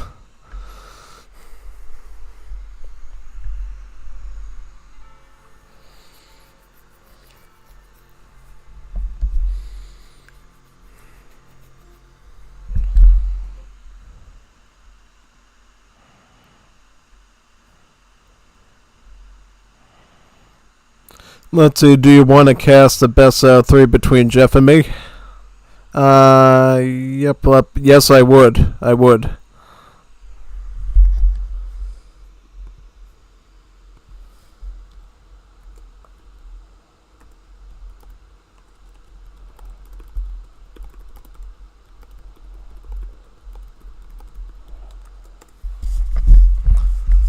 Yeah. Just got that message from Alucard, just read it. Oh, that'd be fun if we could do that during our stream here. Big time.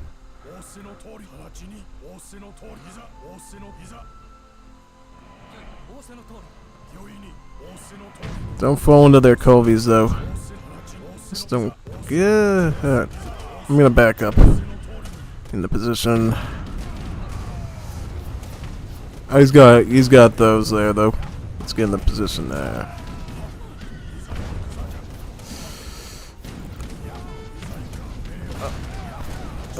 Yeah, do we have any more in the back? Yep, very good. These things are very tanky. Takes a surprising amount of hits on these Culves to take them out. Yeah. Big time. There we go, alright.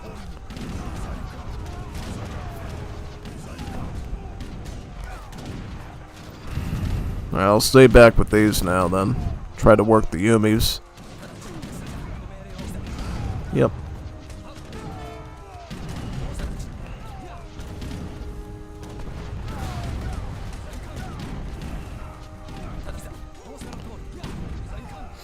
They got Ronin Samurai now? Wow. Insane.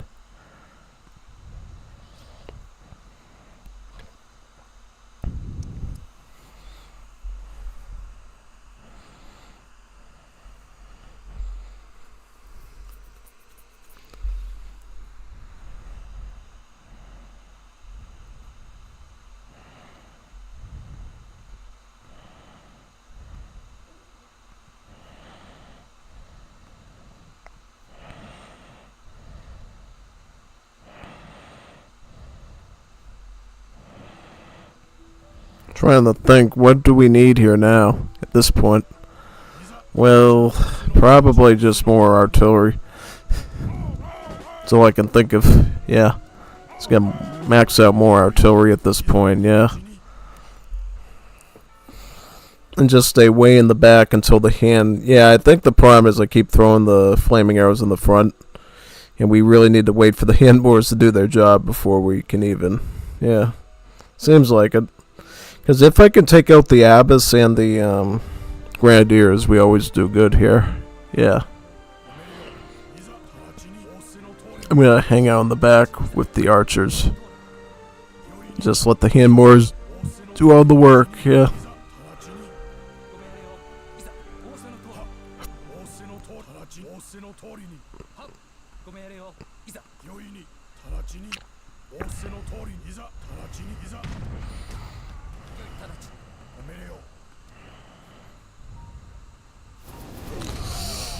Yep. Where are the Culves here?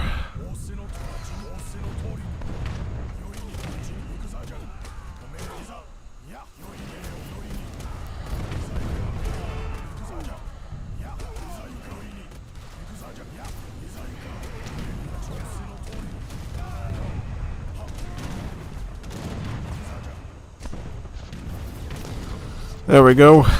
Alright. Let's get those Ronin. Very good. Alright. I think we got it now.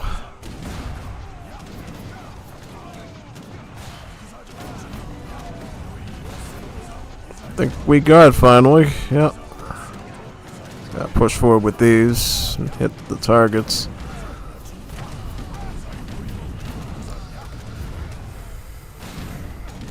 Get that bombard now. Here.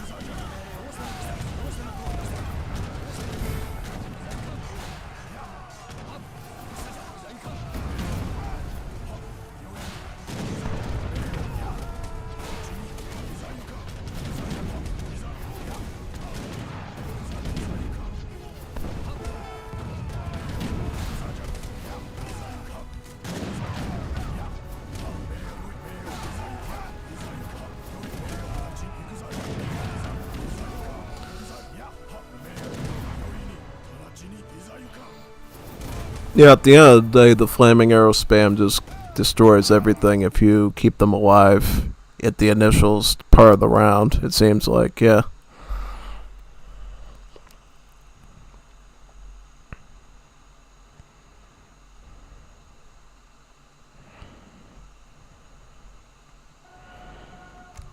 So what do we get now? Well, I would say probably we want to get this and just stack as many flaming arrows as possible there and just get some more Yumis, yeah. Yumis really aren't doing too much, it's just probably the best thing I could do with my remaining resources at this point with whatever they're spamming.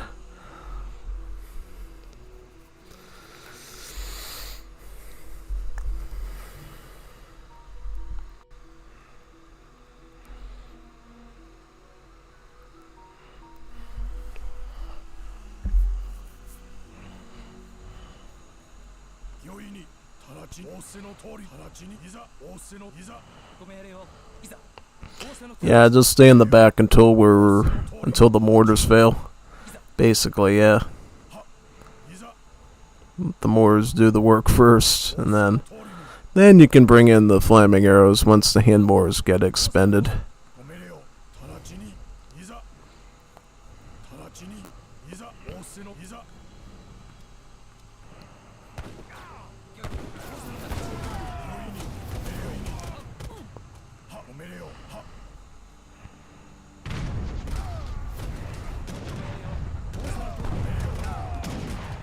See, this is a safe distance for him. You can go here and shred the grenadiers now. Yep.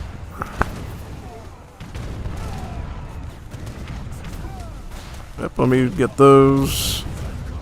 Yep.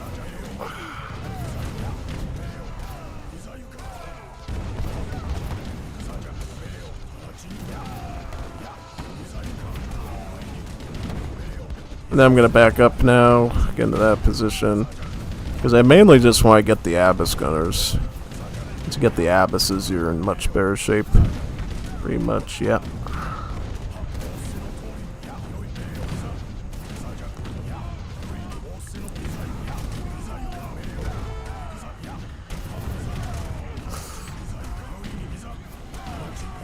I mean, I'll try to aim at some of them, but yeah.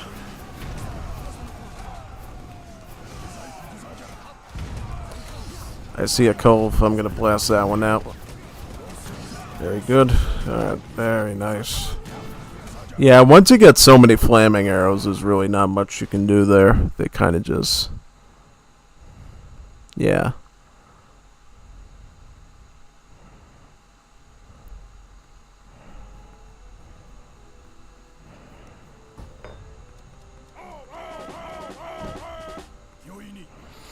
Now we got 37 flaming arrows. How many more? I can get a pretty good stack because these cans are only 4 pop. Yeah, you can really stack lots and lots of these cans. So where are we at now? I think we're at 5 wins.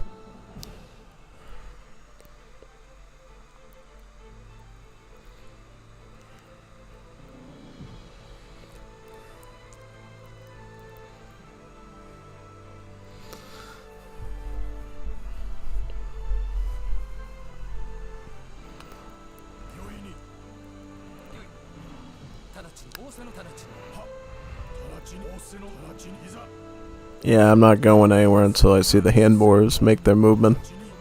Pretty much, yeah.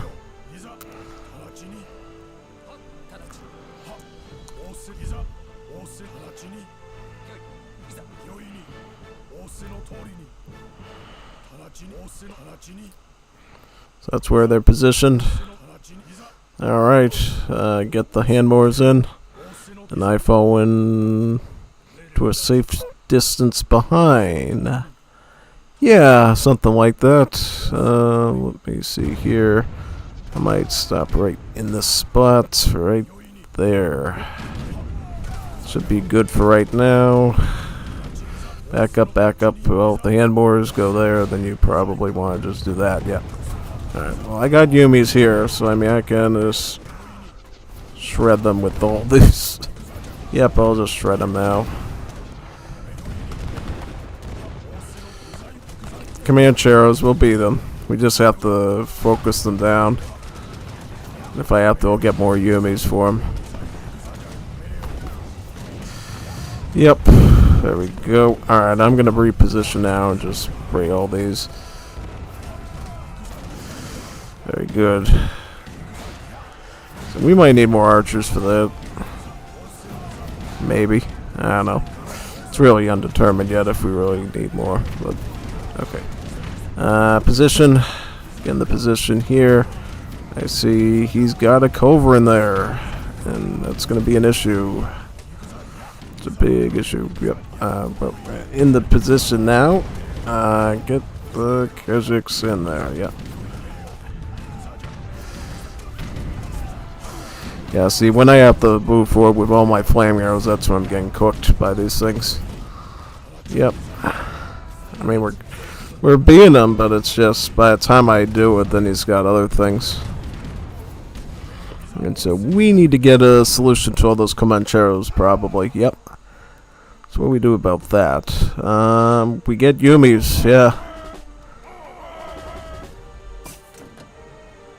Yumi Archers, like a huge stack of these Yumis. Like, probably like 50 of them with Imperial. And just like slice and dice to them. And then if they still become a problem, I'll throw some Ronin in front. That way we beat the Comancheros and then we can just keep drawing forward. Yeah. That was part of the problem, was I couldn't keep pressing because he was kind of pushing me on the side there. Yeah.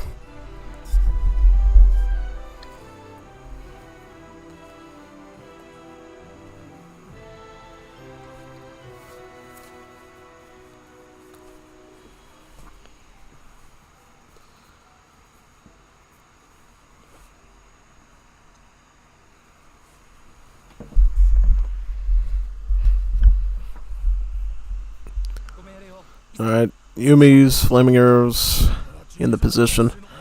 Get behind, wait for the hand Moors to make a move, then we strike. Yep. Yumi's stay with the... Yeah. Exactly, yep. It's better to give them time in the circle than it is to lose all our stuff, basically. I mean, I'll get my Yumis into position now, just so we're ready. Yep. Stay over here, because now we have some pretty good protection on this side. Yeah. Alright, now I'm going to try to get as much of these as I can with the Flaming Arrows. Yep. Alright, devastate them. And I got the Yumis right here, too, right? Yeah, so, yeah, we'll just fight them through with all these Yumis. Yeah. Very good.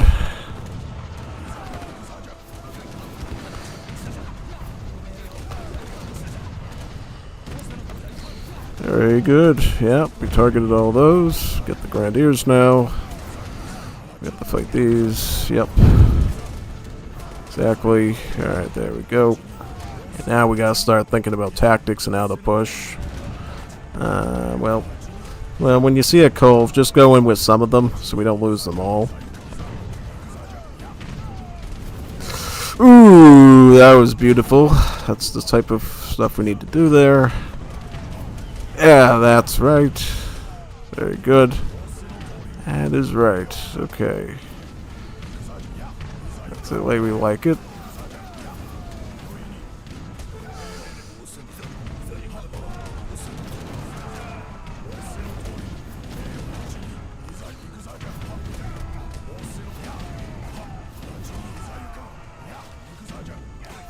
And just move in with the Yumis. Not that we should need them, but yeah.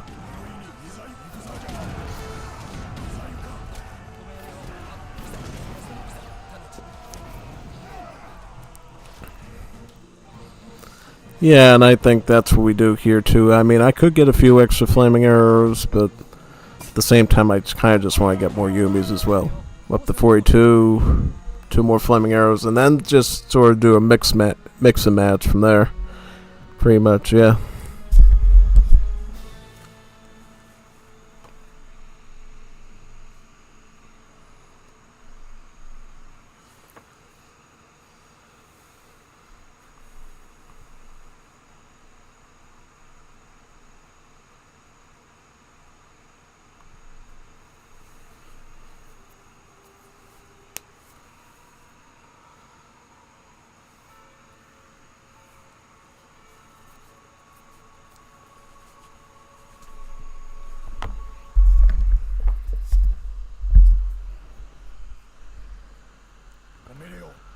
直ち仰せの通りに直ちにいざは直ちにいざ直ちに仰せの直ちにいざ仰せの通りいざ仰せの直ちに仰せの直ちに仰せのといざ仰せの通りねいざ仰せの通りよーい直ち命令をいざ直ちいざ仰せの通りに命令を Well, if he goes on this side with the command chairs, we'll have the Yumis there.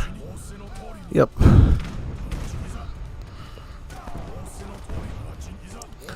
Unless we can get those culverins with the, Nah, I'm not going for it just yet. Nope. Absolutely not.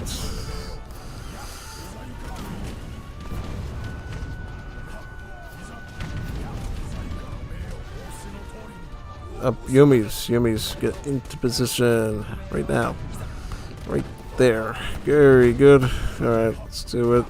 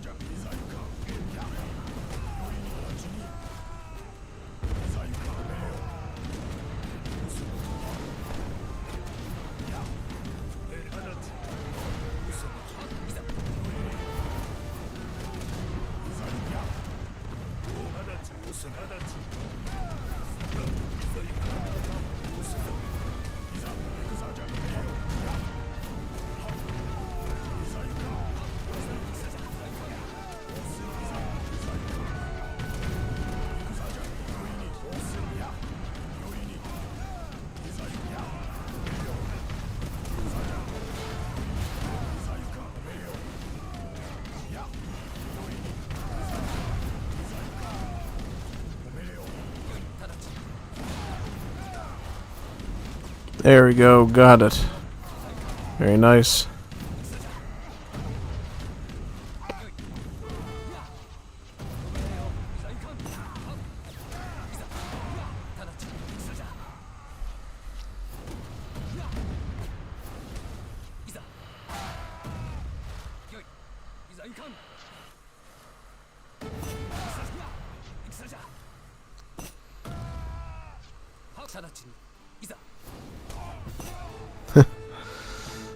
Imagine if he somehow won with that one Grenadier, that'd be really weird. Yeah, very good.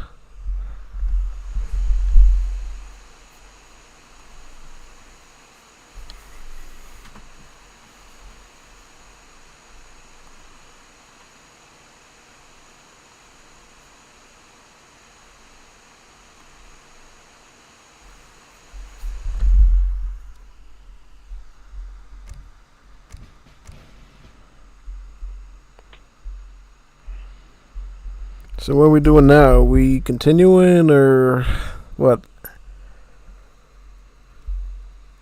Ugh. Kind of insane this turned into an arena stream almost. Yeah. Actually, oh, the baked potato is leaving? Ugh. Might be time for wool now then.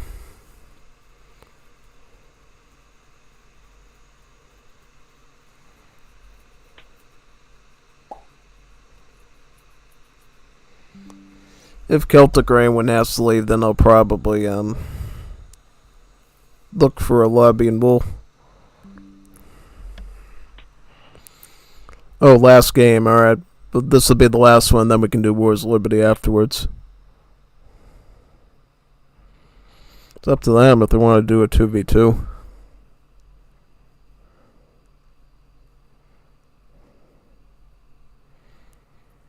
Split Badissi and the Raccoon, I guess.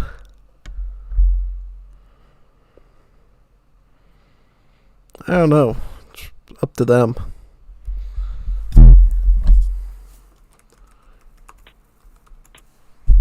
No idea, I wrote. Yeah.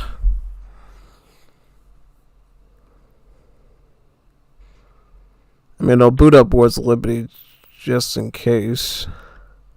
Yeah.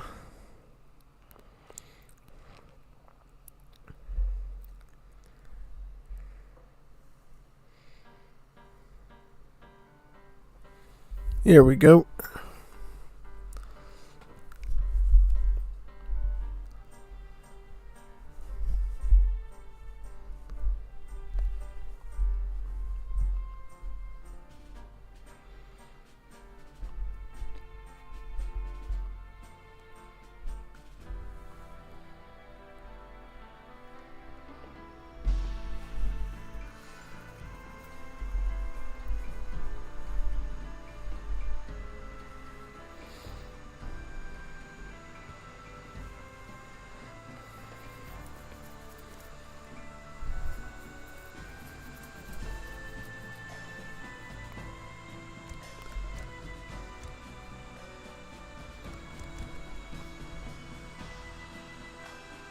Alright. He finally gets his game, I guess, in the end. Yes.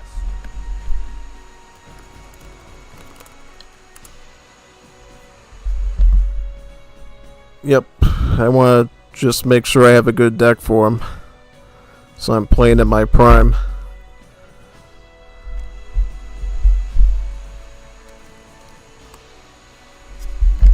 Did you know I create decks just for this kid? I do. Just for him. Because I know he's got a weird balance of aggro and booming that I need to prepare for usually. So, yeah, I'll probably this, that,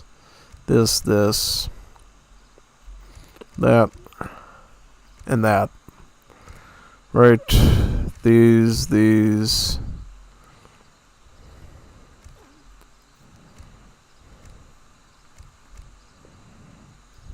That.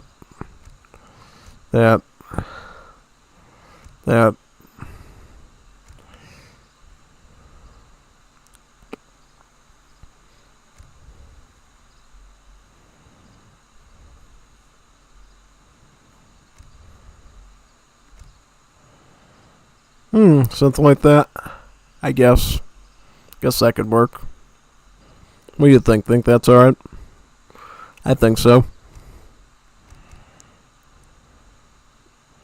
I think that's perfect, actually. Good.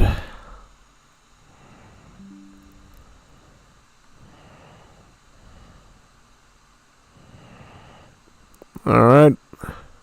Not hearing anything from Alucard, so I'm assuming we will just keep going on with this, yeah.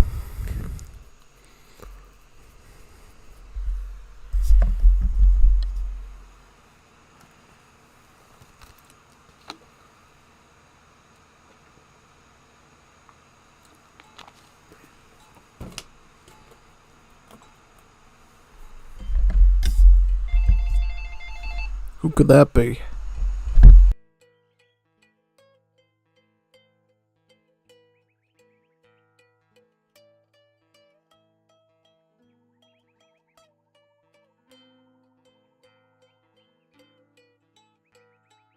Dígame, don. Sí, señor. Dígame lo que ordene, señor.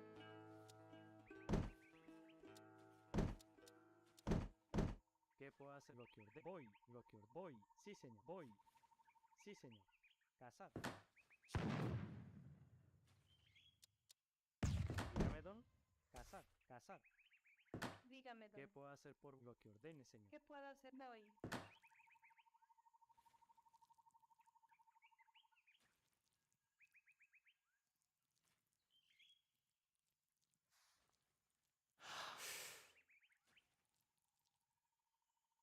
Dígame, don. Sí, señor. Voy. ¿Qué puedo hacer Dígame, por vos? casar. ¿Qué puedo hacer por vos? Dígame, don. Bretear.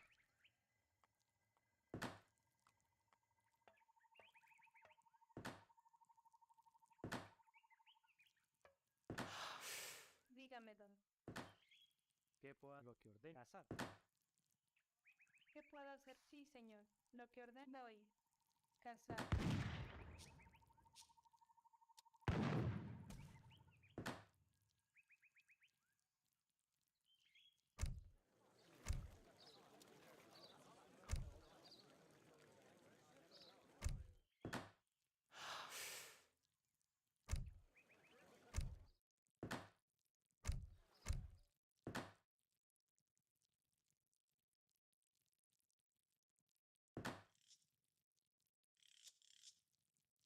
Dígame, don.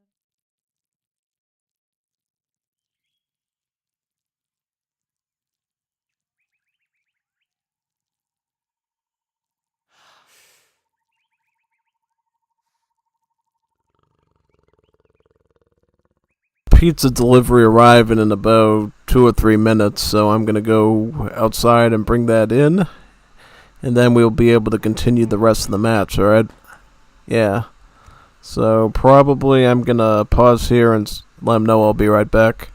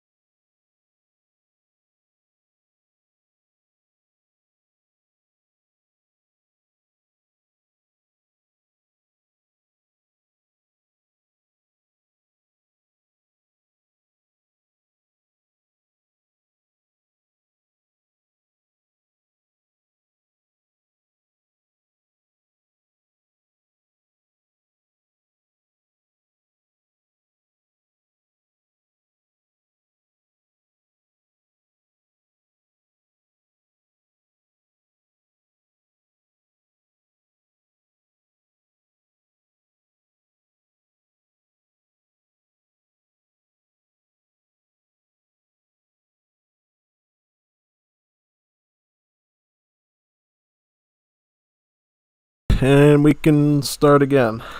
Here we go. Are you ready? Yes. Yes. Yes. Alright, there we go. Good.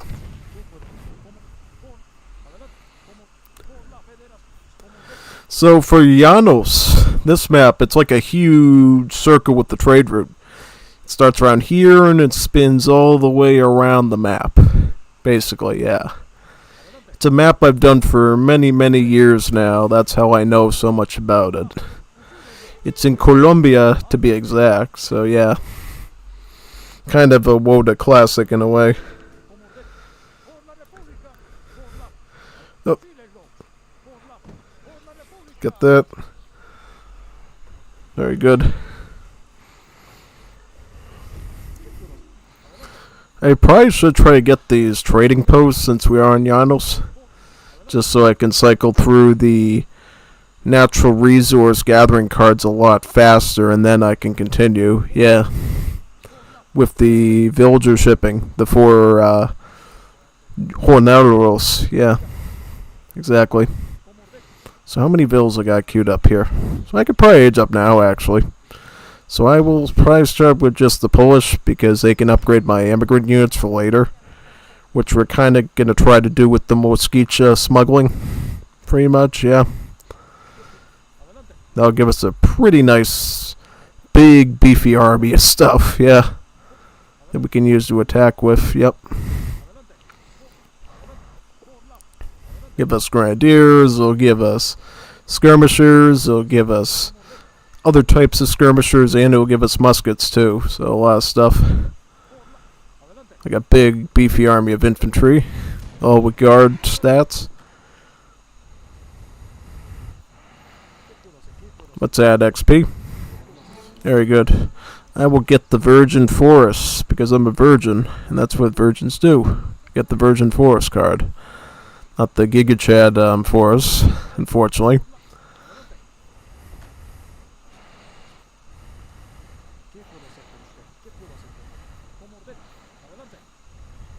Get that. Very good.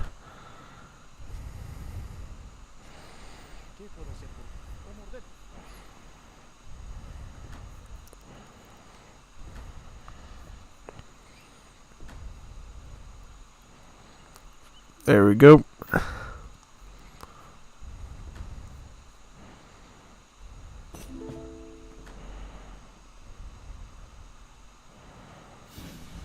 Słucham.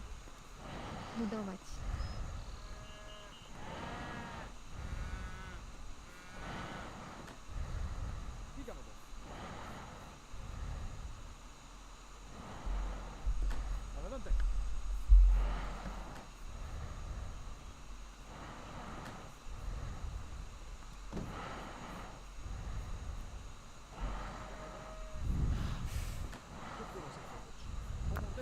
Actually, you know what I'm going to do? I'm going to get a livestock pen right now and get my Polish workers out. Yeah, so I can get about 6 beefy cows to eat. That should be a really good setup for me. Yeah. Get a TP down here. Very good. Get a casa as well, because we're going to run low on pup. Very nice.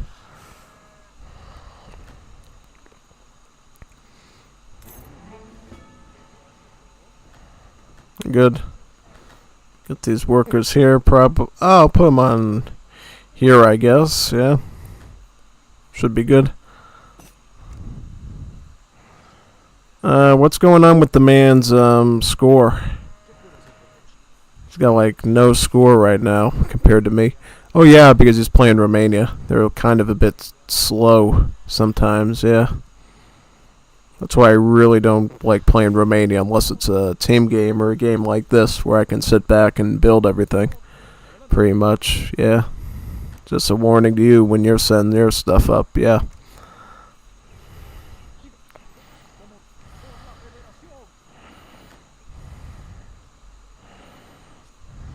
Get my Mercado now, yeah.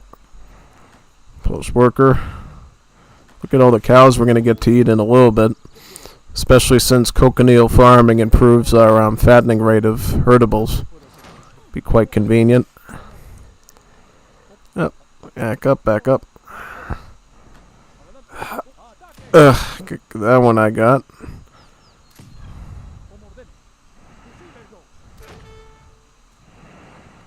I can try to get that one too.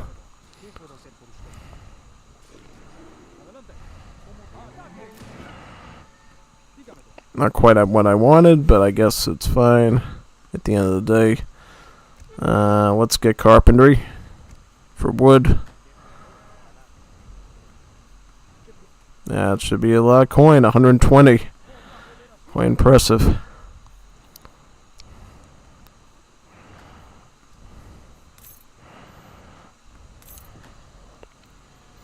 Should I pick up Vaquera? Probably not, since the cochineal farming's doing most of the fattening work for me. Could probably save that 150 wood and coin for something a little bit more useful. Yeah. So in terms of meat, do we have any meat near us we can eat? Yeah, we actually got that meat down there. I'll get working on that one right now. Probably pick up the naturalist expedition or the sport hunting, so we can get some really good gather rate on that. Very good. Go right here.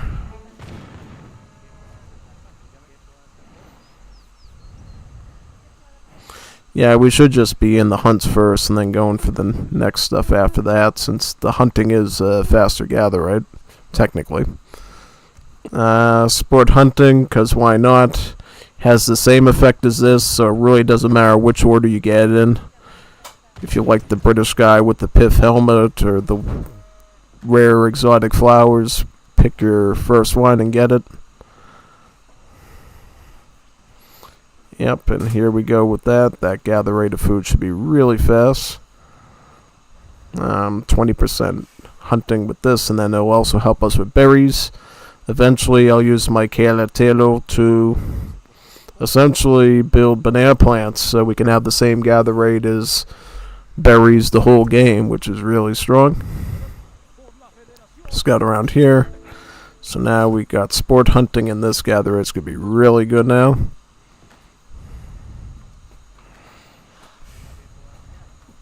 I'm just following the trade route to see if we can find a TP to get. If I could get 3, that would be quite good. 2 is fine, but 3 is even better. Get that. Very good. Go over here. Very nice. I don't know how long this match is going to be with him. Yesterday's games can be pretty lengthy sometimes, so you have to be ready for anything. Get that trading post done. Very good. Notice how we're about over 20 points ahead of him, or 20-ish, because he's sort of catching up now. Means we're in really good shape for everything there. Now we're going to go up with, I believe, Scandinavian Wave could be good, because then when we're training units, they'll give us more bounty with that tech, so I think I'll do that now. Yep, I'll probably go with extractivism next, as sort of like our eco theory, so it benefits everything that we're gathering from, right? Could be good. I'll pick that up next. Oh, I got even more cows that we can put onto here, so I don't even need the Polish to get more cows for us. Might even be some more. Yep, there's more over here, so enough to complete the thing, yeah. Very good. Looks like he's going on the rush now, so I have to kind of pivot a little bit, which is fine. We'll probably start with Los Altos, mainly because I think probably going... actually, you know what? We could actually go for another roster. I'm thinking maybe we go with the Mosquitero one, perhaps, yeah. Thinking maybe that might go good, big time. Or Escopetero, nah. Because, see, his cavalry's scout, so he actually can counter that pretty well. I was going to say, if he didn't have scout units, we could have gone skirm heavy, but I don't think that's quite what we want to do. I will probably start with El Salvador. Yeah, just so I can get some beefy Mosquiteros here. Because that'll be good against a whole lot of stuff that he throws at us, yeah. Extractivism. Then we can pick up the refrigeration for food. And then we can get, yeah, we can get a lot of stuff there. Oh, yeah, where's my... There you are. I need to get that site over there next, yep. And why don't you put a town center, like, right over here? spread out a bit with a bit more defense, so we don't get raided like crazy here. And then we'll pick up Naturalist Expedition, then Reefridge next. Should put us in good shape. I'm going to get my veteran upgrade on the Mosquiteros next. We're going to begin the Auxilios Cívicos, which is the Real Guard upgrade for these for El Salvador. And then we'll switch to something after that. Maybe the Escopeteros with Honduras next. And then maybe Guatemala for the Dragon Rojos. That's sort of what you do in like late game Central America, is just switching between rosters so you can pick the best units for the best price. And then you can basically combine everything together for a really good setup with everything as you go later into the game. Yeah. See, we're going to have a lot of easy eating there with the cows now that we're doing that. Then also we can get Ville set up here, which is great. Wait a minute, what are you doing there, Explorer? You should actually be up there trying to build that for me. Be a little bit more helpful, right? Yeah. I'm going to just run there quickly. So he gets a movement speed of about 5.63 when you're El Salvador. El Gualacil. That's a pretty good movement rate. You know, you can get a lot done with that. Pretty much, yeah.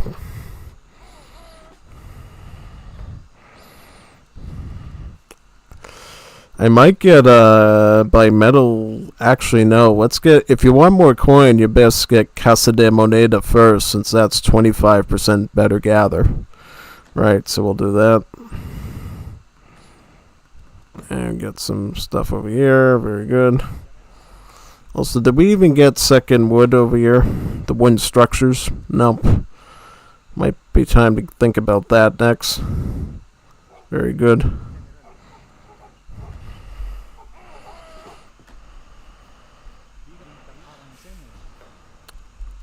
Mosquiteros.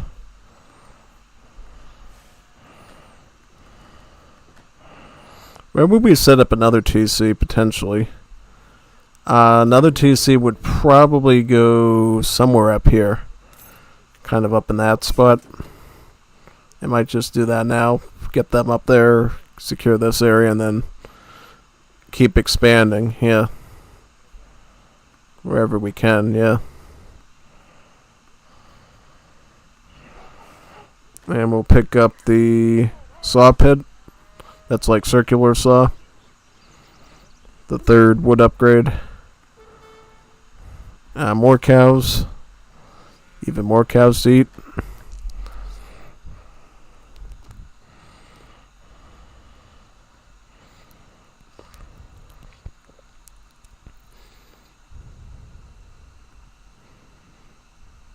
Alright, keep gathering, keep gathering. Ooh, we got Hishi over there. I'm going to intercept him with Mosquiteros now. Very good. Yep, right over here, right in the sweet spot there. Very good. You didn't expect that, did you? No.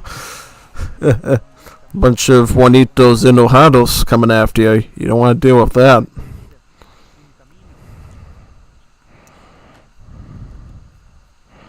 Wait a second, did he actually raid my economy here? He did. He raided our economy. I'm going to do that to you now. See how you like it. I don't think you're going to like it very much. I'm going to show you why. Yeah, sometimes that's what you have to do, return the favor. Well, it looks like he's got more of these wonderful cav units, and now I'm going to cook everything he's got, yeah.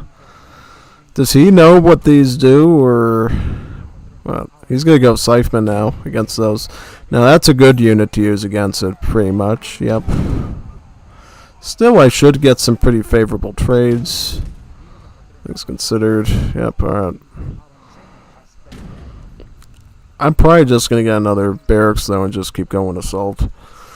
Yeah, because I could just keep spamming these till the sun goes down, and I'll do pretty well overall with that.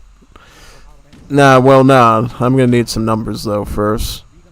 Do we have Escopateros as this nation, or we get Vivanderas, which you could use. We could mix some Vivanderas in with the assault, which could be a pretty good setup for us. Yeah, we could do that. That's not a bad move.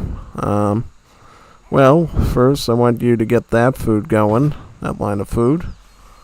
And now I want you to get some wood, yeah.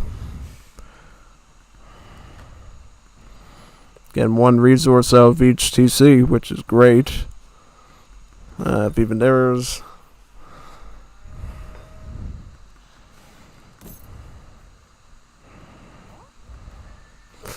Let's get a, Scandi house, right over here so I can see what's going on, just like Alucard does. Yeah. That's what those are for now. Back not too long ago, they'd have treasures spawn at them, and then you'd fight the treasure guardians and get a really powerful treasure out of them. Now they just act as really good beacons of line of sight that you can use to secure everything. Yeah.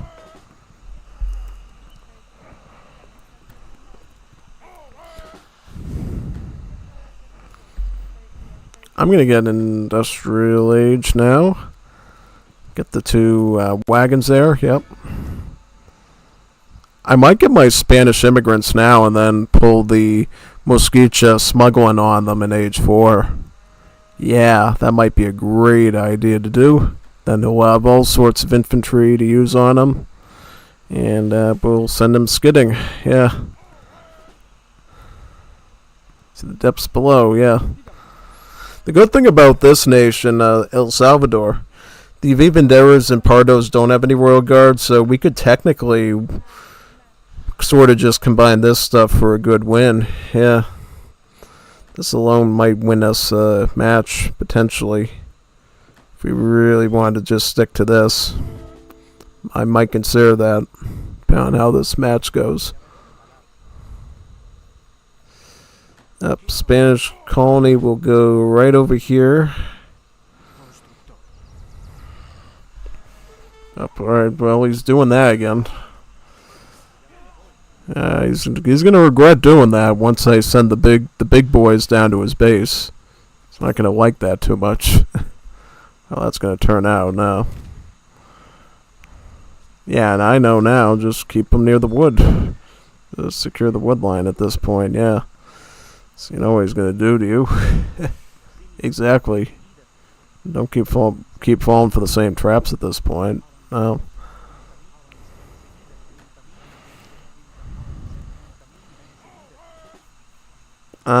Yeah, I'll just put another house here, yeah. Or is he retreating? No, he's going here. He's going for this position. Yep. See him running? He's afraid. He's dodging. He is dodging us. Big time. This will go here. Very good. But he's already pushing on us right now, so we need to prepare for that. I will get my Auxilios Cívicos and my Veteran Pardos so we can prepare some sort of defensive line against his incursion or whatever. Get Mosquicha smuggling right now. That way we'll have a full stack of stuff to send at him. Yep. Yeah, alright, let's go. Let's push. These plantations are not being used, so they're like a perfect sort of decoys distraction for our army, which is really funny. Yeah. So we're going full Royal Guard Mosquiteros on now, so we can absolutely obliterate all this stuff here. So did we get a unit? So no, the card hasn't finished sending yet, it looks like. Ooh, look at that. Ay. Look at that. That's a pretty good army. Oh, it is. I'm actually kind of impressed with that, honestly. No. That's a pretty good sized army. For the value. I mean, if you send that in like age 4, look at all the stuff you get. You get Croyos, you get Grenadiers. You get everything you could want from that. Yeah. Wow. I was actually pretty impressed with that. You get these skirms. Now we got like a full army to rush him with. At his base. Really good. I'm going to get some more barracks here and just keep pushing in his direction. Very good. Full of energy right now, which is awesome.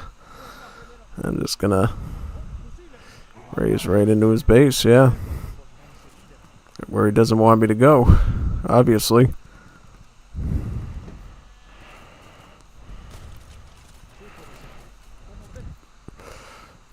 Let's eco that in the rubber boom, and we'll be done with all those techs, yeah.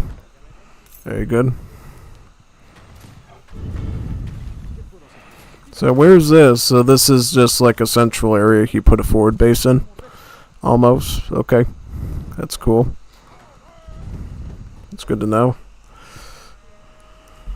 It's good to know. Now let's just keep pushing. See what we can find in them.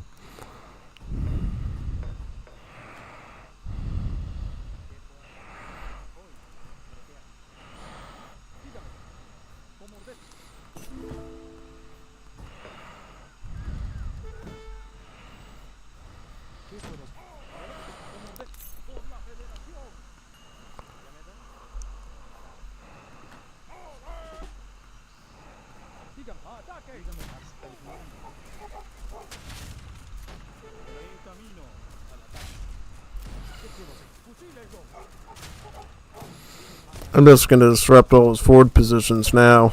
Just take out his barracks, take out his stables, force him to, like, the center of his base so he can't keep pushing. It should be really strong. Get us the win. Very good. Alright. So do we have any gold anymore? Do we need to, like, set up some coin? Eco. Well, looks like we need some coin right now, actually, so we'll do that. Good. Here I could probably get some dynamite cannons, which wouldn't be a bad idea. Or maybe I'll get something else. Depends. Let's do it. Let's get the assault units down. Oh, these are assault units, so they're really good at treading artillery.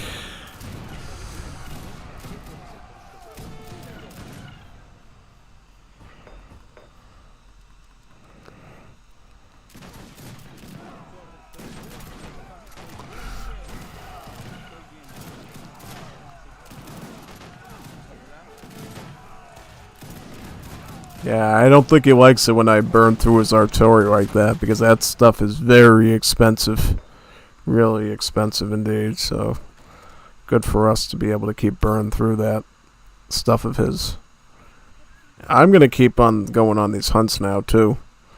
Do I have my cart person here? Yes, let's get some bananas. Bananas, yeah.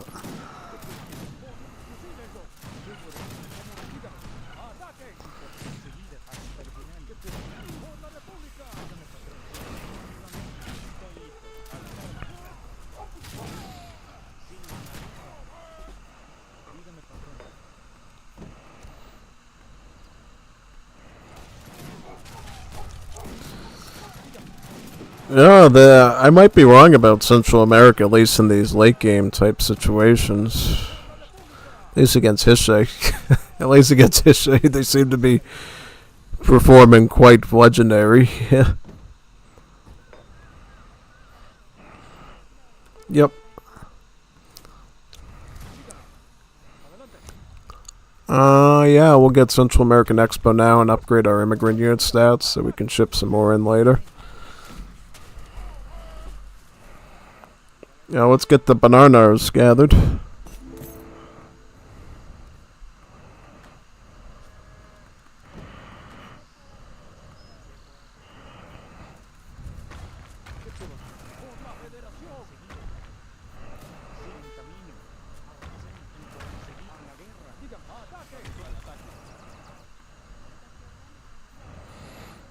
Yep, I can start putting barracks here too, right? Yeah. That'll make it even easier for the Pardos to get in.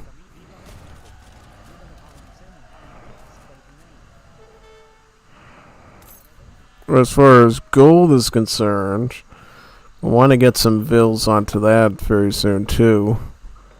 Probably. Or we could just get some new illusions when we get a shipment, right? Yeah. Something like that. Probably.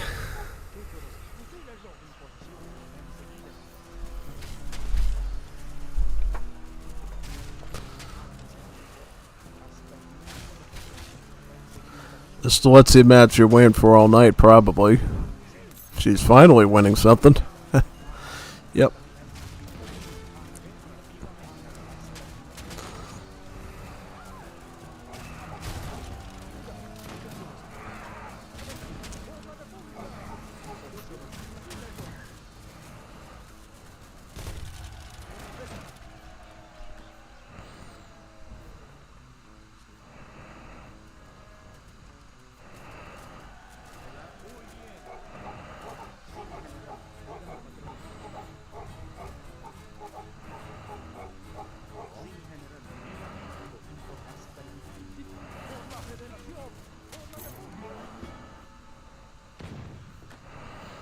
Yeah, you should probably be down there hunting with the rest of them, thank you.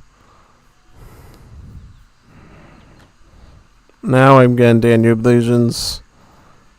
A few backup Grandiers would be good.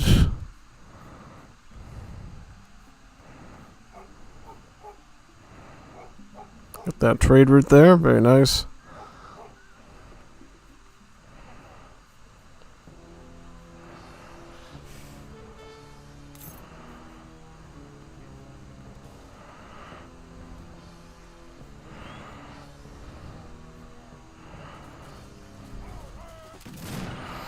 Here's that wonderful army I was waiting for.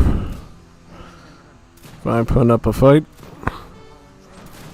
There we go. Alright, everybody, let's get into formations, battle stations.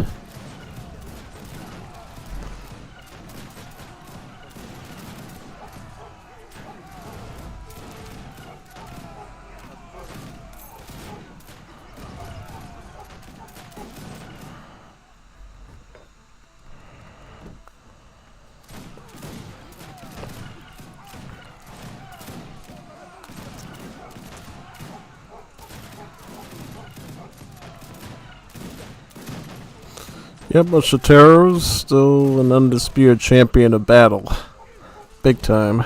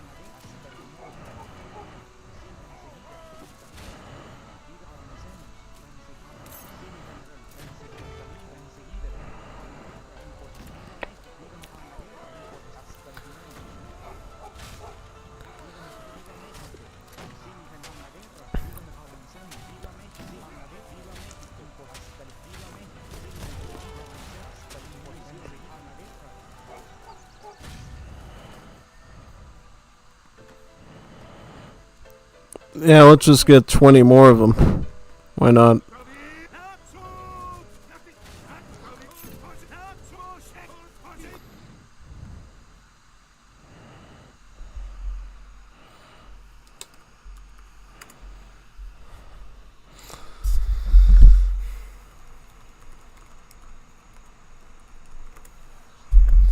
Yeah, so we will be able to cast that best of 3 tonight. Awesome.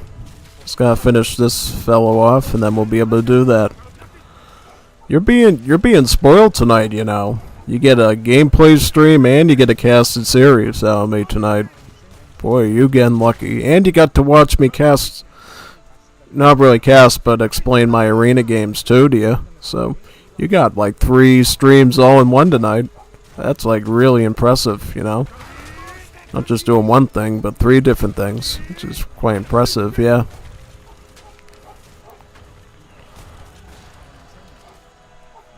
Big time.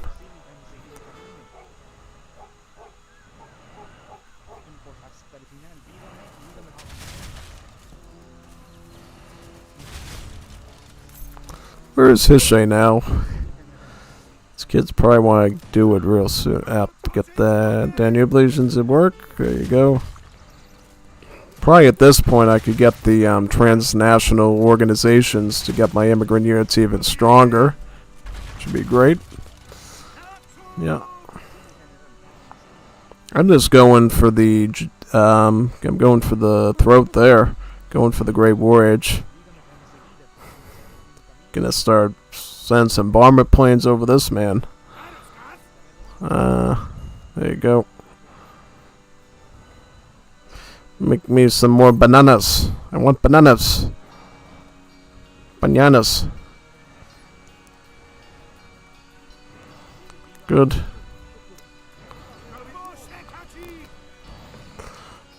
I'm gonna get these 8 distinguished Exios. Even stronger now.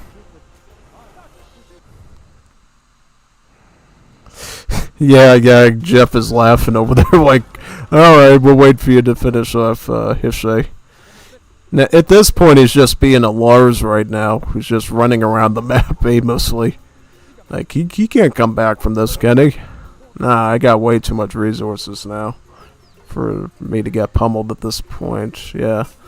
I'm like steaming with resources, and then I'm gonna get clear cutting, which is the last wood chopping upgrade there.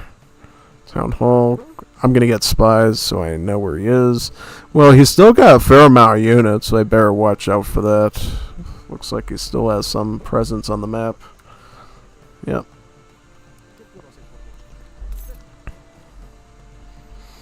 If I have to use aircraft, I will. Just be warned. Just be warned, I'll use aircraft if necessary.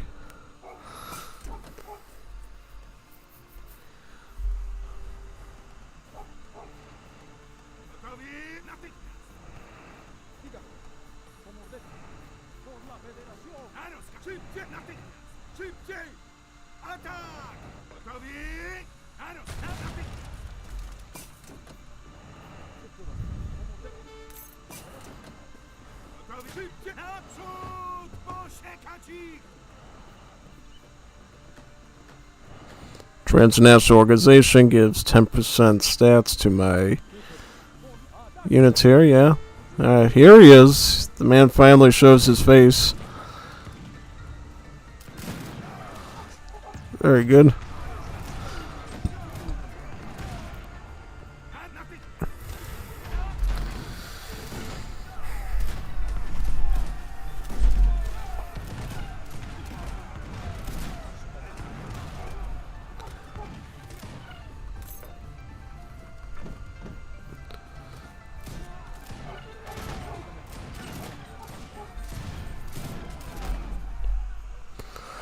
There you go. GG. No alright. I'm ready now. I have to restart my game so we don't have any weird crashing or anything, right? Alright, we doing this. We're casting this.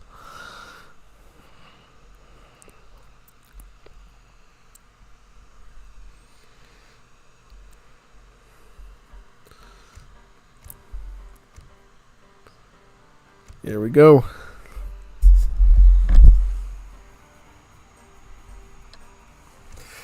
Yep. Now Jeff can enter.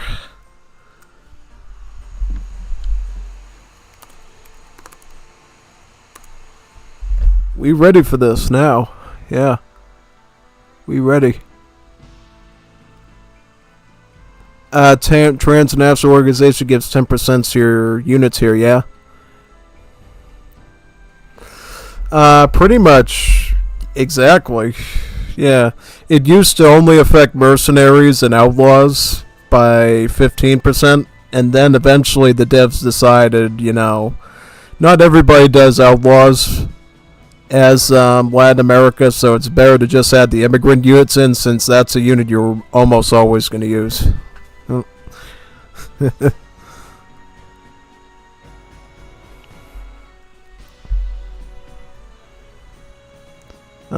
Let's go in now.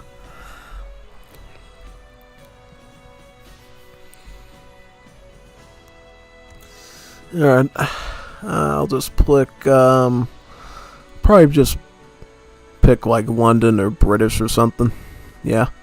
Usually when you do these UI observer maps, you should always pick a vanilla civ as the observer, otherwise you tend to have bugs. Sometimes you don't see everything, sometimes you don't load in correctly, and then you have this big wall of "you have abandoned your colony" text while you're trying to look at what's going on, and it's obnoxious. Yeah.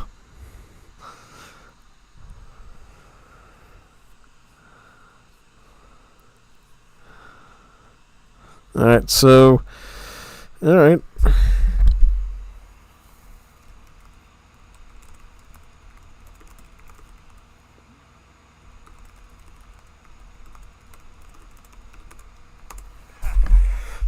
That should be the rules. That should be the prize.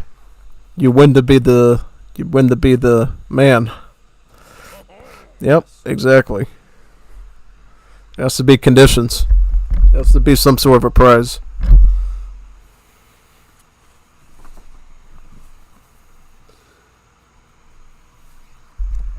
Okay.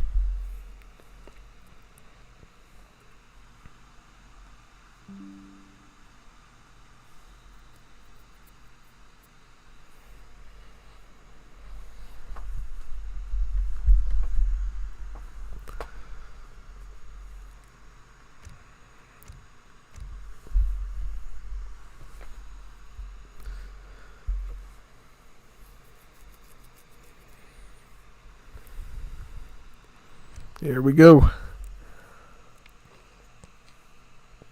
We got Jeff is Paraguay and Alucard is Gleeks. Gleeks versus Paraguay. Finally some new civs. I thought we were going to look at a Central America versus Chile and I was going to cringe. But finally we get some new civs. Map is, it looks to be Observer, ESOC, Arizona. Yeah. Arizona. Good map. Good pick, actually. So, up here at the top, we have the Greeks. And down here, we have the Paraguayans. Two very solid civs, to say the least. Paraguay is probably an upper to mid B-tier civ. And Greeks, it depends, right? On a land map like this, they're probably pretty even with Paraguay. Que abuelito sin los Megalancio. Yeah. See, Jeff has a lot to lose here because he's already lost one series to Alucard. He has to prove himself now. He has to get his manhood back by winning this match. It's absolutely necessary to preserving it. So, how this is going to work is, it's a best out of 3. Whoever wins 2 games wins of those 3. So, yeah, this would be really fun. Alucard decides to start with an artillery foundry with his investor's wagon, which is a pretty interesting choice. We don't normally see the artillery foundry age up as the Greeks. We typically see either the barracks, the stable, or the dock, or the market, actually. But I can't quite remember what the Greeks get, and unfortunately, since we don't have any view here of them, we really don't know what he's going to go with there and what the prize actually is. Yeah, that's the only unfortunate part, I guess. Paraguay is getting hunts right now. They got a house. Master engineer is on wood. So, pretty basic setup there. Also, what sort of treasures are we going to get for the Greeks? If you didn't know, nation-state civs like the Greeks, Bulgars, Romanians, and Serbs, when they collect treasures, they get an increased bounty from those treasures. So this grove of chili peppers worth 55 coin is probably going to be closer to probably like 70, 80. Yeah, it's a huge boost. Just note that your explorer, the chief, actually dies and turns into a statue if you get destroyed in battle. So be aware of that. You actually have to pay about 50 wood to retrain another one if you lose them in battle. Yeah. But the good news is when he does turn into a statue, that statue boosts the movement and attack speed of your nearby troops to seek revenge for their fallen chief. So there's a bit of an added benefit depending on where you fall. Obviously, to a treasure guardian, it's going to be a total waste, so don't do it. But in a real battle, when you're fighting infantry and cav, that rate of fire boost can be really useful for you. Yeah, pretty much. So yeah, most definitely. So what do we got over here? We got the Quiguas hunting away at that bison. We got one food works. Can I see the decks at all? So this is Jeff's deck here. He's got Isolationism, one food work wagon. This is an infinite cards that you can send as many times as you want. He has this is my pet squirrel Bitey, by the way, and expert engineering. This is an interesting one. Basically, if you want extra master engineers to be able to build stuff in different spots, you're going to need to send cards from the home city to be able to get more than one master engineer. We do see Industria Nacional to cheapen the cost of works buildings. Residentas basically makes your Juanitas Bonitas, Las Vivendelas, heal things basically instantly, which is a really powerful thing since it gives you really good longevity on particularly your artillery and tanks and things of that nature. Oh yeah, big time. So if you got like big beefy troops at all or any strong natives, then that's probably the card you want. As for the Greek player, let's see what the Greek is using.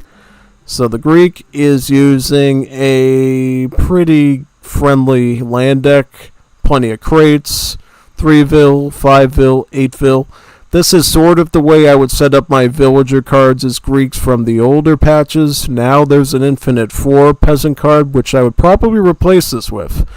While not as initially as brutal towards your boom, you can send it multiple times and stack and stack and stack. This only works one time and you don't get to use it again.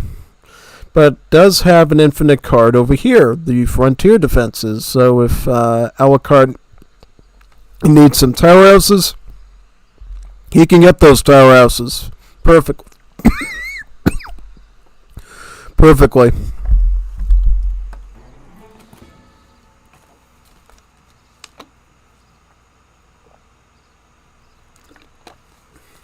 Didn't expect my throat to dry out so fast. That's alright. We're still doing pretty good. Looks like that Age Up ended up giving Alucard some coin, I believe. Or did it? Who knows? Looks like Jeff has gone with the French immigrants. The French immigrants are one of the best ones for their military. Yeah. You get a lot of nice military options for units when you go with the French colony. Also, their villagers are one of the only ones that have some good gather rates, you know. Their French workers essentially can do all gather rates at normal rate, so they don't suffer at all from really anything. While they don't do anything special, at least they gather normally. So they don't really... They actually pull their weight quite nice towards your score, which is good. I don't know what Jeff's going to do here. Is he going to go for a fast fortress? Is he going to go for some sort of push? What is he doing exactly? He's Paraguay, so there's some key timings with the Civ, depending on what you want to do. If you want to rush, it's recommended you get a barracks out, a stable, actually 2 barracks, 2 stables, because remember with Paraguay, you get units for free from those buildings. So it's really imperative if you're going to go for a rush as Paraguay, get both barracks and both stables in your build limit out pronto. It'll cost you about 800 wood combined, but it is worth it to do eventually. Right? As of right now, it looks like Jeff actually went with the bakeries technology from the French immigrants. It's a really cool technology that gives you access to 2 FoodWorks wagons, regardless of what civ you are. So if you were playing as Mexico, if you were playing as Colombia, or another civ against the French immigrants, you essentially get 2 additional buildings to trickle your food, which is really convenient. Yeah. But particularly with Paraguay, it's a great synergy because then you only have to build 1 food work in age 1, and then in age 2 you can get the other 2 from the French. And Alucard is laughing for some reason, so what's going on there? They're both in age 3.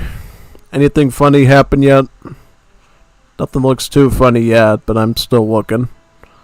Another house going up there for Paraguay.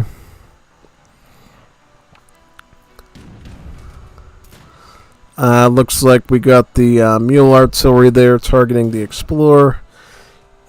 Alucard ended up getting the politician from the artillery foundry. Kitsos Tevalas gives you 2 mule artilleries. And it also boosts up this particular card here, the Exodus Mizolonghi.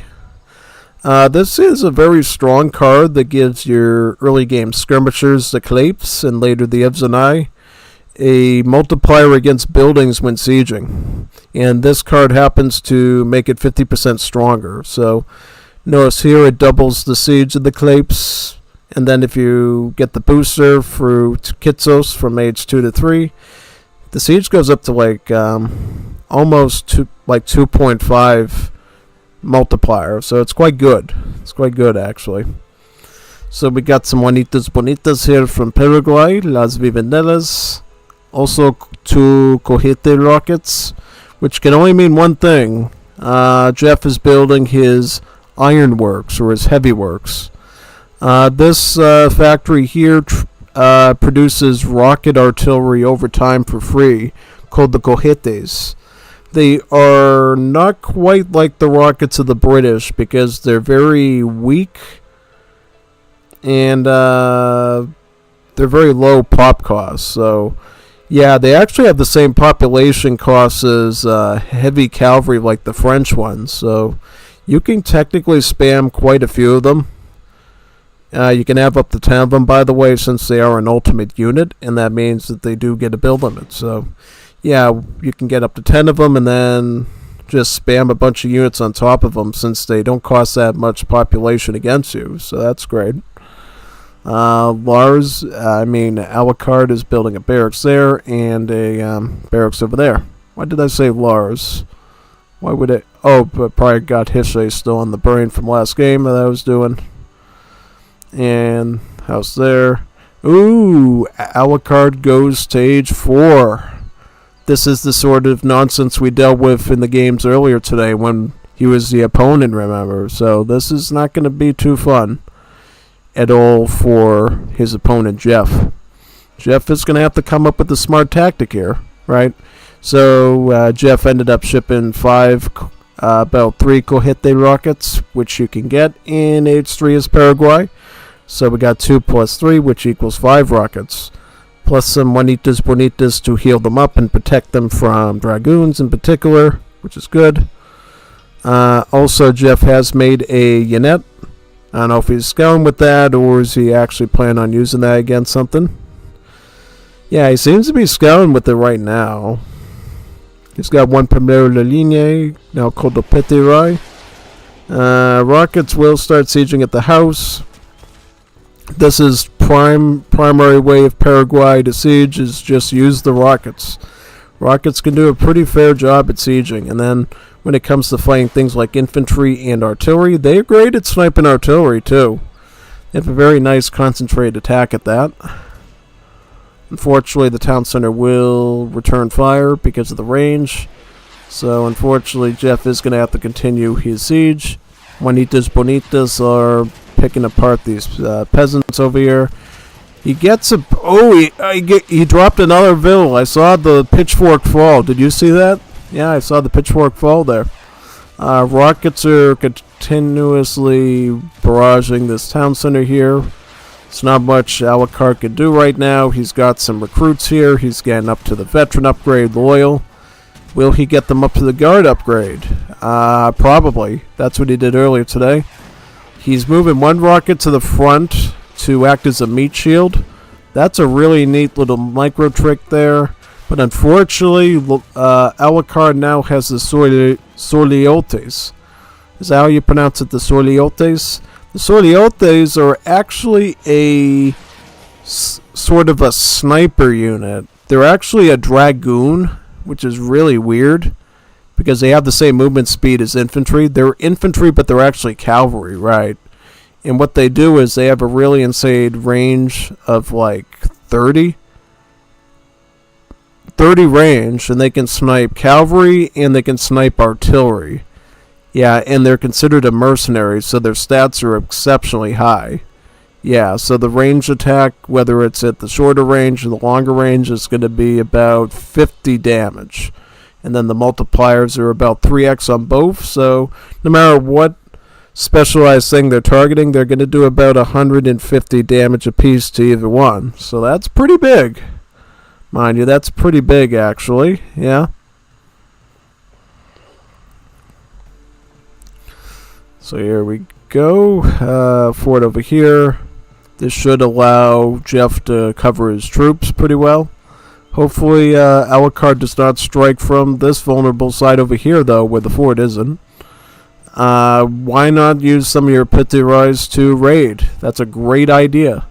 These units here are produced at the barracks for free over time, so it does give the Paraguay players a chance to use them for raiding, for scouting, really anything they want, because they're just going to get more of them for free anyways, as sort of a filler unit. In terms of stats and tag, they are considered a assault unit, so the same creed as the Mosquetero you would probably consider similar to the Mosquetero, just a lot weaker and cheaper. Watch out for these mountain artillery. These mountain artillery are a hybrid between a mortar and a culverin. So they have actual multipliers against buildings, so they're great at long-range siege. And they also have multipliers against artillery. So, yeah, they can counter these rockets here if you're not careful. So you have to be very careful of that if you're Jeff. Jeff is going to lose his fort to him. There's not much he can do. You know, if he tries to fight him with his rockets, they'll just blast him. So Jeff needs to think of a really smart tactic here to protect that. But he doesn't have a lot of options right now. You know, he doesn't get any sort of heavy cavalry option. You know, he can't just come in with a bunch of escoltas and use their heavy armor to trample down these musket units at all. He just doesn't get that with his civ. So really what Jeff can do, he can either make volantes to try to counter these cannons, or he can spam Primero de Líneas in large, like, massable armies of them against all this, like, musket stuff and try to do that. Those are, like, really his two options there. I would go with the mass Primero de Línea just because these things will just snipe your volantes on the spot, so I don't know how much success you're going to get with that. Yeah. And how many works are we on with Jeff? We got 3 food works. We're just getting to wood one now. This might be an area where Jeff might want to be careful because he does not have a lot of works buildings on the field right now. He has less works buildings than you should have in Age 2. In Age 2, you should have much more buildings than that. Jeff is really nowhere where he needs to be with his trickle economy as Paraguay.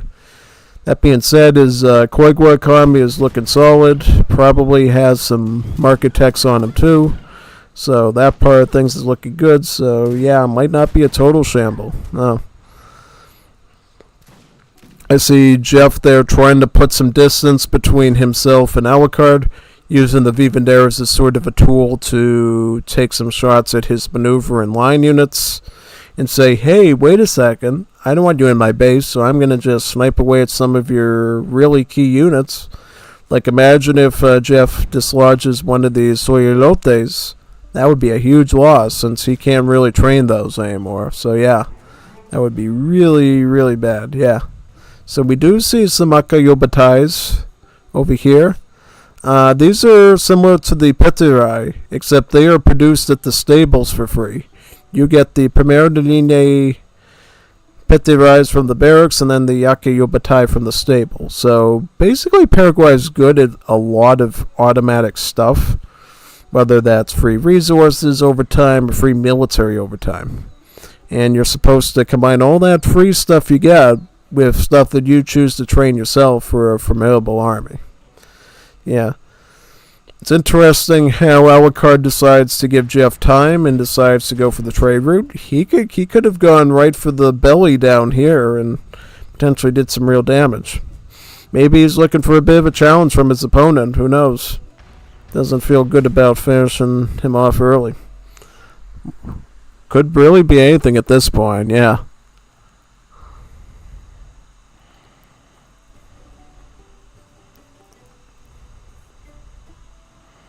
Oh, we got some Red Devils here from the French immigrants, that is. Basically, if you stick with the French immigrants for like 3 age ups in a row by age 4, your age up will give you some of these Red Devils. These are one of the 3 immigrant units you can get from the French immigrants. These are essentially I believe they are a copy of the Gunto Riders from Japan, or the Naginatas from the Legacy game, like we just saw earlier with me playing Arena. So yeah, they are basically really good against skirmishers, but also against artillery and archers as well. So yeah, these will be pretty, well, they'll actually not be good against anything except the cannons. And they'll be, well, he might go for a raid for him now, because I just see him sort of just skinning around with these. Yeah. So what are these Arnauts, actually? So they are gunpowder lines. So they're actually a musketeer with the range multiplier against, looks to be dragoons, sort of. So they're sort of almost like a flanker, just without all the extra range, but a lot more damage. Which, no, not bad. I remember back in the old days, the Arnauts were just like really generic stats. They really just, they were basically just like Imperial Musketeers, and it was like, yeah, I really don't care for them that much, but now with, 70 range damage, I might actually consider doing them at some point, like a Merc deck, which is pretty interesting, yeah.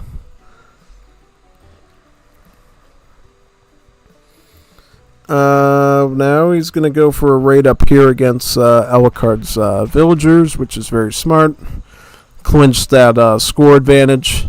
Jeff has gotten the guard Juanita Bonita upgrade, the heroic Juanitas Bonitas Vivanderas, with their little big packs of whatever's in that basket or whatever that is, yeah. Now Alucard's trying to protect his vills, and that might actually hinder his combat on the front lines here, which could help out Jeff out quite a bit. What else is he going to get? He's got some Yanettes, he's got some skirms, he's got some native skirms, the Kachumans. Yeah, the Katuchumans. And yeah, he could raid over here too. Yep, he's going to raid over there, he's going to raid over here. This is going to force Alucard into an all-out rush type situation if he loses too much economy, because if he loses his army there, and he loses all of his vills, then Jeff has a good chance at sieging, which would be very bad. So we'll see here if Jeff can actually, ruin his economy to the point that Alucard ends up becoming desperate or not. Yeah. At the same time, though, Alucard's going to ruin his economy by using these heavy siege mountain artilleries here and also the mobile armors to blast apart his works buildings. So, I mean, we're seeing sort of like a yin and yang, where red is going this way and orange is going this way in one way or another, right? Yeah, like, look at all that raiding he's getting done there. That's pretty bad. Like, Alucard is bleeding vills very quickly. Now, we'll see if it ends up making a difference or not, right? So, here are the Vivanderas. Where will they go? They will sort of try to do a bit of targeting there. Very good. Looks like the skirms are doing a good job at deterring the infantry, but here comes the rockets. Do the rockets hit their mark, or do they not? I'm worried that your rockets will get completely shredded by these mobile armors if you're not careful. Yeah. That's my biggest sort of concern there with that. Right? I would say maybe get some Volantes now.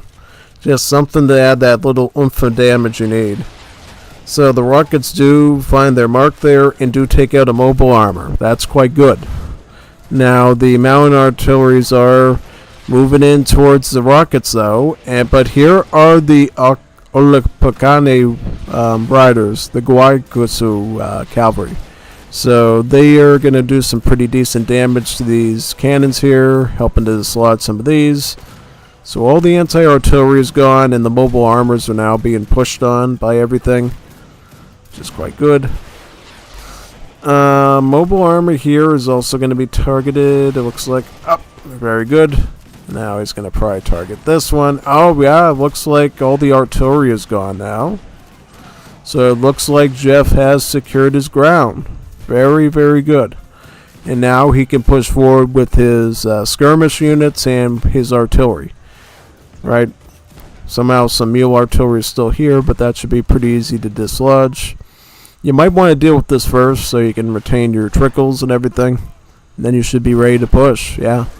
That raiding there was pretty serious against Alucard, because now it seems like Jeff has villager economy and he's got remaining works buildings too. He's got his food works and he's got a coin one left, bringing them in resources. And even more, Jeff is continuing to build works over here now. He's got coin here, food here, coin, coin. So he's recovering. He's recovering rather quickly. That's one of the great things about Paraguay. If you do lose the works part of your economy as Paraguay, it doesn't take a lot of time for the master engineer to sit there and rebuild it all for you. It's quite good. It's quite a quick recovery for you usually. So that's always one part of it you definitely should enjoy. Big time. Yeah. You're lagging like crazy now. I don't know what's going on. Again, slow-mo perhaps. It's the same thing we get in Definitive Edition games. We get slow-mo. I don't know how you would fix it in Legacy, but yeah, I don't think it'll be too bad. Shouldn't be too bad now. Definitely not.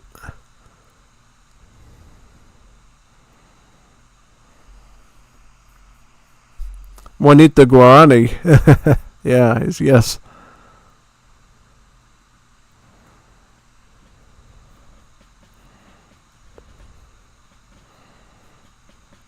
Just trying to see here positionally who's winning. So, oh, wow. What was that artillery doing over there? What did Alucard think he was going to get out of that? I don't know. Yeah, but it does look like another raid is taking place over here. But one thing you'll notice, these trash units are not that strong. Like, it's literally taking a massive amount of time just to eat through the villagers' HP because of that hand armor they got. You know, it's quite tricky there. I believe we'll get 2 more peasant deaths over there. And the Cohete rockets are sort of going between attacking the mobile armors and attacking this tower house here. Eventually you do need to get rid of this tower house because it is raining range damage down onto your stuff. You don't want him upgrading it and doing crush damage to you at all. So yeah, that is kind of important. Okay, Osco de Art. Yeah, the Cohete rockets, kind of a really good unit. You know, they're not that strong and they're very deceptive in that way. But the thing is, they come for free and they are very low pop. Yeah, GG. That was a good match. Good. So Jeff is winning 1-0 right now. We're going to see if Alucard ties it 1-1, or do we have a 2-0 win for Jeff? Yeah, he's just a little salty. The man should know how to do a Paraguay. Paraguay is like a Wars of Liberty classic. You know, it's one of the most Paraguay is the most balanced civ. Paraguay is the most balanced civ in Wars of Liberty. So you have no excuse to pout about. It's the most balanced Civ in the mod. Everybody knows that. Every dev has known that. Every player has known that. It's the most balanced Civ in the mod. So if you lose to Paraguay, it was fair and square. It was a fair duel. Yeah. Yeah, just be thankful, Jeff, that Alucard was not on a water map. If you had a dock pumping out free fishing boats for Alucard, I don't know how that would have run with all that extra food pumping in. Maybe he would have had huge armies of honor guards protecting all this stuff, and you'd have some real problems there. So just be thankful that the RNG of the map was absolutely in your favor there. Yeah. Whenever you're on a sort of a land map against Greeks, you're really lucky. Like, all the cards are on the table for you. Yeah. Never challenge the Greeks on water if you can avoid it, because they were commies just going to come in so fast that there's not much you can do about once it ends up happening. Yeah. So here we go.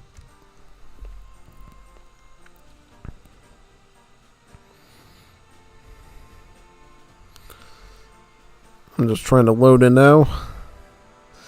If it crashes out for whatever reason, I will rejoin the game.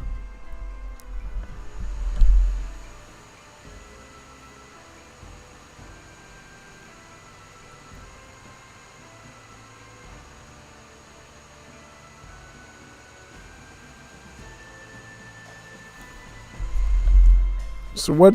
Oh, this is UI Observer Baja California, so another ESOC map. Yeah, that's pretty cool. Oh, that's weird. Why did I get booed out of the room?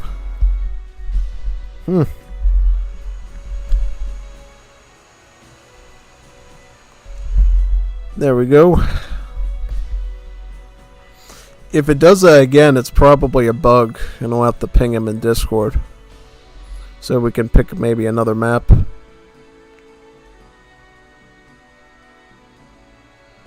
Oh, the map completed. Alright. I'll stick with this. So, same civs, new civs. What's going on? What's going to be the civ profile? Definitely, this is a war map, so Alucard will probably stick as Greeks, I would think. I don't know what Jeff's going to do, though. Yeah.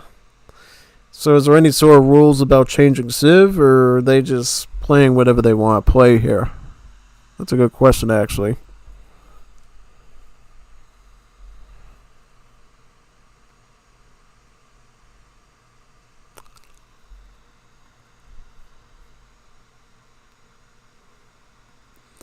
What is Jeff doing?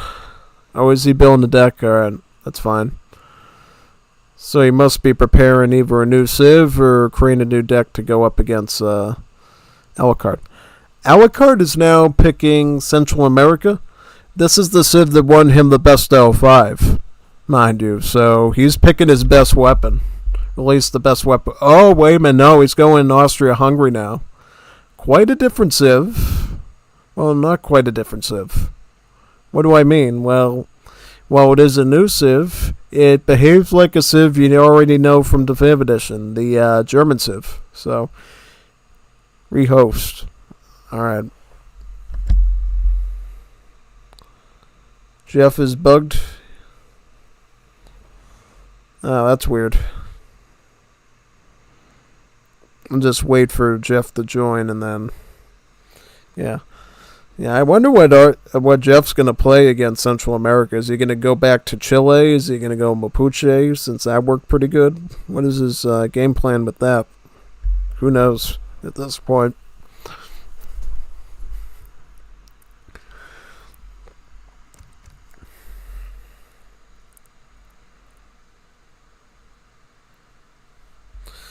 Alright, so we're back on UI Arizona again. With Alucard is Austria-Hungary still. And Jeff is still Paraguay, at least for now. So, how is this going to go? Is it going to be a... Ooh, Bolivia! Don't play Bolivia. You're not that good at that, Civ. Whoa. Central America versus Bolivia? Oh, Mapuche. There you go. Jeff isn't messing around. He wants to win this thing. He has a 2-0. Alright, so it's from what we've seen, Jeff's Mapuche beats Alucard's Central America. So it's one of the civs that Jeff knows how to counter with. So, in that sense, we're looking at potentially a 2-0 win for Jeff. Maybe Alucard plays his cards differently and potentially counteracts that somehow. But we'll see. We'll see how it ends up turning out here.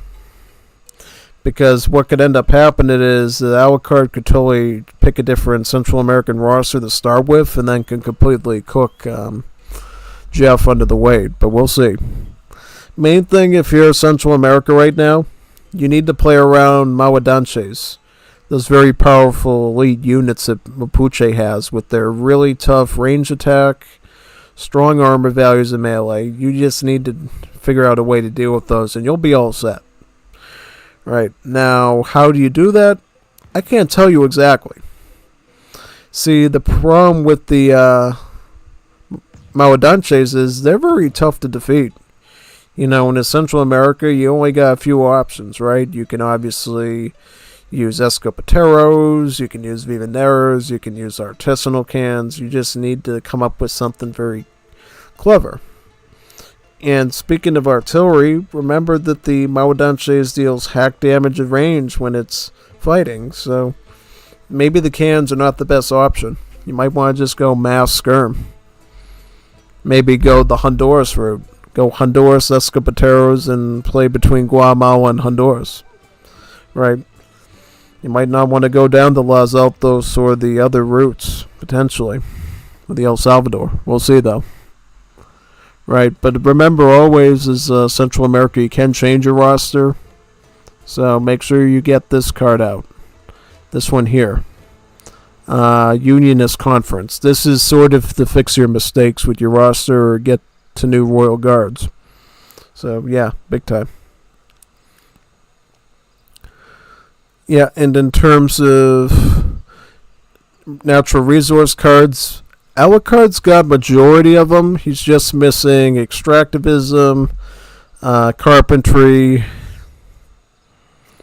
and refridge and rubber boom. So, yeah, but obviously he's got a few more powerful cards here. He's got 2 artisanals. He's got his 10 moon children.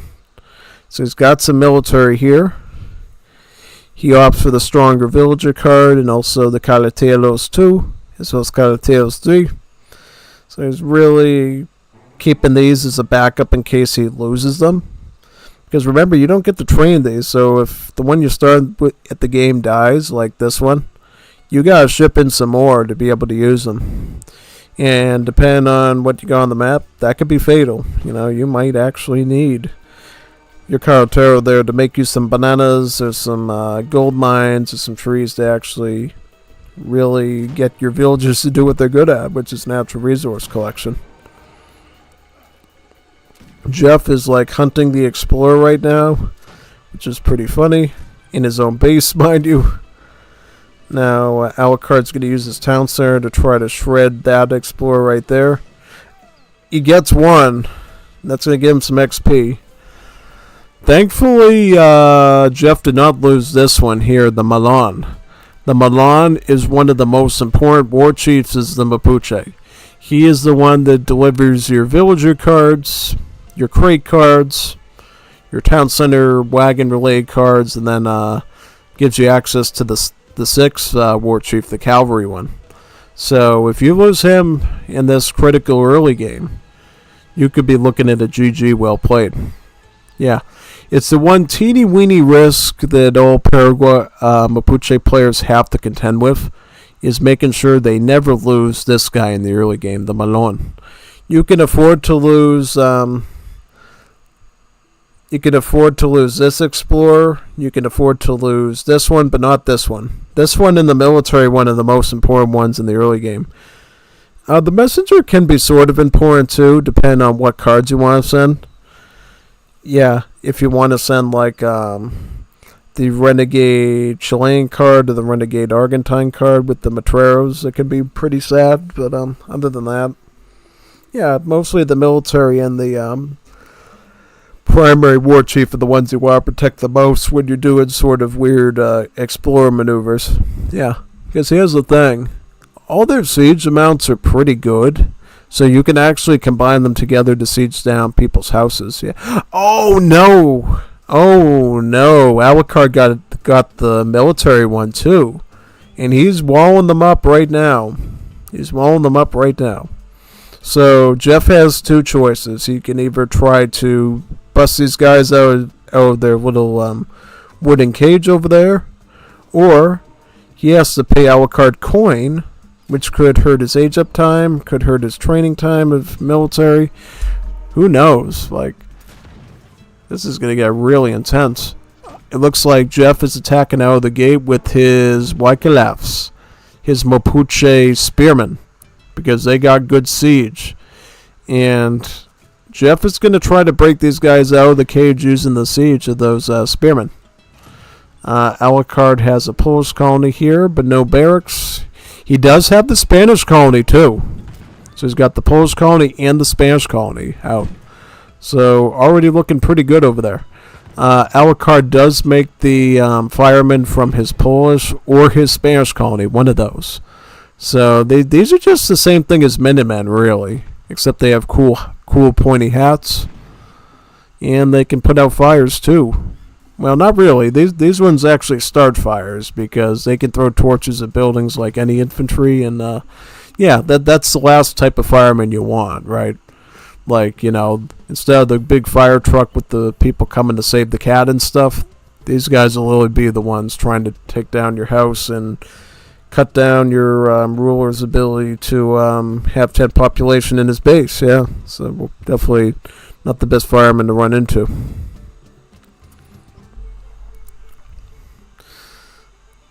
Looks like the war chief is bringing in some crates, probably. Yeah. It's really unknown who's winning right now, because they're sort of in a weird standoff here. Looks like Jeff is down 2 of his 5 war chiefs, which is pretty big. The only significant one he has left is the crate one and Bill one.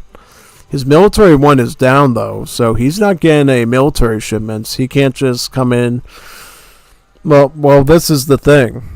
It kind of almost cripples his ability to go with Mawadanches, because a lot of the good Mawadanche cards, shipments you get is through this military war chief. So without him being around for the game, you lose 2 of your really good Mawadanche shipments.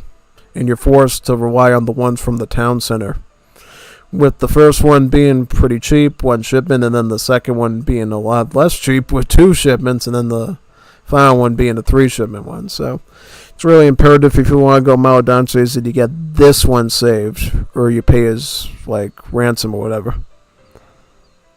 Here comes more Wyclifs and some Tringolefs, some assault units, yeah.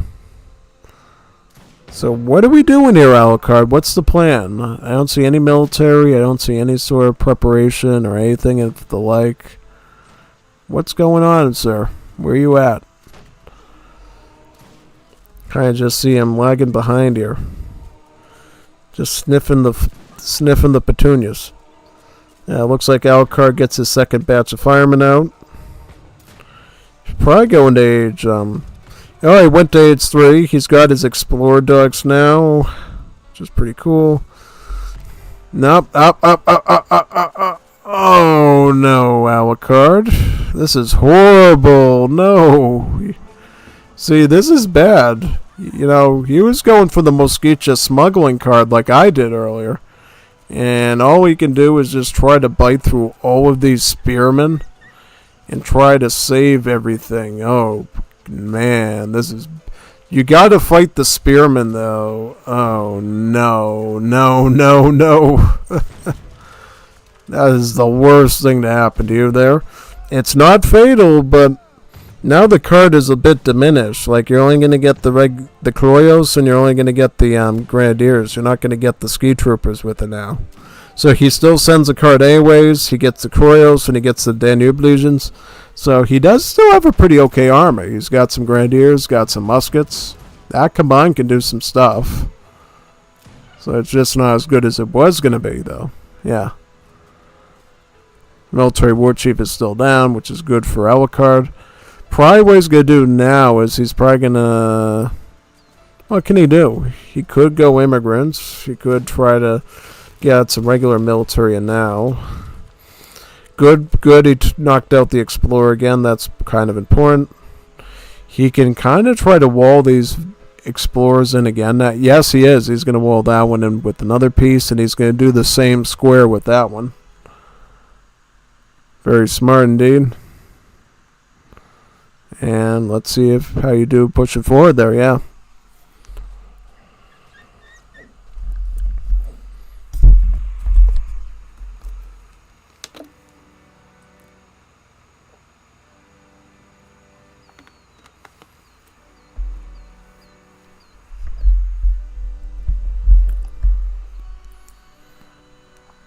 So how many did it give him? It gave him about 6 of the Grenadiers and about same of the muskets, 7 muskets. So yeah, pretty good. They're all veteran, by the way, Shadow Tech, since they're consulate style units too. So basically like a big army of H3 units running around.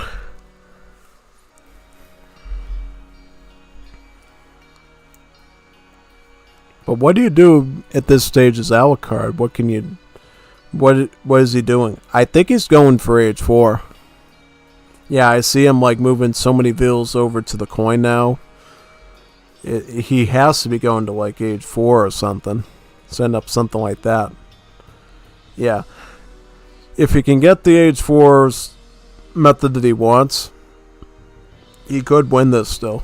Because now Jeff is stuck in H2. So if Alucard can get the resources he wants, he could jumpstart into H4 and get a bunch of stuff. And if he is going to go immigrants, he better off go to H4 and just get the maximum of stuff he can. And go for a push there. Yeah, pretty much.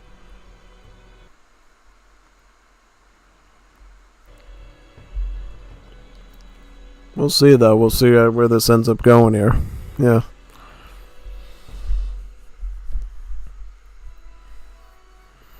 Yep.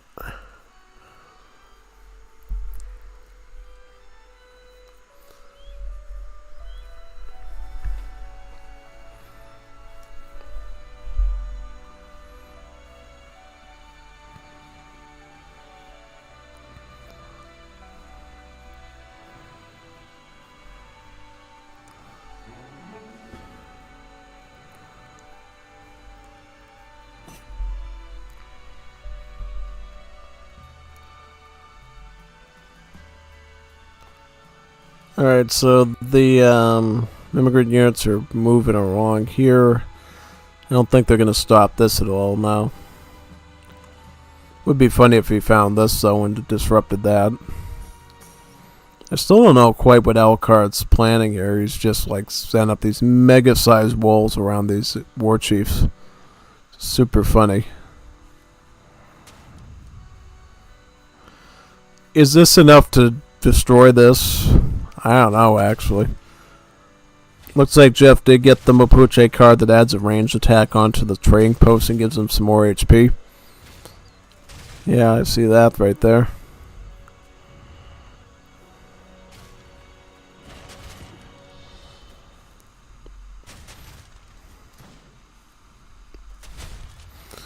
Big, ooh, nice. Nice siege there. Now he's got some Tralkatu phase, and this is where things get a little worrying. Is Alucard, like, what are you going to do exactly? What's your game plan?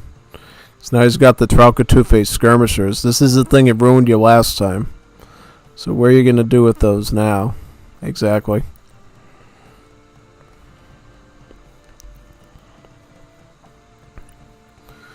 We'll have to see what the flag is. Yeah. Right now it's just the Central American Union. What will it turn into, though, is the question. Yeah, Alucard's like taking a lot of time. I don't know what he's doing with it. Now he's getting the pull at NECA though. This is going to be key for defense. The pull at NECA should be able to stop any potential push that Jeff tries to do though. Yep, so oh wow, he's gonna surround him. This is great. This is a good move by Alucard because now he can surround these Tralcatufes in and box them in and finish them off potentially. Unless, of course, the assault units get involved, and then it's going to get a little bit more dicey. Yeah. Now all we can do is really just stall time, try to fight these spearmen. Thankfully, the fort is mostly up, though, so it's like, this fort is going to stay up. I don't see that ending. Right? Alucard, has he picked a roster?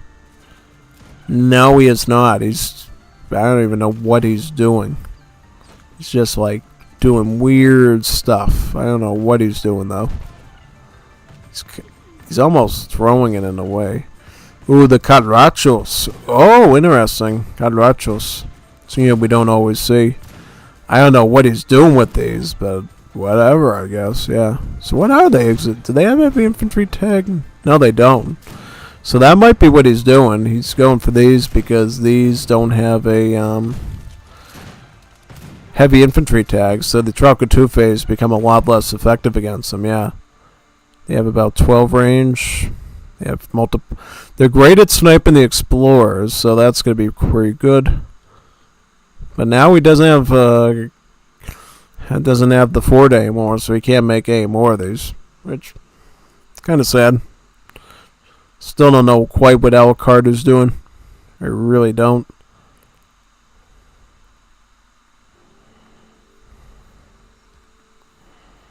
Coming up the side here with another town center.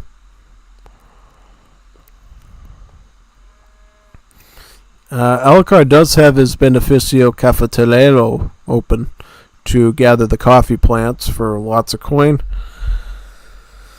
Still, I have no idea what Alucard is doing. Like, I've seen him gather resources here for way too long, and I haven't seen any sort of military or really any production at all. I don't know quite what he's doing. I really don't. Yeah. It's quite weird. Really want to see a game number 3 here.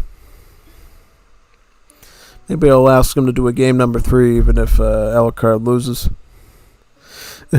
Yeah. That would definitely be very fun. Big time.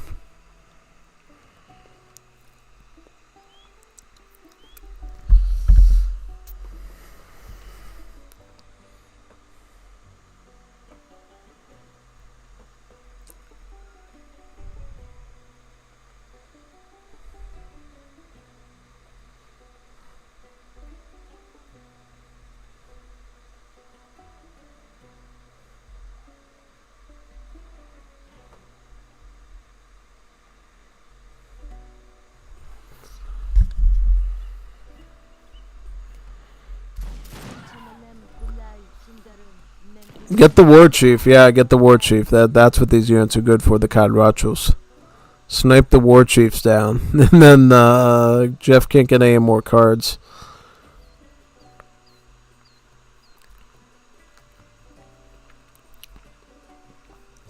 So he's got 2 over here. He's got these 2 over here. So really, Jeff is looking pretty good. Alucard's looking pretty good right now, at least in terms of stopping Jeff's card flow. Yeah, it's quite nice. So at the end of the day, it looks like Alucard has went with... I'm trying to remember. What roster is he again? Ooh, he's gone with something with Mosqueteros. Yep, so here comes the Mosqueteros. Mosqueteros are going to be great against skirms, but Alucard's going to try to mitigate this by sticking them in a stagger and, like, wrecking their area of effect potential there. Cadrachos are pelting bullets into these Tralcatufes as well from the back, while the Mosqueteros hack away at them.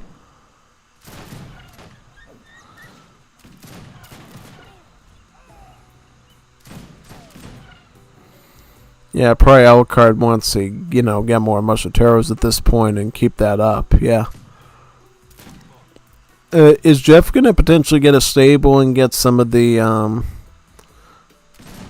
Windotufe Bulla riders type things to counteract these Musketeros? Could potentially do that, you know. They're technically going to be more efficient than the Spearmen are, the Wykelefs. So, putting the War Hut down there to deny the hunt, quite a good move. We'll see the... Oh, whoa, whoa, whoa, whoa. Okay.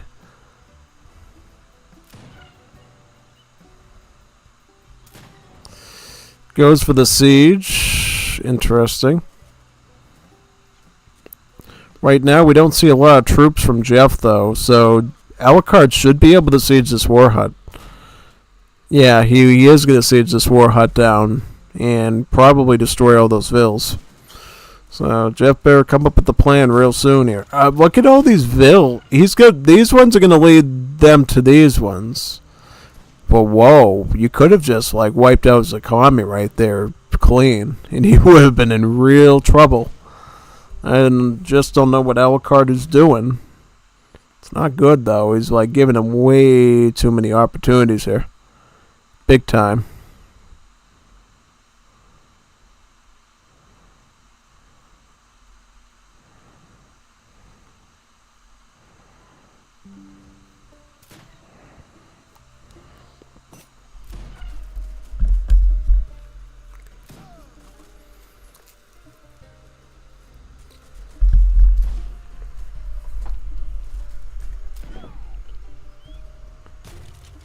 TP down.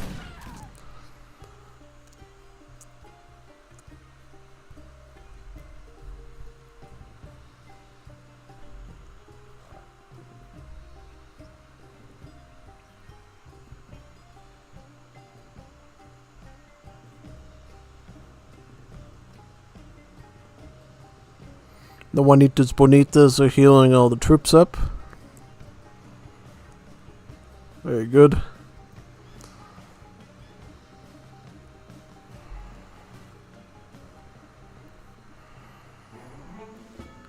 Oh, nice. We see the Apache cavalry from Jeff over there. That should be a good support unit against the Musketeros. That'll be really good against the Musketeros, actually. Yeah. Alucard might have to add in some Pardos to deal with those Dragoon units, though. He'll have to probably get a pretty beefy stack of these Pardos mixed in. He's gotten the veteran upgrade, so it might be something he might actually do there. Yeah. If I remember correctly, we didn't see any Pardos from the Best of 5 on Tuesday, so it's kind of interesting seeing these units from Alucard finally.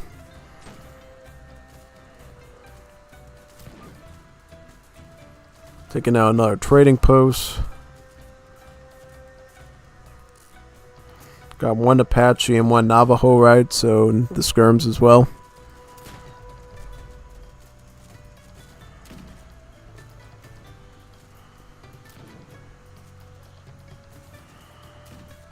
Look at all these wallings he's doing. Yeah.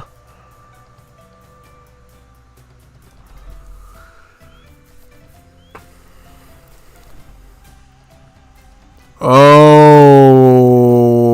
no, that's gonna be so bad. Yeah. That's what I would worry about right now. Yeah. But then again, Alucard's coming in with his spearmen too, so I mean, I just don't know how this is going to turn out. Nope, Alucard's going to see the Malones here, the cavalry. He's going to have to get some Pardos over there. If he gets some Pardos, he can deal with them, but if he doesn't, you're in deep. Oh, yeah. Yeah, he's gonna lose so many vills now. No, yep. You're gonna lose a lot of economy. That's where things usually go south there. Yeah, this sort of thing. Yep.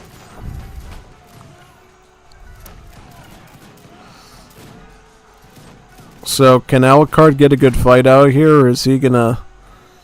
You know, Alucard's losing all his eco down there right now. Is he gonna go for a full like push? something? What's going on? Looks like the Trengalaths are winning out here. And he's throwing the skirms right into him too, which is super weird. Is he gonna resign? Is he like giving up? He might be. He might be giving up right now.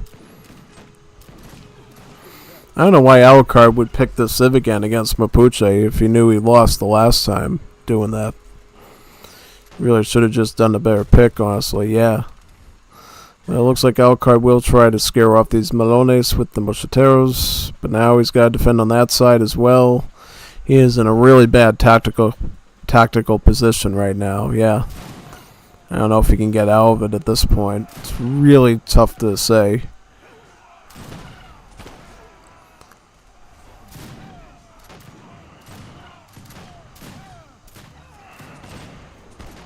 Maybe he can brute force him with Mosquiteros, but who knows. That's going to be a really tough one to see. Yeah. Would have really helped if he had the Royal Guard upgrade on these Mosquiteros, then he'd be doing more splash and have some more HP to work with. But, yeah, no, it's going to be a real tough one to come back from.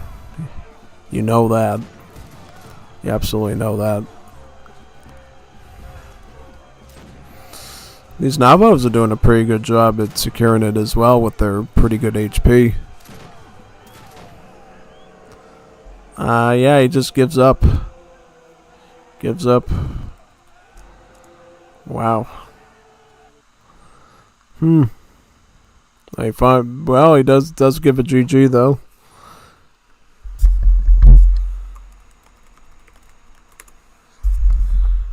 Do a game 3? Yes. Yeah, do a game 3 just for fun. Yeah. Yeah, let's not waste a good moment. Yeah, I want to see a game 3 here. That'd be great. Got like 8 people here now. We should do a game 3 for them. Would be really nice.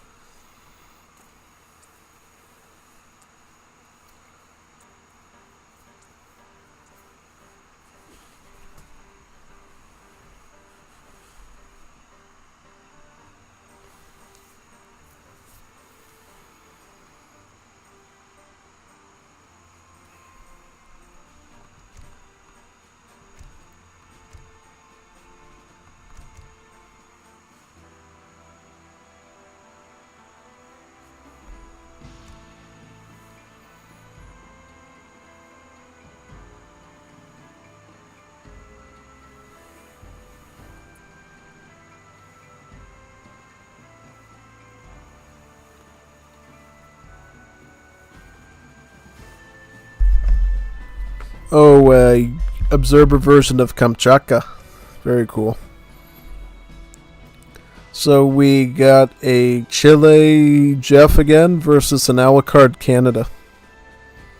Very nice. I appreciate the fact that they're changing their civs up. That's always good.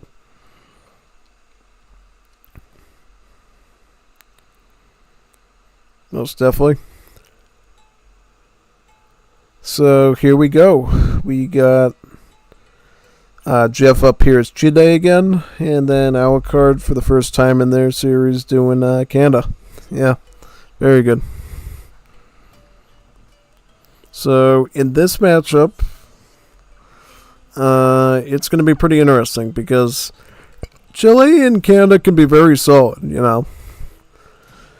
I would say from a combative standpoint, Canada tends to perform a bit better in certain fights, but it really depends on what Chile does, right? If Chile goes with any sort of scout unit like Lancero and backs it up with some range units, that could be a problem for Canada. Since Canada doesn't get any muskets, they just get spearmen. So, which makes Canada inevitably a little bit more predictable. Yeah. That's the unfortunate thing with the Canadian Civ is you can really predict what sort of outcomes they're going to do since they don't have muskets, right? And in terms of what they get for units, it's safer to assume you're going to be dealing with Trupa DR Marines on the Kabaquest side. You're rarely ever going to see foot guards from the British faction. just because the costs and stats, at least from my understanding, are never really common, I would say. Yeah, I guess. So, yeah, definitely. Again, get your log cabin out as fast as possible.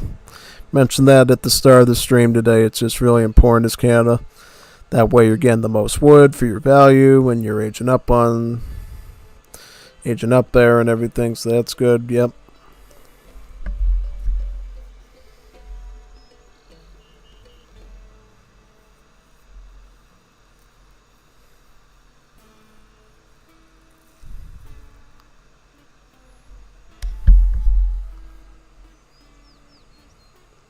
Oh, so let's check these decks out too. They might tell us something. So Jeff is running the infantry AR deck from the best out of 5. So you see a Civico shipment, and you don't see the Frontier Combat card here. You see all stuff dedicated to infantry. You got your fencing school. You got your Toma del Molo de Alica card for your hand attack on the Civicos, and then you got all your desert combat cards here for the Civicos and las bonitas vivenderas here too. Also from what we've seen, Jeff does have a habit of going fast fortress with the Civ and running this Vivendera shipping card multiple times. The 7 Vivendera cards. So we might see that again here today. We might see the spam of the Vivenderas in Age 3 as the means of overcoming Alucard's Trupa de Armelines. Yeah, exactly.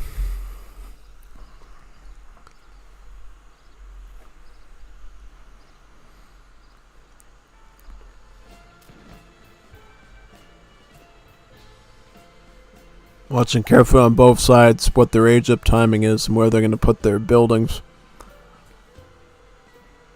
On this particular map, Kamchatka, you don't actually have any natives on it, so the only thing you're going to see contested is this sort of trade route here that goes right through the river area. Yeah.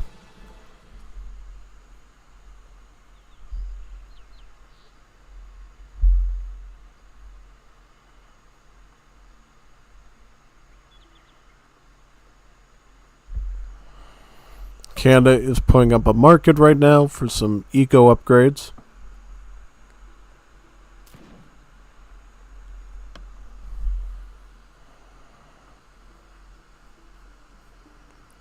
No market from Jeff yet. Most important thing with Chile, make sure you only get market techs when you know you can secure your economy. Right, because while your market techs do have an improved effect compared to other civs, your villagers do gain additional resource costs when you research those techs too, as like a debuff. So, yeah, make sure you keep the vills alive if you're going to upgrade them with all sorts of wood mining and hunting techs and everything. Yeah. Goes for the trading post on this socket over here. Arab colony does go up at this spot. Yep, very good.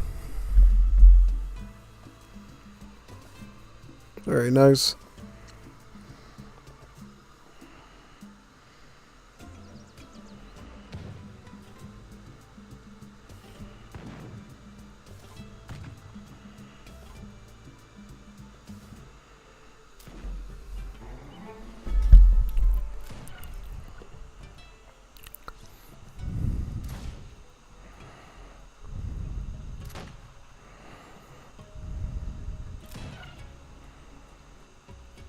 Here comes the militia skirmishers.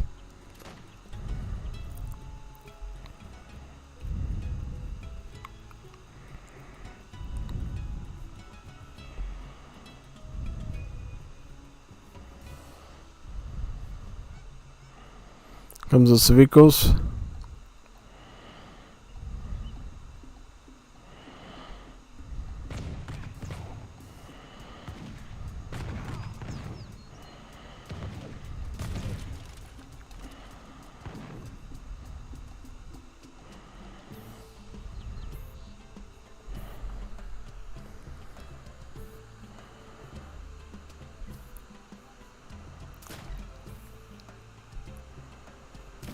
Militia are looking to raid as much as possible there.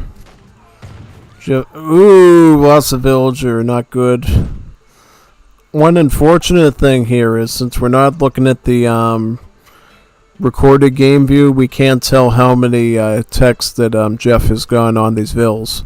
Because right now it's the basic cost of 100 food.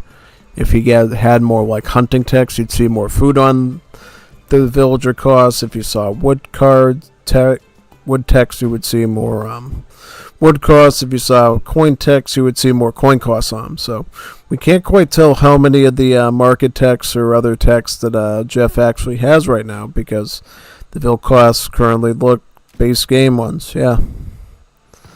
Interesting how Alucard is going for full pressure here compared to last game. Just rushing hard in there with Spontooners and Militia. Going after his barracks now. I would say in this situation, the Spearmen will do most of the sieging on the barracks and the Militia will simply try to kite off all of these Civicos. The Civicos are now in their Truplica di Diablo mode, which means they're anti-cab multipliers are traded off for anti-infantry multipliers and they run fast. But it does look like Alucard is doing a good job at sticking the spearmen in the front and letting the militia shoot their way through all the Civicos while they're occupied doing that sort of thing. Also using the dog to snare him a bit, very smart. Looks like Alucard does beat away those Civicos right there, yeah. And more spearmen do arrive, more Spontooners. They siege away at that barracks, very good. Should be able to make a siege onto it right now, yeah. Very good. Siege away at that barracks, right there.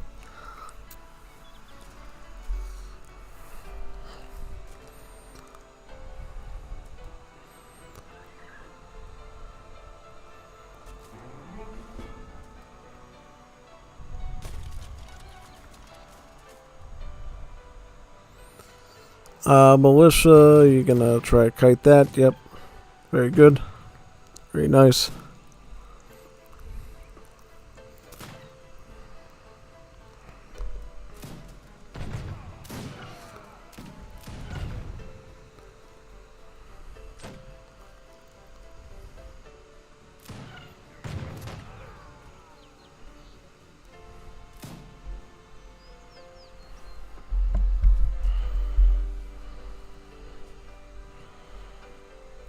Yep, start sieging away at those houses. If you can pin down Alucard's population, Jeff's population, you won't be able to resist with the Civicos much longer.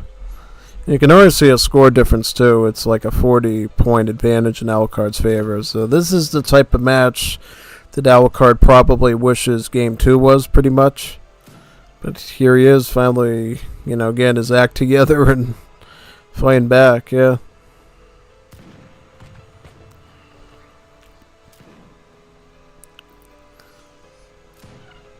Right now, Jeff is just sort of turtling around his TC and trying to mass up some Gallegos with his remaining Civicos there.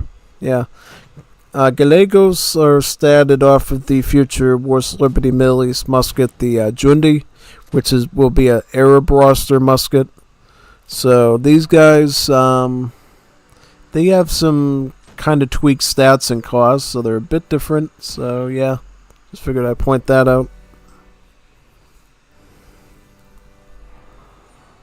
Yeah, like, he can't really even stop the siege right here. He's just letting Alucard at this point Spontooner that thing down. Now he's starting to get the Gallegos involved and move the Civicos in for a push.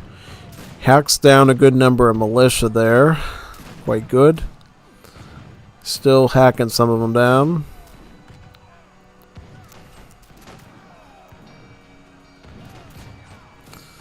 Gallegos, get them in the position to kite a bit, yeah.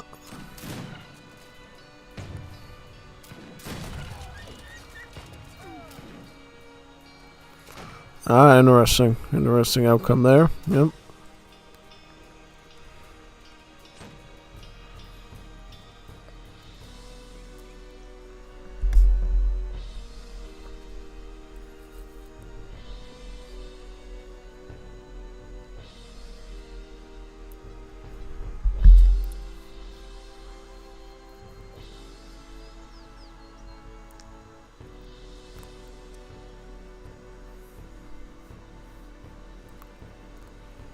Is there any easy points for Alucard to go for next? Maybe you could get the Arab colony. That might be extended. Nah, I don't think so, but yeah. I'm just looking for potential points where Alucard might be able to go for some sort of a siege. Well, he's going to go for a siege on this tower here, this outpost, since that sticks out pretty far, and the town center can't cover that too good. And we'll see if Alucard can actually find these villas too, because that would be a finisher. Jeff would not be able to recover if he lost those villas at all. Definitely not. Absolutely not. Good use of the militia there to stay out of the range of those Escripateros, since they can kind of ruin your day with their shotgun attack and the splash. Depending on what the RNG is, yeah. He's just going straight for the town center almost, it looks like. Yep. Siege away at that trading post now, yeah.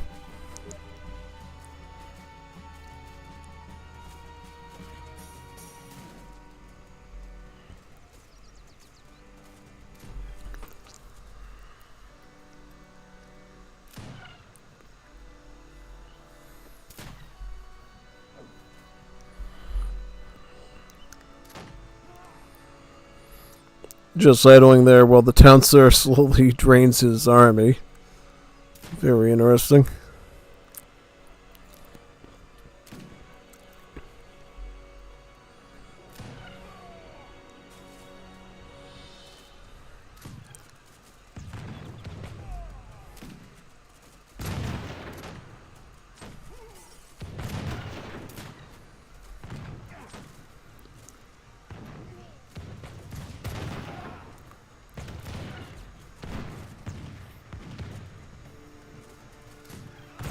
Now has some Troubadour Marines and Metis Rebels mixed in from the River Rebellion card.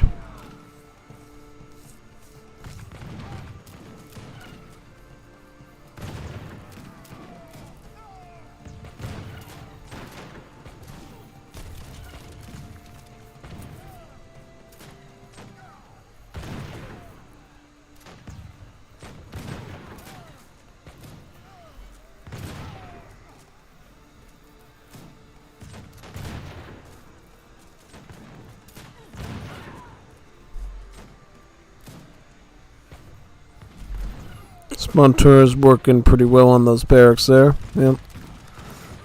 Well, infantry's focusing on, well, the infantry, yeah. Town center is actually almost halfway through with those Spontours sieging down there, yeah. And these ones. More militia coming in to finish off the Escripateros.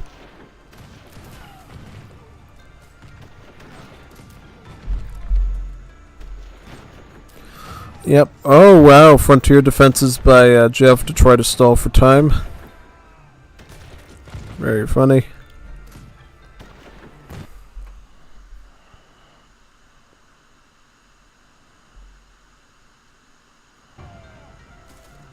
GG. Bello que agleviso.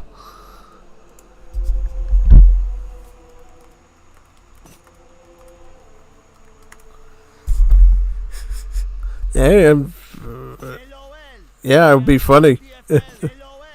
Yeah, I'd be up for it. Yes. Yeah, let's do it. I know how to make some good ideas. Me levanto in 4 olas. Se la sano? Yes. Yeah. Well, I've done worse before, man. Yeah, I've played Age of Empires 2 free-for-alls with only 1 hour of sleep going to work, so go fast. Alright, let's do it. I'm gonna restart right now and we're gonna cook this thing. Yeah.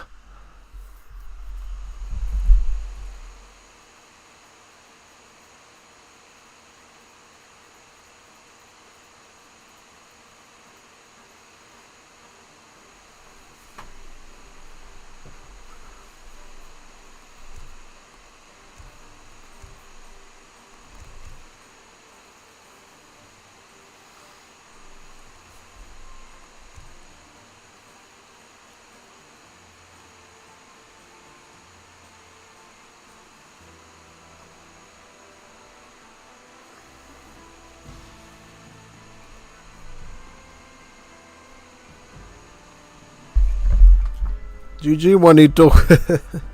Just reading that now.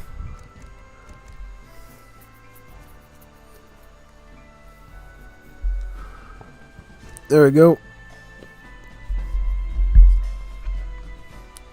Okay, so Alucard's going to do Bulgaria now, and Jeff's going to do Chile. Oh, he's going to do Bolivia. Viva la Bolivia. Pampasielas.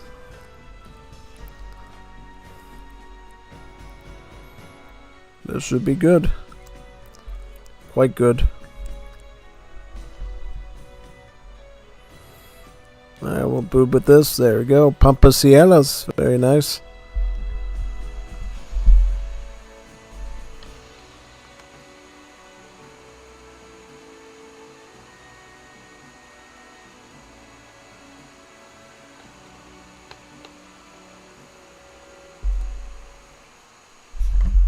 So Bolivia versus Bulg. Very good.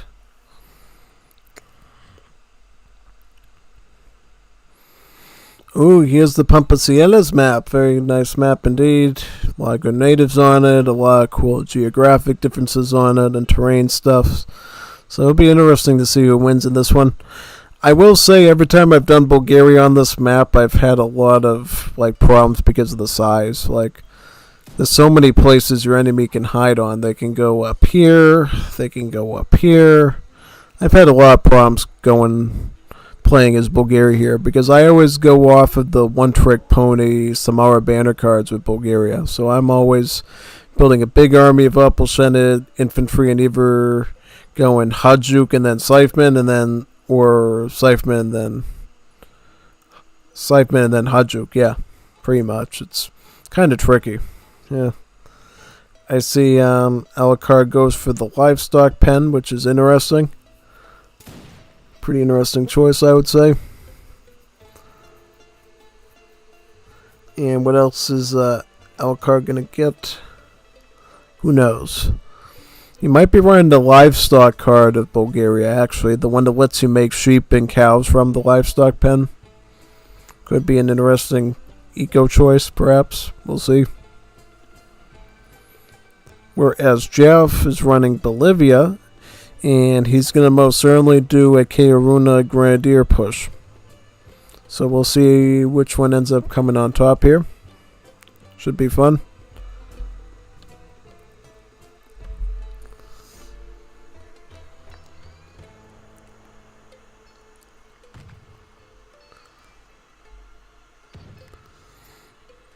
Good move by there. Jeff trying to herd the animals towards the TC. That's really important. Particularly for these vills, the Pongos. The Pongos are actually less tanky than normal vills. They only have 120 HP. Whereas peasants, a whopping 150 HP. So these vills fall rather quickly. But the thing is, you can have a lot more of them though. You can have up to, I believe, 120, 125 of these vills. Because your civ is more oriented towards natives, so yeah.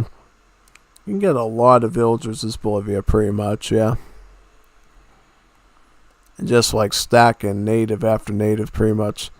Kian is Unstoppable Cap. You don't know who it is, Aladdin? Yames Ugulas? Interesting, yeah. Alright, so here we go. What deck are they going for, actually? Let me see. So, the Jeff deck looks like this. You got Mother's Day, which is probably going to be card number 1. It acts as like a normal Explorer upgrade card, giving your Explorer 50% more attack and HP. But the big thing that this one does, it gives you a shipment back. So it doesn't really feel like a normal Explorer upgrade card because it actually really doesn't detract from your card build order, since you can still get something right after it. You can go for the 300 food, for instance, which I think Jeff is probably going to do. Because normally when you don't see this, we normally see Mother's Day followed by direct contribution. This card is the one that allows your villagers to trickle coin while they work, which is pretty cool. So if you have all your bills on like food and wood, you're still gonna get a little bit of coin anyways. Then you can potentially put into like hunting dogs or maybe get out like a cannon or something. It really depends on what you need, right? Yeah. And then from there, we see a lot of native functionality here. You got direct you got Mezizahé here. You got Palenque, Native Militia, even Misiones. This is a pretty rare card to see nowadays. Yeah. You got Tokoyo Industry, and you got Rubber War. Rubber War, very niche card to see on the land map. Yeah, I'm surprised he has Rubber War here.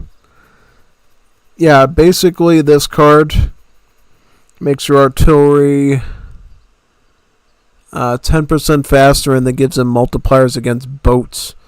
So there's no boats on this map, so I don't know why you would put Rubber War into like a standard Bolivia deck. I would prefer something like I don't know, like one of the eco cards, like Casa de Moneda, or maybe some more military. Yeah, like the Infinite 7 Vivanderas, or perhaps even the upgrade to the Francatiradores, something like that. Yeah. A lot of mining camp stuff in Age 4, so if Jeff does get to Age 4, we're going to see a lot of booming from him with the mining camps. The mining camps, if you didn't know, were structures you can build next to mines as Bolivia, and they produce villas over time like an Oaman Town Center does, but with groupings of, I believe, about 2 or so villas. Yeah, something like that. Yep.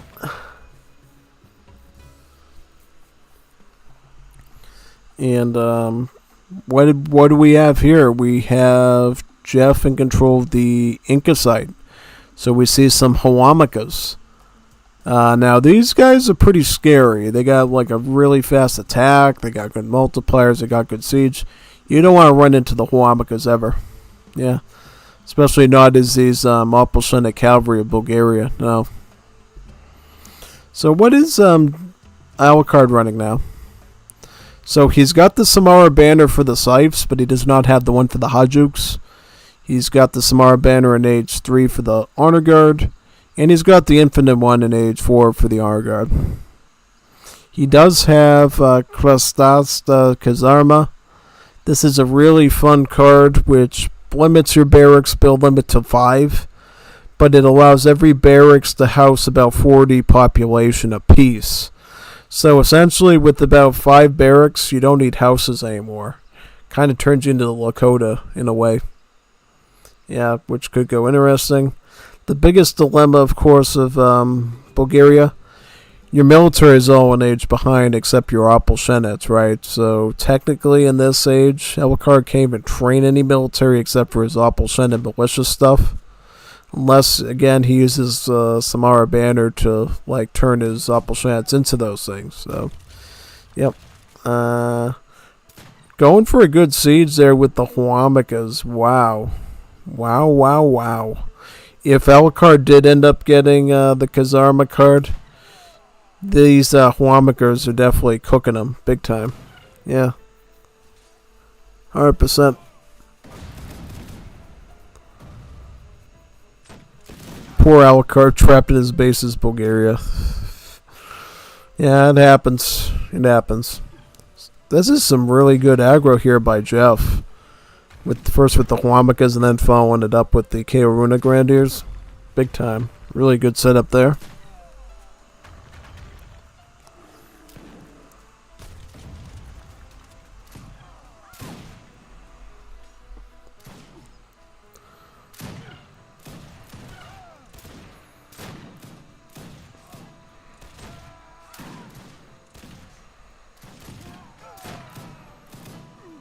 Goes Huamacas, yep.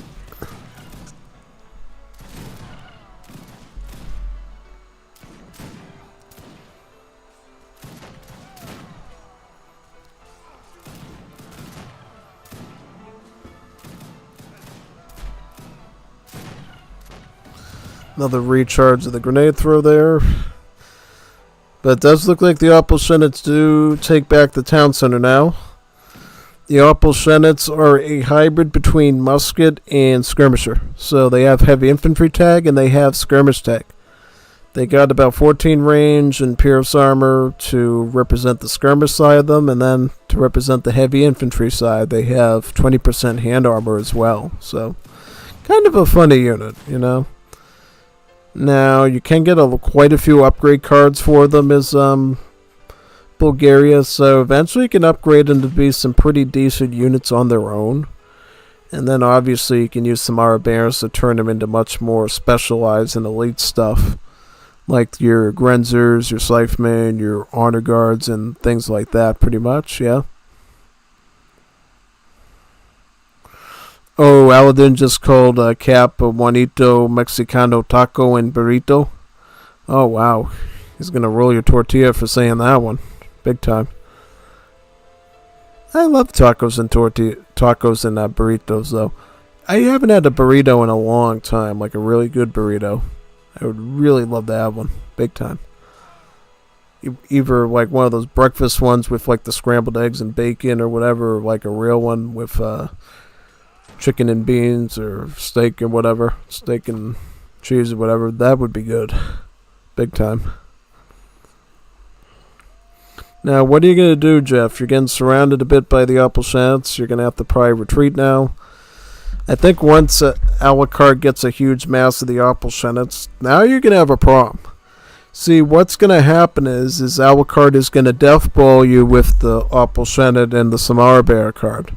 He's going to essentially dominate your army with the Opalshenets as they are now with their range attack, and then once he gets an opening, he's going to turn them all into Scythemen with the Samara Banner and just snipe your town center and your houses. That's the way I see it going, so you better be ready for it, big time. Yeah. So we'll see how this ends up going. Kiting. Definitely helps when your unit has 14 range and not 12. Big time. Right now the kiting seems to be working, but the Karunas are kind of the wild card here because they're throwing grenades into the group, which is doing splash plus crush damage and anti-infantry multipliers. So the grenades are the deal breakers here, and to a lesser extent the Bola warriors here as well because of their splash attacks. So yeah. Now Alucard is given chase again. He's going to try to probably snipe these Karunas first. They're like kind of the big danger once their grenade charge attack comes back again. Yeah. Now this should give Alucard enough space to maybe siege the barracks and the Dave site. Once he does that, I think he'd be in pretty good... Oh, he did the Samara Bear. Now these are all Scythemen. Oh, no, yeah. He should have done that under his town center. That would have been so gruesome. And Jeff probably would be like, oh, no, what are you doing, Maito? What are you doing to my Central Urbano Central? Like, be like that. And it's like, nah, there you go. It'd be quite tricky indeed. Oh, yeah, big time.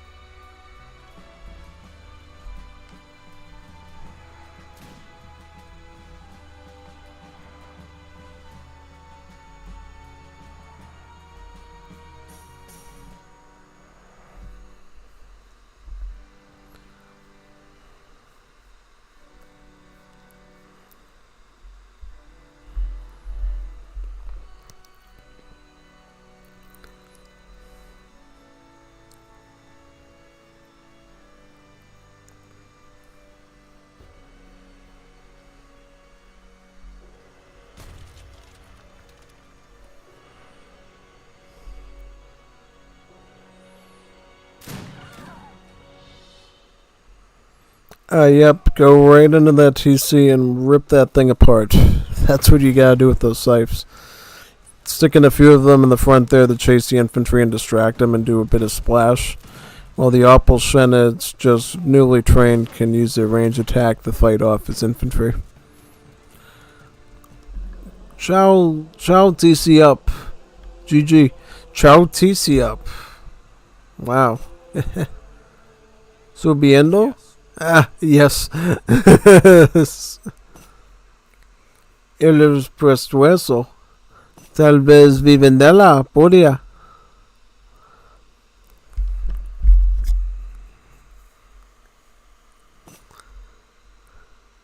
Apenas los convierte. Creo que no.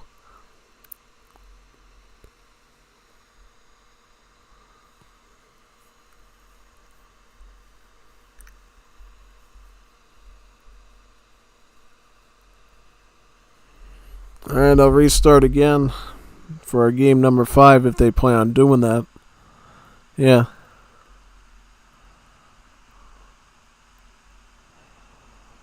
Juanito Boliviano strong. Yeah, eternity.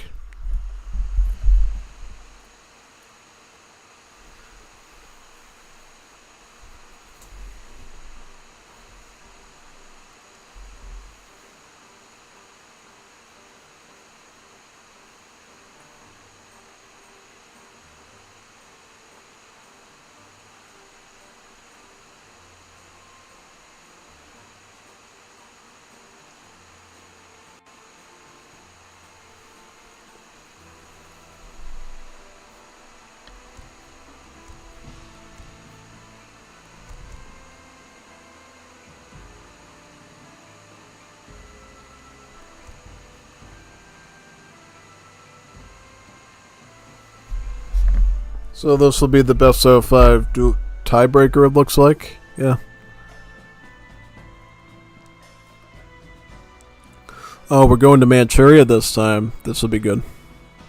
Good map for a 1v1.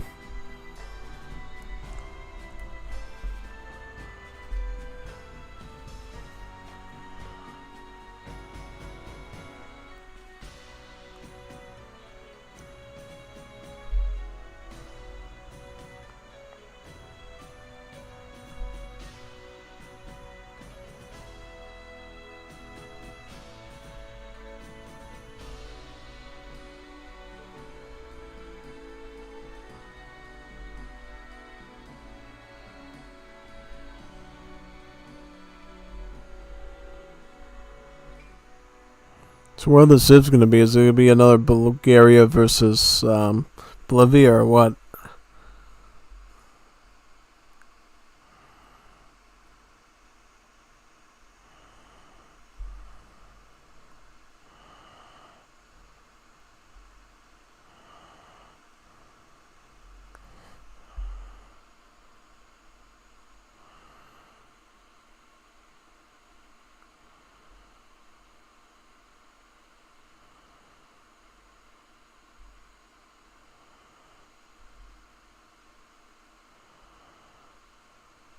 LOL, I am ROTFL.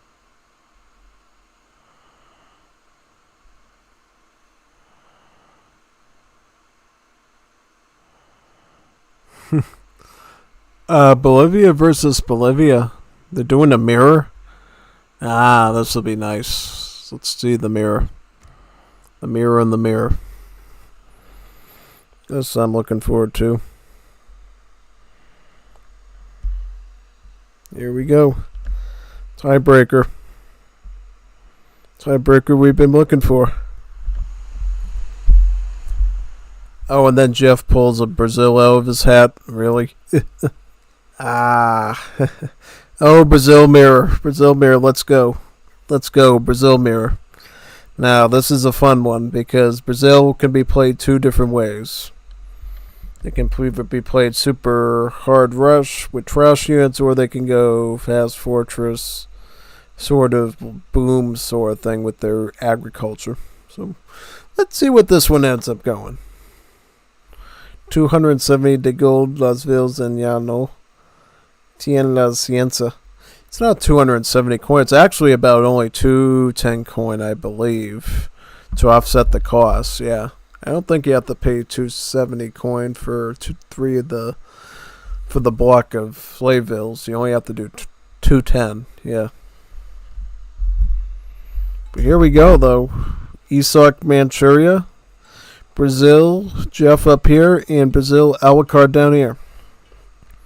Let's see what the best Brazil is. This should be quite the interesting duel, to say the least. I'm looking forward to it. Are you? Yeah, you should be. So every day we see a Brazil mirror.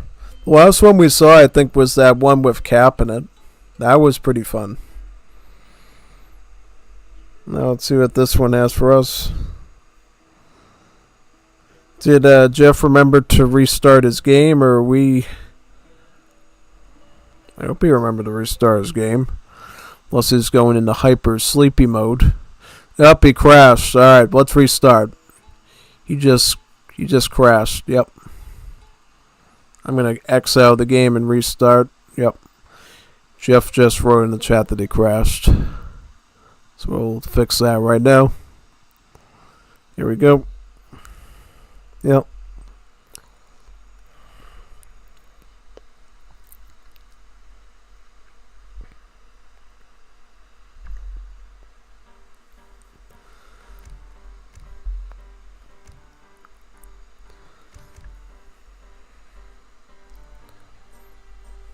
Nope, I'm exiting out, waiting for Jeff to join. Or Alucard's actually going to join his room. Yeah. I was wondering why the room looked a bit different, because Jeff's the host now.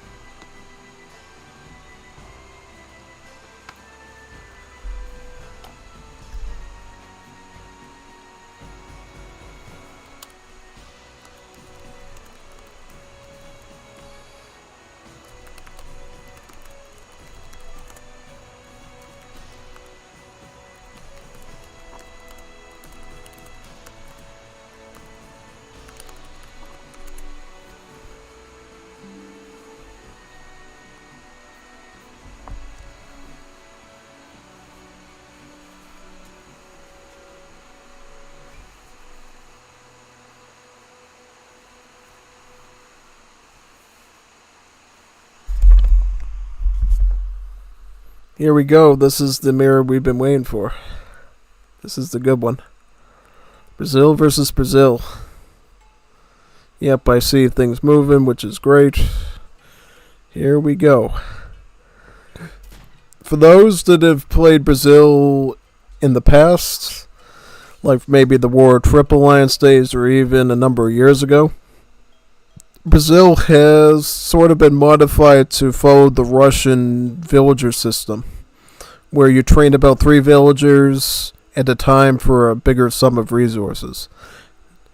Instead of 270 food, though, you're paying about 210 coin to represent sort of the slave trade principle of Brazil. So yeah. Because before they had this weird sort of abolition and slave trade system that was like really weird, using big buns, and it made the civ utterly useless. Now Brazil is, viable. You can actually run it now, which is quite nice. So we're going to see which Brazil is actually the strongest. Is it the Jeff one or the Alucard one? I've seen both Brazils done before. Both viable, both competent Brazil players, but we'll see which one is the best of the best. Yeah, this will be quite the battle indeed. If one person goes early rush and the other goes age 3 in the Cazador Montados, that could be enough to secure a win. For either side, depending on how they do it, but we'll see. Will we see all barracks? Will we see stable? Will we see immigrants? What are we going to see out both sides? Now, let's look at these decks right now and sort of figure them out. So, this is... Let me see what this is again. So, this is the Alucard deck. So the Alucard deck. Oh, interesting. Interesting. So this is an outlaw-friendly deck. We got Codissimo, Cafe con Leche, as well as Belangadurim. So this is an outlaw deck. This is a Caudillo with outlaw deck. And what is Jeff going to run? Is his going to be more standard or... So Jeff is running a pretty 1v1 combat-based deck. This is actually very centric towards H2 aggression because of this. We see the Virgin Forest and the Carpentry. This is definitely pushing towards a hard rush H2 Brazil. Because you got the 2 wood cards there plus these to facilitate trash unit spam. A combo of Pardo, Mushatero, and the Pardo, Mushatero, and the Voluntarios. Right. So this is for somebody who's looking to rush out of the gate in H2. Now if you go to H3, I guess there is still some combat there. Got the 1,000 wood, got a fort. You got some good support cards here from the Zuevos Baianos, as well as the Horse Grenadiers as well. So that's good. You do have Refridge, so a bit of late game. Also the Engino. The Engino is where you get your ultimate unit as Brazil, which is again another trash unit that will cost food and wood. So it actually synergizes quite well with the concept. Now, one thing I'm going to check on Alucard's side. So he does have Campagna de Cordillera. So he does actually have the really beefy Cazador Montado upgrade, whereas Jeff doesn't. Yeah, and these are both skirmisher combat cards. So what are we looking at? We're looking at outlaws with mounted skirms. Clearly. It's clearly what we're looking at. Alucard taking advantage of the map's yaks and getting a livestock pen. He's going to eat up all these and have some very delicious meat indeed, yeah.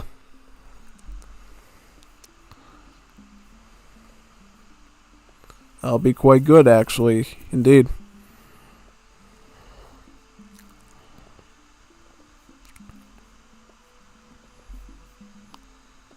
And what is Jeff doing? So Jeff is getting his livestock pen, so he's gotten a lot of yaks as well.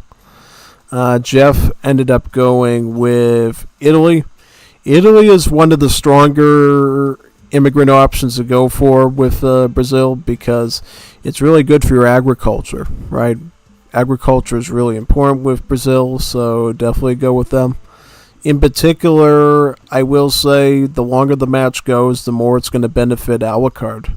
Because he's got Casa de Moneda, he's got Gran Coco, he's got Cigar Roller, Rum Distillery, and Refridge. So he's got a lot of agriculture cards, particularly coin. So the longer the game goes, the more Alucard could likely spam up a bunch of Cazador Montados on Jeff. He also has this card too, the Arrival of the Royal Family. This one actually improves the hit points of hand cavalry, so it will actually, basically add more HP onto the Lanceros, as well as the Escoltas, which is quite interesting, yeah. So we do see a Caudillo from Alucard. This is the Brazilian Caudillo skin right here. Colonel de Albuquerque, and he's going to make some outlaws out of him and probably go for some sort of a push. Yeah, this was a good way by Alucard to sort of make this a fun match, not just Voluntario Pardo gameplay, but actually going with some of the outlaws. If I remember correctly, Brazil does get a unique outlaw. They only get... So here we go. So here are some of the Plagiadores. Plagiadores are a outlaw with really insane siege. Look at this siege here. 85 siege when near the Caudillo. 85 siege. Oh man, that is insane. What are they classed as? He hand infantry, so they don't have any line tag and no skirmish tag and no scout tag. So these volunteers are only doing about 13 bullet damage to these, and they have 30% pierce armor too. So these Plagiadores can sort of just run around pretty undeterred for a while and just rain havoc. Yeah. Alright, so let's see here. So Plagiadores, is Alucard going to go for an attack with them, or no, he's going to pull back. Good idea. What's the cost? It's about 90 coin. Yeah, don't lose these for free though. You know, they cost a lot of money, man. Don't lose them. Especially when you have to pay for the coin cost of your vills. You gotta really watch out for that sort of thing. Now, if I remember correctly, I believe he could go Jagunzos, right? To back him up from the Codillo. Jagunzo, I believe, has some sort of like area of effect or crush damage or something that works really well with the Plagiadores, but we'll see.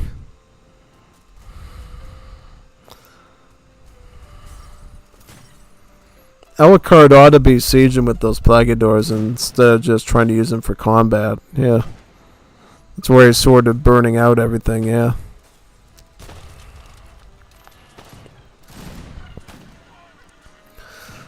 Here's comes some conscriptos, though. Some muskets. The muskets will provide a bit of cover support with range. Can kind of sort of grind down his volunteers with that.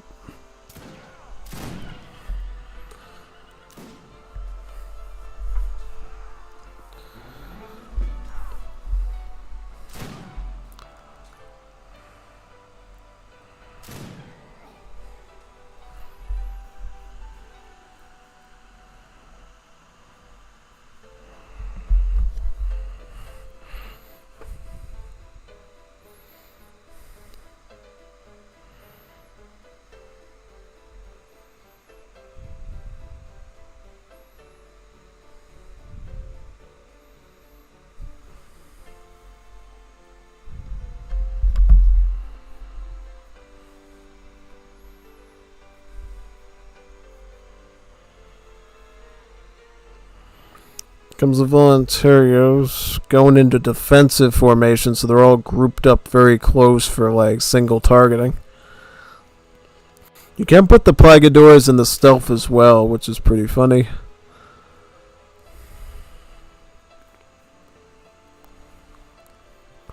Trying to figure out what Alucard's actually going to do strategically here. Yeah.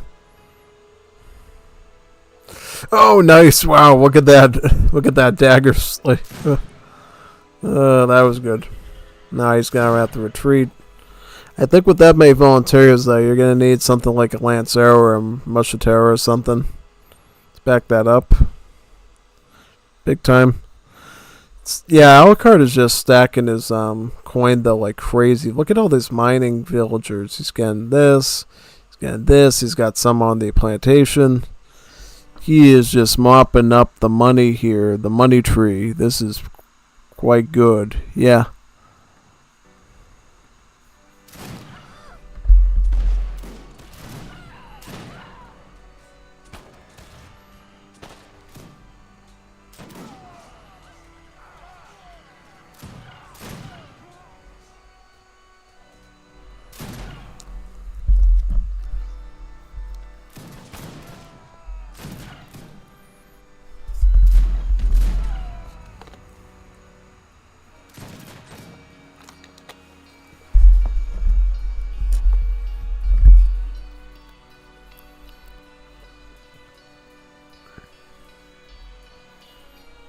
Ah, 2 artisanal cannon, not bad. Not bad at all.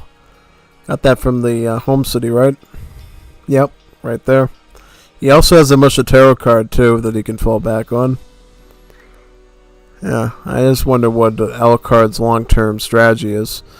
Also, consider the yaks are going to be there as a food source to get him into H3 if he wants to.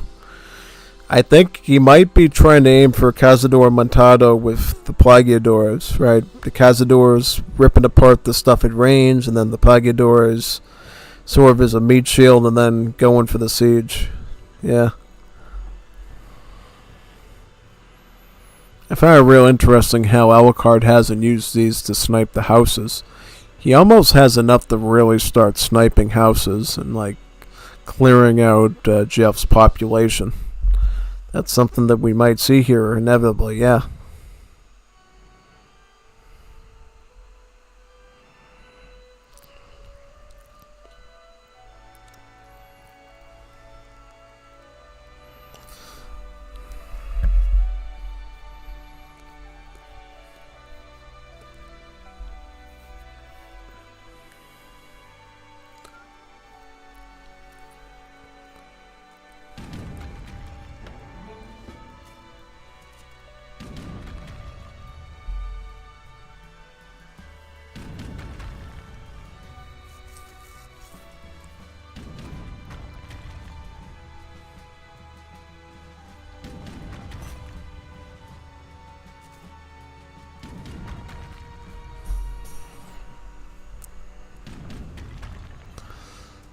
I find it funny he's just using the Kanzu. He could just wipe this barracks out in one siege with these Plagiadors.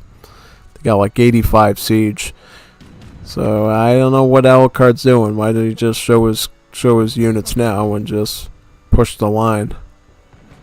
Yeah. We do see Jeff putting a barracks back here. Also going to H3. You see a plantation going up. Going for the mill with Brazil. That's a rare thing to see. Because the thing is, I think personally with agricultural wagons you get from Brazil with each Egypt, you need to begin the plantations. Because the plantations give you more build bounty. They're more expensive, so they're harder for you to build yourself. And obviously coin is the most important resource for Brazil to get to maintain villa economy. So I don't know why you're getting the mill. You should begin the plantation. Yeah.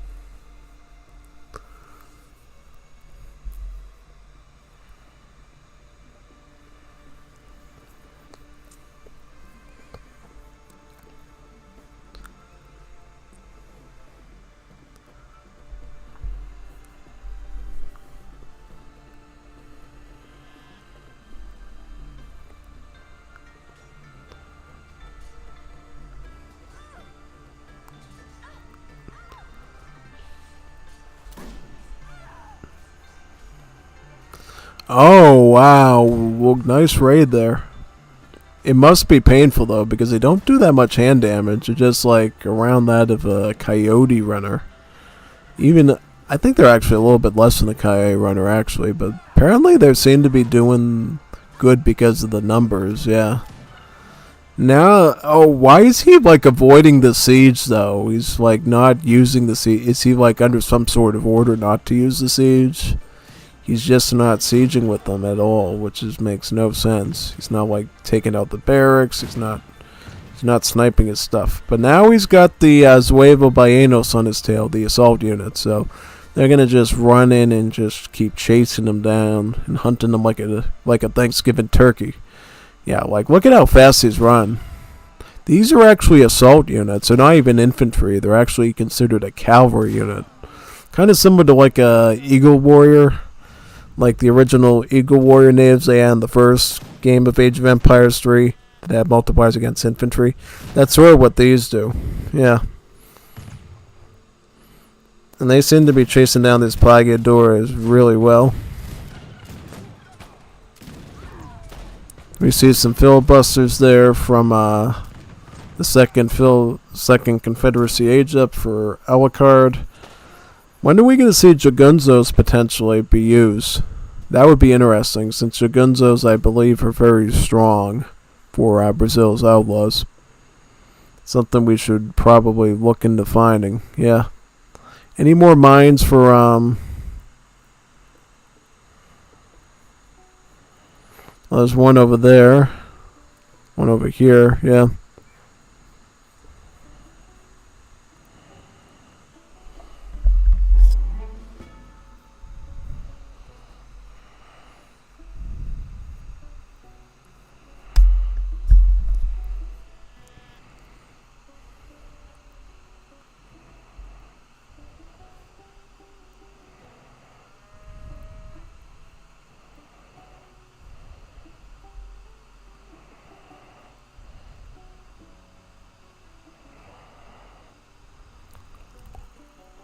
I think once we see the 12 Cazador Montado shipment come in, things are going to change pretty quickly. Oh, Alucard also got the Salteadors. So these ones are essentially a Dragoon-like unit. So they have multipliers against assault, but they also have multipliers against villagers. So they're sort of... yeah. It also claims that they generate gold with each gun attack. So basically similar to the Kijiks in Age of Empires 2. You know, for the Tatars, every time the Kijiks attack, they generate gold. That's what these do when they use their range attack, which is pretty funny. So yeah, Kijiks, but actually brutal. So yeah, good at fighting like Skultas and stuff, and then good at like fighting villagers. Yeah. So we'll see. And the range attack isn't too bad though for an Age 3 unit, honestly, either. Well, the Salteadores will actually shred these Zuevos because they're assault units. That's the main thing that Jeff wants to protect from them. But here we see Alucard going for the siege. Yeah, going in this direction. Oh no, Jeff got the Horse Grenadier battalion from Args though. That's not good. Essentially with those, Jeff will be able to use the charged grenade throw and then go into melee with them.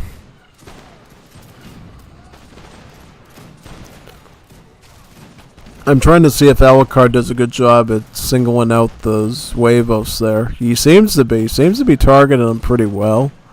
It's just he's lacking sort of in good army size a bit.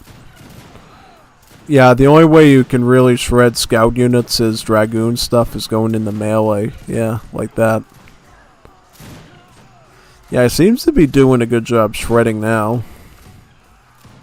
But just doesn't have the numbers to make it last, especially with all these Voluntarios stacking their anti-maneuver multipliers in. Yeah.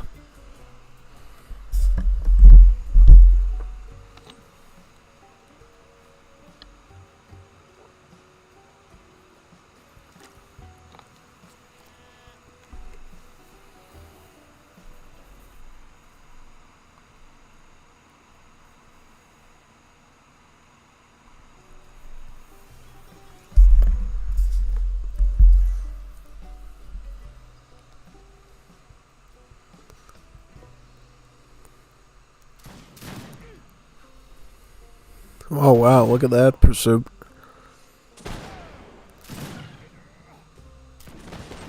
I also don't see the coin. I can't see how much coin they actually get from the gun attack either, because I can't view their individual stats.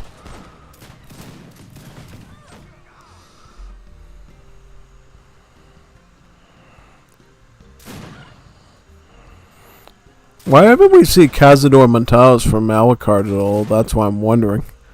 Like, that would be a really nice choice here. Yeah. Also, why no Jagunzos? Jagunzos, last I remember, had like some splash attack or some really good anti-infantry property that I think he's missing out on there. Yeah. Kind of feels like he's trolling at this point. Yeah, almost.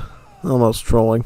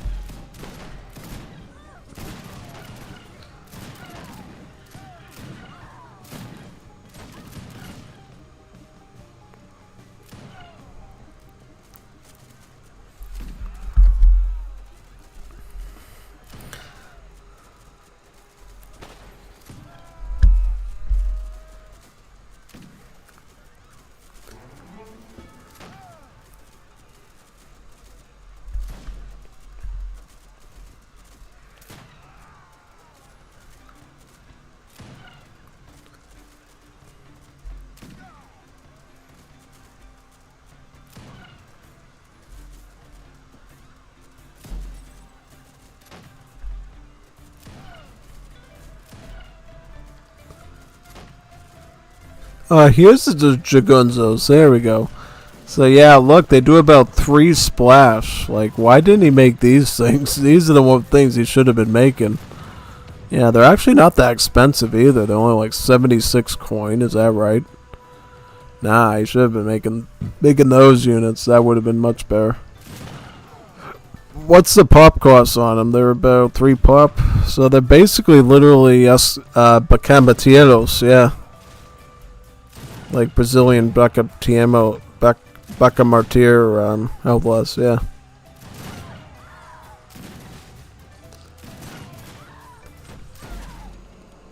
Oh, there you go.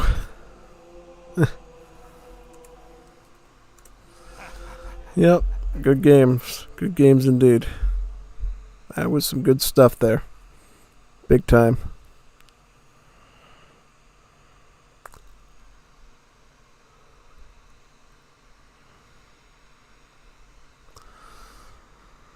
Whew. Nice stuff. Yeah.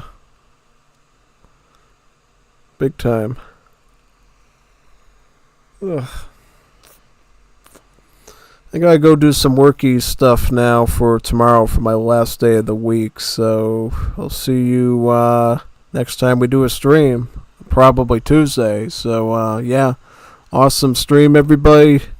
Love the arena games, love the Wars of Liberty ones, and then definitely casting this series at the end of the stream was just perfect. It was a good finisher. So thank you to Alucard and Jeff for giving so much time, and I hope Jeff gets enough sleep for whatever he's doing tomorrow. You know, if he has to work the taco stand or the empanada stand or whatever they have in ARG, hopefully he can do it. So yeah, big time.